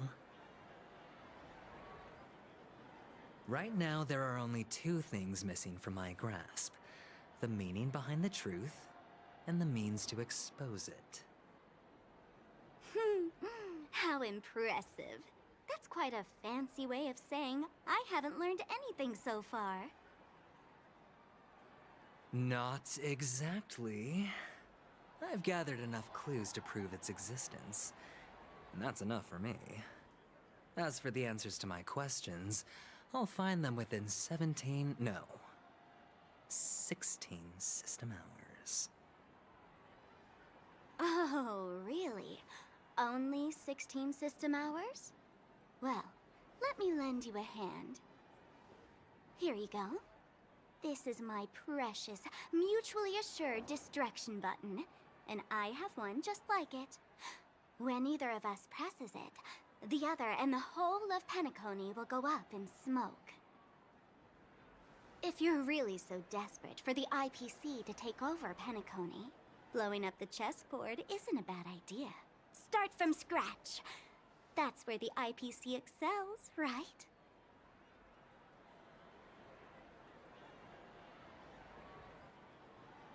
Just press the button when you're at your wit's end. And of course, feel free to reach out to me for my hospice care, too. Oh, a deadly button, huh? Well, I guess the family didn't take your threat seriously at all. Otherwise, how on earth did you manage to bring it in here? I have my own ways. That's all you need to know. Well, I'm afraid I'll have to decline your offer. Who knows if your little gadget will actually work. By the way, I have no plans to search for the other mute friend you speak of, but it's good to hear that he's still here in Penacony. I'll handle the rest myself. I'll orchestrate a grand finale for the downfall of the family. And at the climax, the walls will crumble, people will wake up, and those who couldn't speak will find their voices again. When that time comes, go ahead, press the button, light up the sky with a magnificent fireworks display for me. Catch you later, fool. You're still talking big, but sure, if that happens, I'll stay true to my word. Just don't let me down now, okay?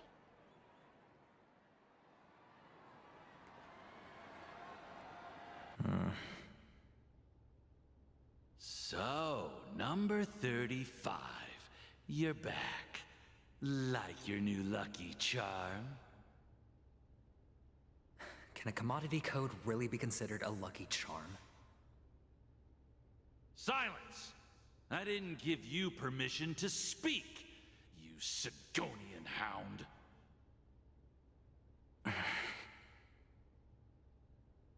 The guys in black didn't say much, so I've no idea what you did to save your skin in that massacre back in the day. But I figured you must have had good luck, so I bought you. From now on, you and your good luck are my assets. Are we clear? Your first task is simple. In addition to you, I've purchased 34 other slaves. Go and play a game with them. You came out alive after 2 days. It proves that you are the real deal. You're insane.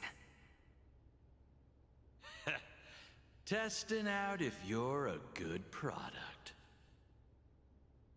Aren't you worried that the money you spent on me will go to waste? I've got stacks on stacks, Blondie.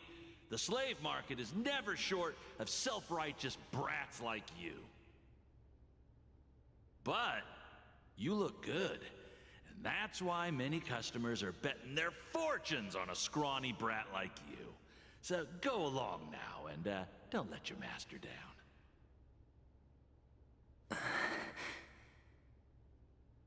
How much did you spend? What? My price. How much did you pay for me? Huh. You really want to know? Well, it was 60 tanba. No more, no less. I'll take my chances. 30 Tanba. If I come back alive, you'll give me 30 Tanba. Deal? Are you trying to strike a bet with me? Oh, you've got some guts. Yeah, sorry, but that won't do. Don't forget your place, slave. You're not qualified to be at the table. You're just a chip. A life thrown away in someone else's hands. Either you come back with more chips for your master, or you never come back. It's all or nothing. Don't embarrass me, my lucky hound.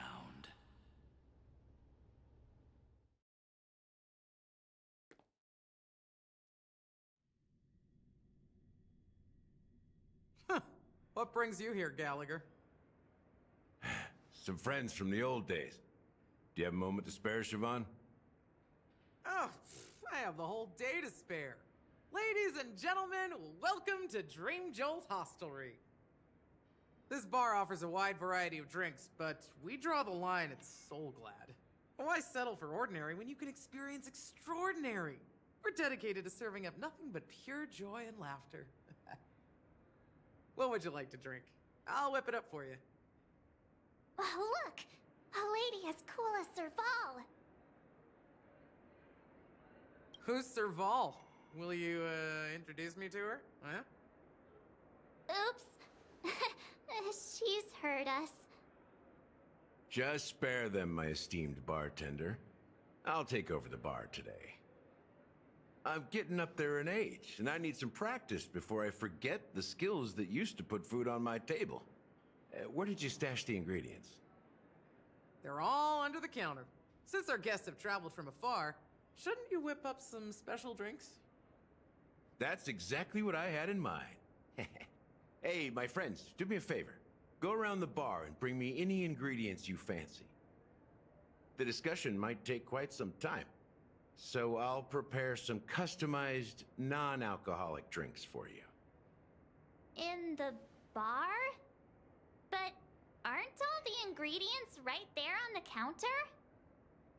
Why, we're in a dream, my lovely lady. You can help yourself to anything if you wish for it. Comfort, hunger, confusion, or even boredom. It's all within reach, right at your fingertips. Oh, did you hear that? She just called me my lovely lady. Even in reality, mixing drinks is more than just throwing ingredients together. A bartender needs to capture the bar's atmosphere, master technique, and spin a tale of mystery and anticipation. Only then can a perfect drink crafted with a customer's life story be created. In other words, what you get from your drink is down to luck, so don't overthink it. Indecisiveness has no place when it comes to enjoyment.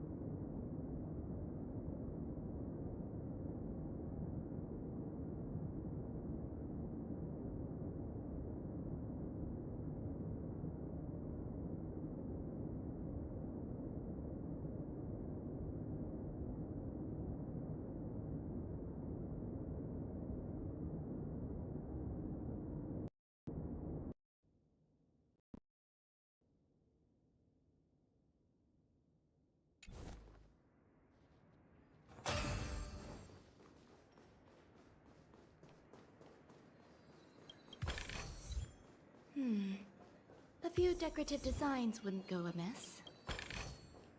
This might be of some use.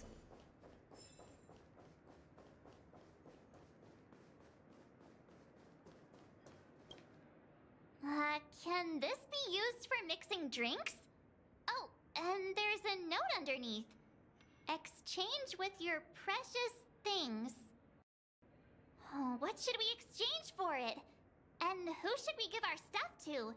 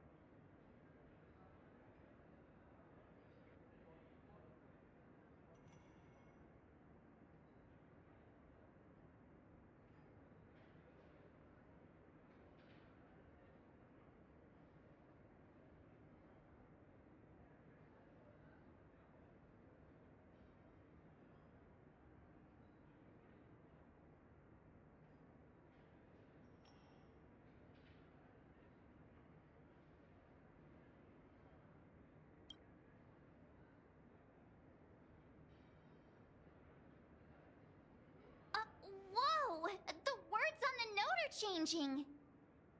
Happiness belongs to the noble. Does this mean we can take it? Doing good deeds does pay off. Thank you.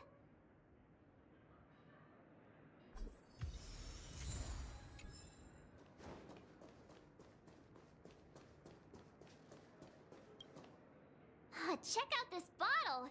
The liquid inside looks beautiful. And the label reads, Dream Syrup, thick. I don't see an expiration date, but the production date is half an amber era ago. Ugh, drinking this stuff can't lead to anything good. That's for sure.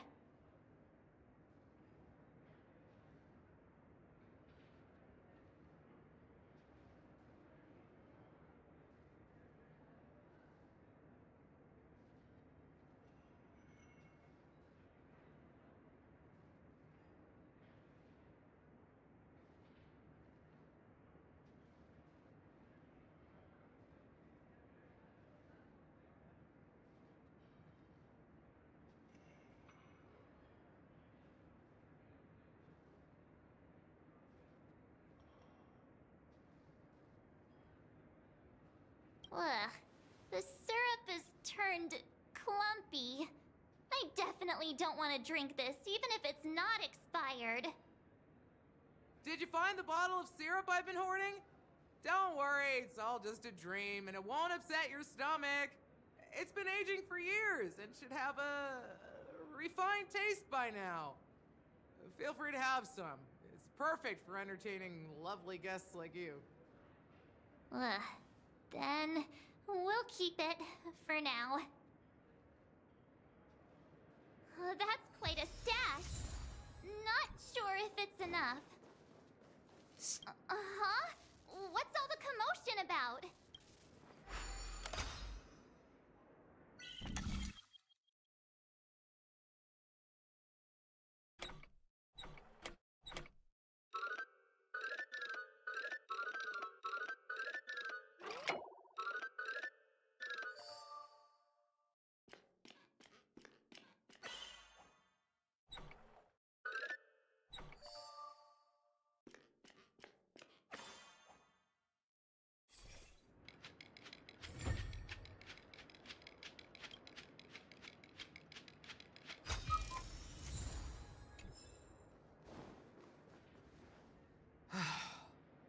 Haven't I made myself clear enough, Miss Amiki? The Dream Jolt hostelry only welcomes guests who want to enjoy a drink to their heart's content.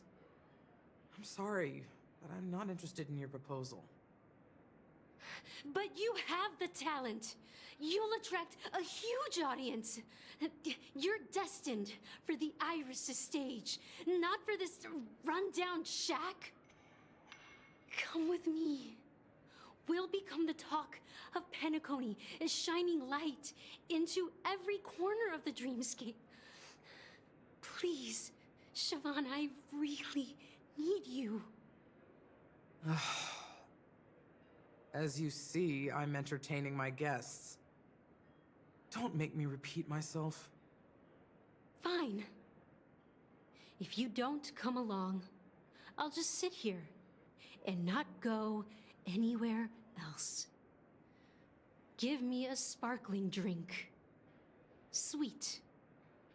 With extra ice.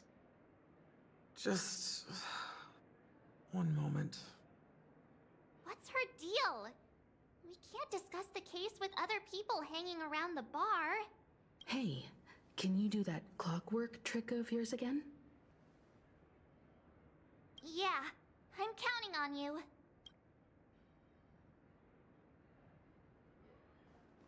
You're one of Siobhan's guests, right? What can I do for you? If you're here to convince me to leave, please stop it. I'll never leave until she accepts my proposal. I just don't get why she won't leave this place. This rundown shack with no customers whatsoever.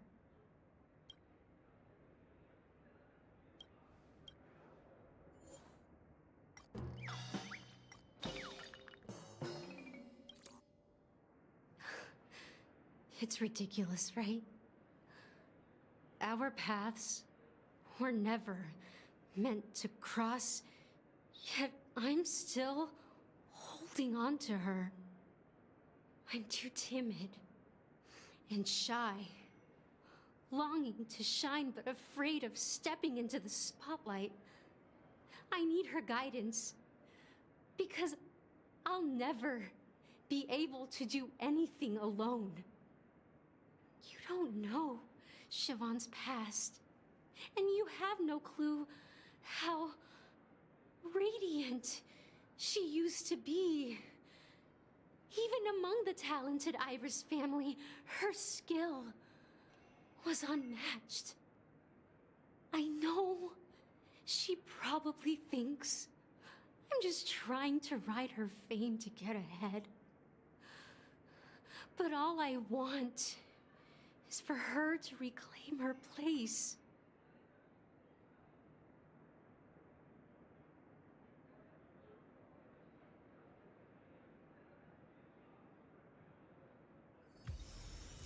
She's still not leaving. Maybe I'll have to try again. I just don't get why she won't leave.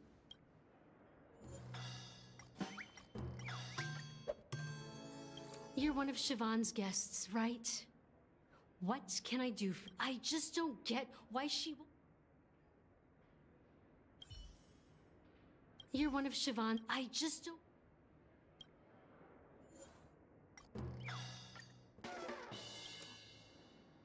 Those darn Iris jerks! They're the ones who forced Siobhan into hiding here, running this pesky bar. It's all their dirty scheming. I get it now. She's not leaving because she doesn't want to run into them again. I can help clear the way for her. I can do her a favor. I'll go back and write a letter to the Dream Master exposing the crimes committed by the Iris family. Siobhan will definitely appreciate it. Things might get out of control if she gets any angrier. I need to come up with another plan. I just don't get why she—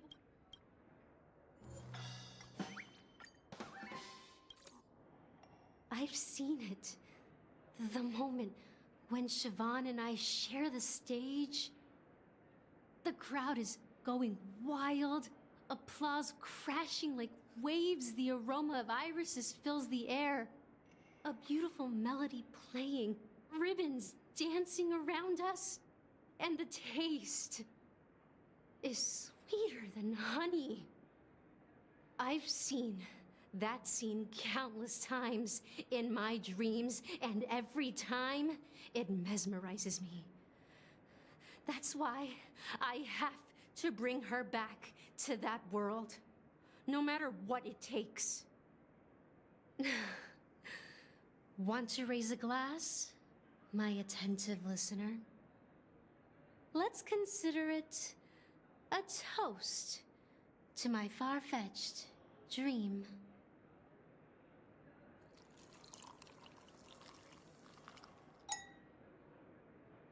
Well, talking to you has got me feeling a bit down.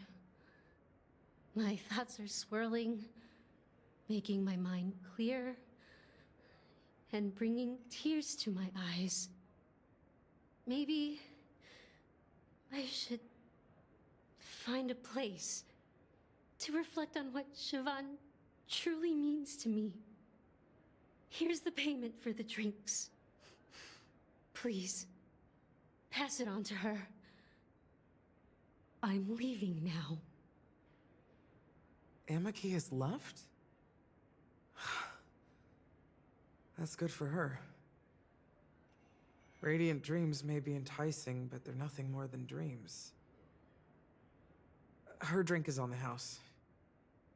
Please keep the money. When you're ready, go to Gallagher. I can tell he's itching to show off his skills.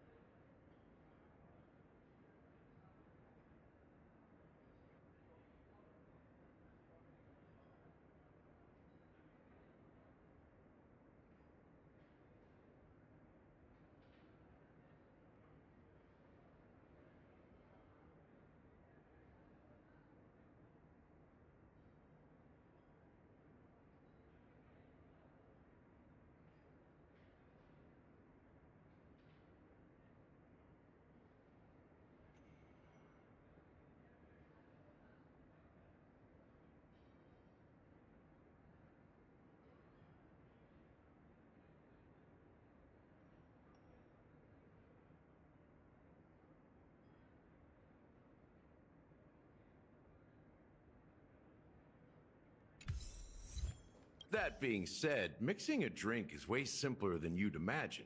Just pick your favorite ingredients, toss them in a glass, mix it up, and it's done.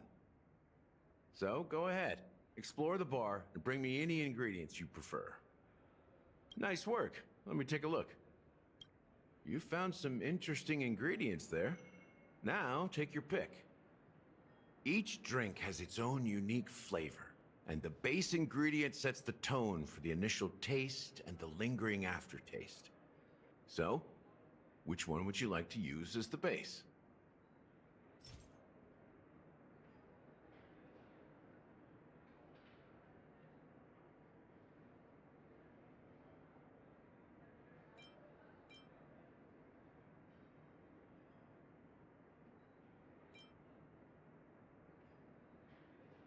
The original formula is said to be Nunu's favorite drink. It's sour and bitter, and the bubbles burst in your throat like swallowing rusty chains, evoking thoughts of dungeons and prisons. Now that you've chosen the base, it's time to pick the adjunct, the ingredient that'll create a marvelous chemical reaction with the base. It should give an unforgettable taste without overpowering the main tone. So, what's your choice for the adjunct?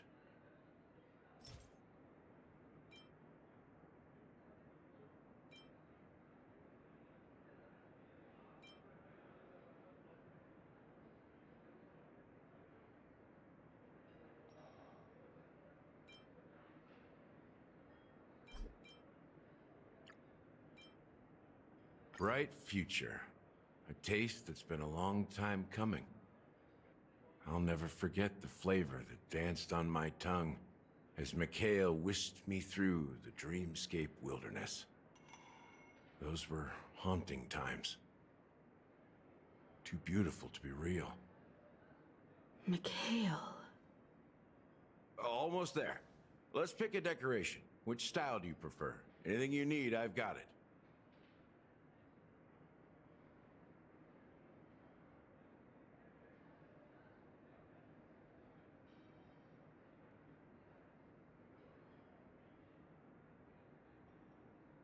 The IPC's favorite. Ambitious, aren't you? Well, it's done. Here's to you, the nameless, with this glass of a ticket to the boneyard. To the dead and the dying. Well done, Gallagher. You're not over the hill yet. So, are you satisfied? Oh, the flavors! They're way more sophisticated than Soulglad. The richness and layers of these flavors are a masterpiece, especially with the adjuncts. I can taste the spicy and sour notes with a hint of sweetness. I'm not entirely sure what it all means. Maybe Mr. Gallagher can shed some light on it. Well, if you're expecting a profound answer, I'm afraid I'll disappoint you. The imagery it implies is pretty straightforward. It's just a glimpse of what this dream truly tastes like. Nothing more. Does this true taste have anything to do with that, Mikhail?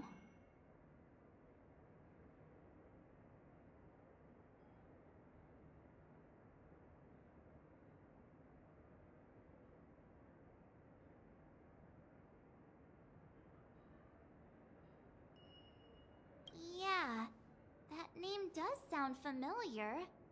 When you got knocked out by that masked fool girl, I think I heard someone calling that name. Do you remember? I was right about you. You guys seem to know quite a bit, and now there's no reason to hide anything from you anymore. Let's dig deeper into the case, and of course, I'll tell you a story about Mikhail. All right, let's start with what we know based on the clues the family has. It seems that Firefly isn't a local or an invited guest. In other words, she's a stowaway. She managed to fool me at first. My age must be getting the best of me. But here on the planet of festivities, stowaways are a common sight. You're bound to run into one sooner or later. After the incident, the hounds wasted no time searching for that girl in both the dreamscape and reality. But here's the thing. We only received bad news, and the trickiest kind at that. She simply vanished, leaving no trace in the dreamscape or reality, as if she had never come to Penacony at all. Huh? Does that mean...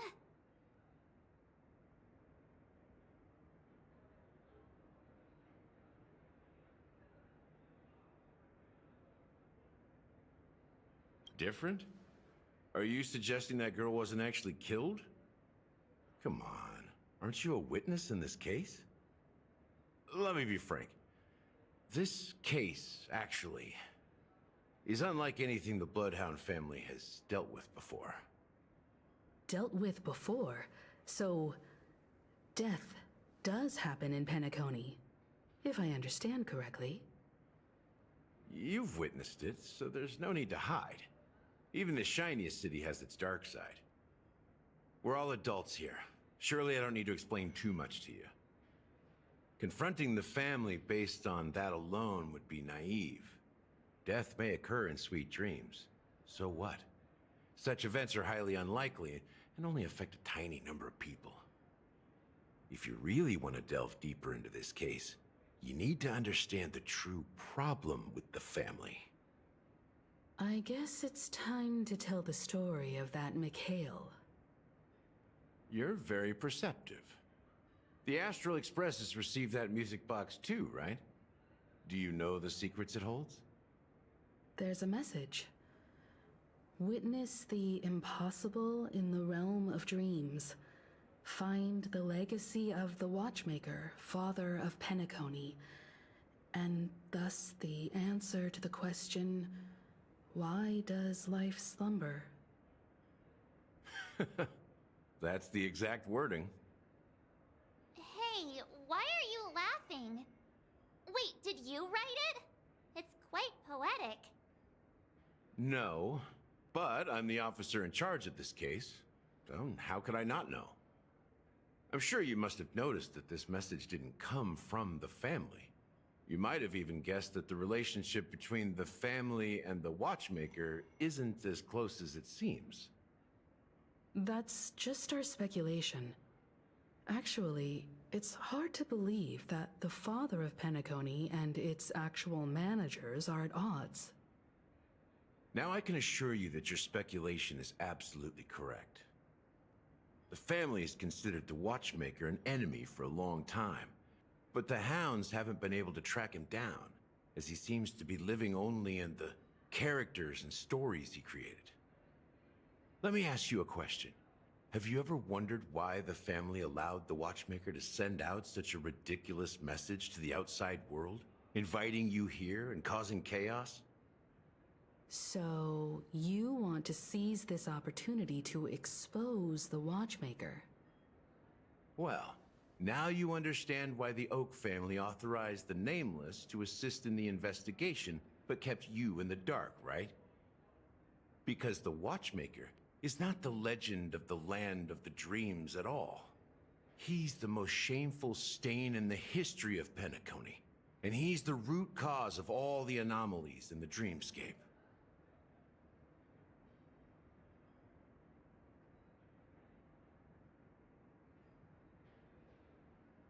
You don't get it? Well, I mean, Mikhail, the betrayer of the family, he's the Watchmaker.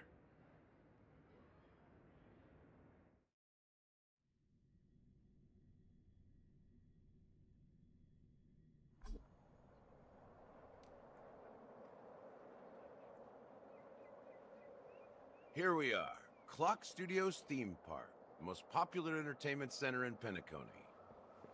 Wait, aren't we supposed to be discussing the Watchmaker? I would have expected you to take us to maybe a library or an archive room of sorts. But an amusement park? The culture of a city reflects its history in the most authentic way. To you, it's a fun place. But to me, it's a prison for the planet's past. You know that Penacony used to be the IPC's prison planet, right? All the prisoners were brought here, helping the Garden of Recollection salvage the leaking memoria from the macrovoid. The prolonged exposure to high concentrations of memoria caused a unique phenomenon. The dreams of countless prisoners intersected and overlapped, and people started meeting each other in their dreams, living lives that were almost identical to reality. But everything has a price, and sweet dreams are no exception. In the end, the dream world was unable to alleviate the suffering of prisoners in reality. One of the prisoners broke free from the IPC shackles and fought for freedom. He is Hanu, the great leader of Dreamville, the great peacemaker, and the faithful companion of the underdogs.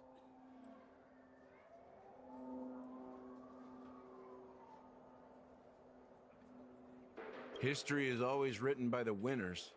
However, it's undeniable that Clocky is an animation that draws from Penacony's actual history.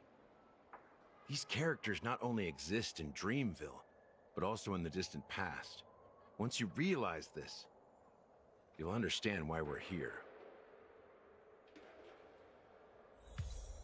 There are so many members of the Bloodhound family around here. They just received a lockdown order, supposedly from Sunday himself. Who knows what it's for?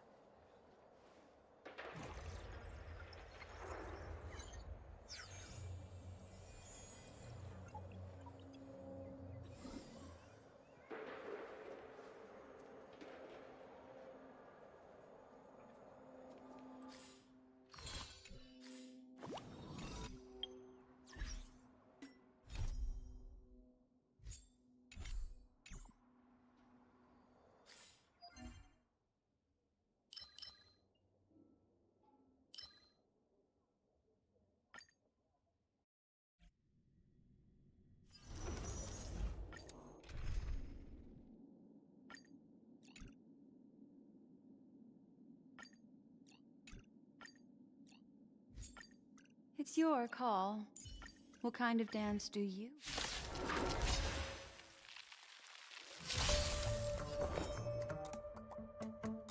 Existence is unity.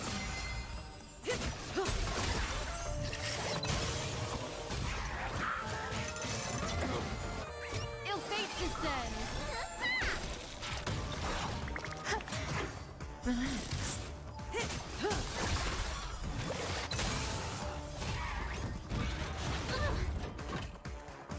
Stay away!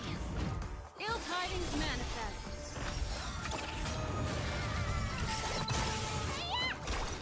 Stand still. Time to say bye. Boom.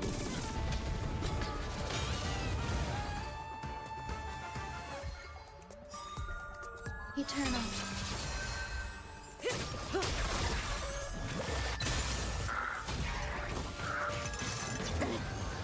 Ill fate descends!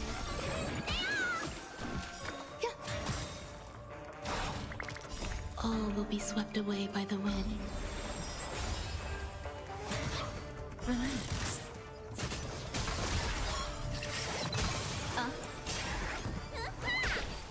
Stand still.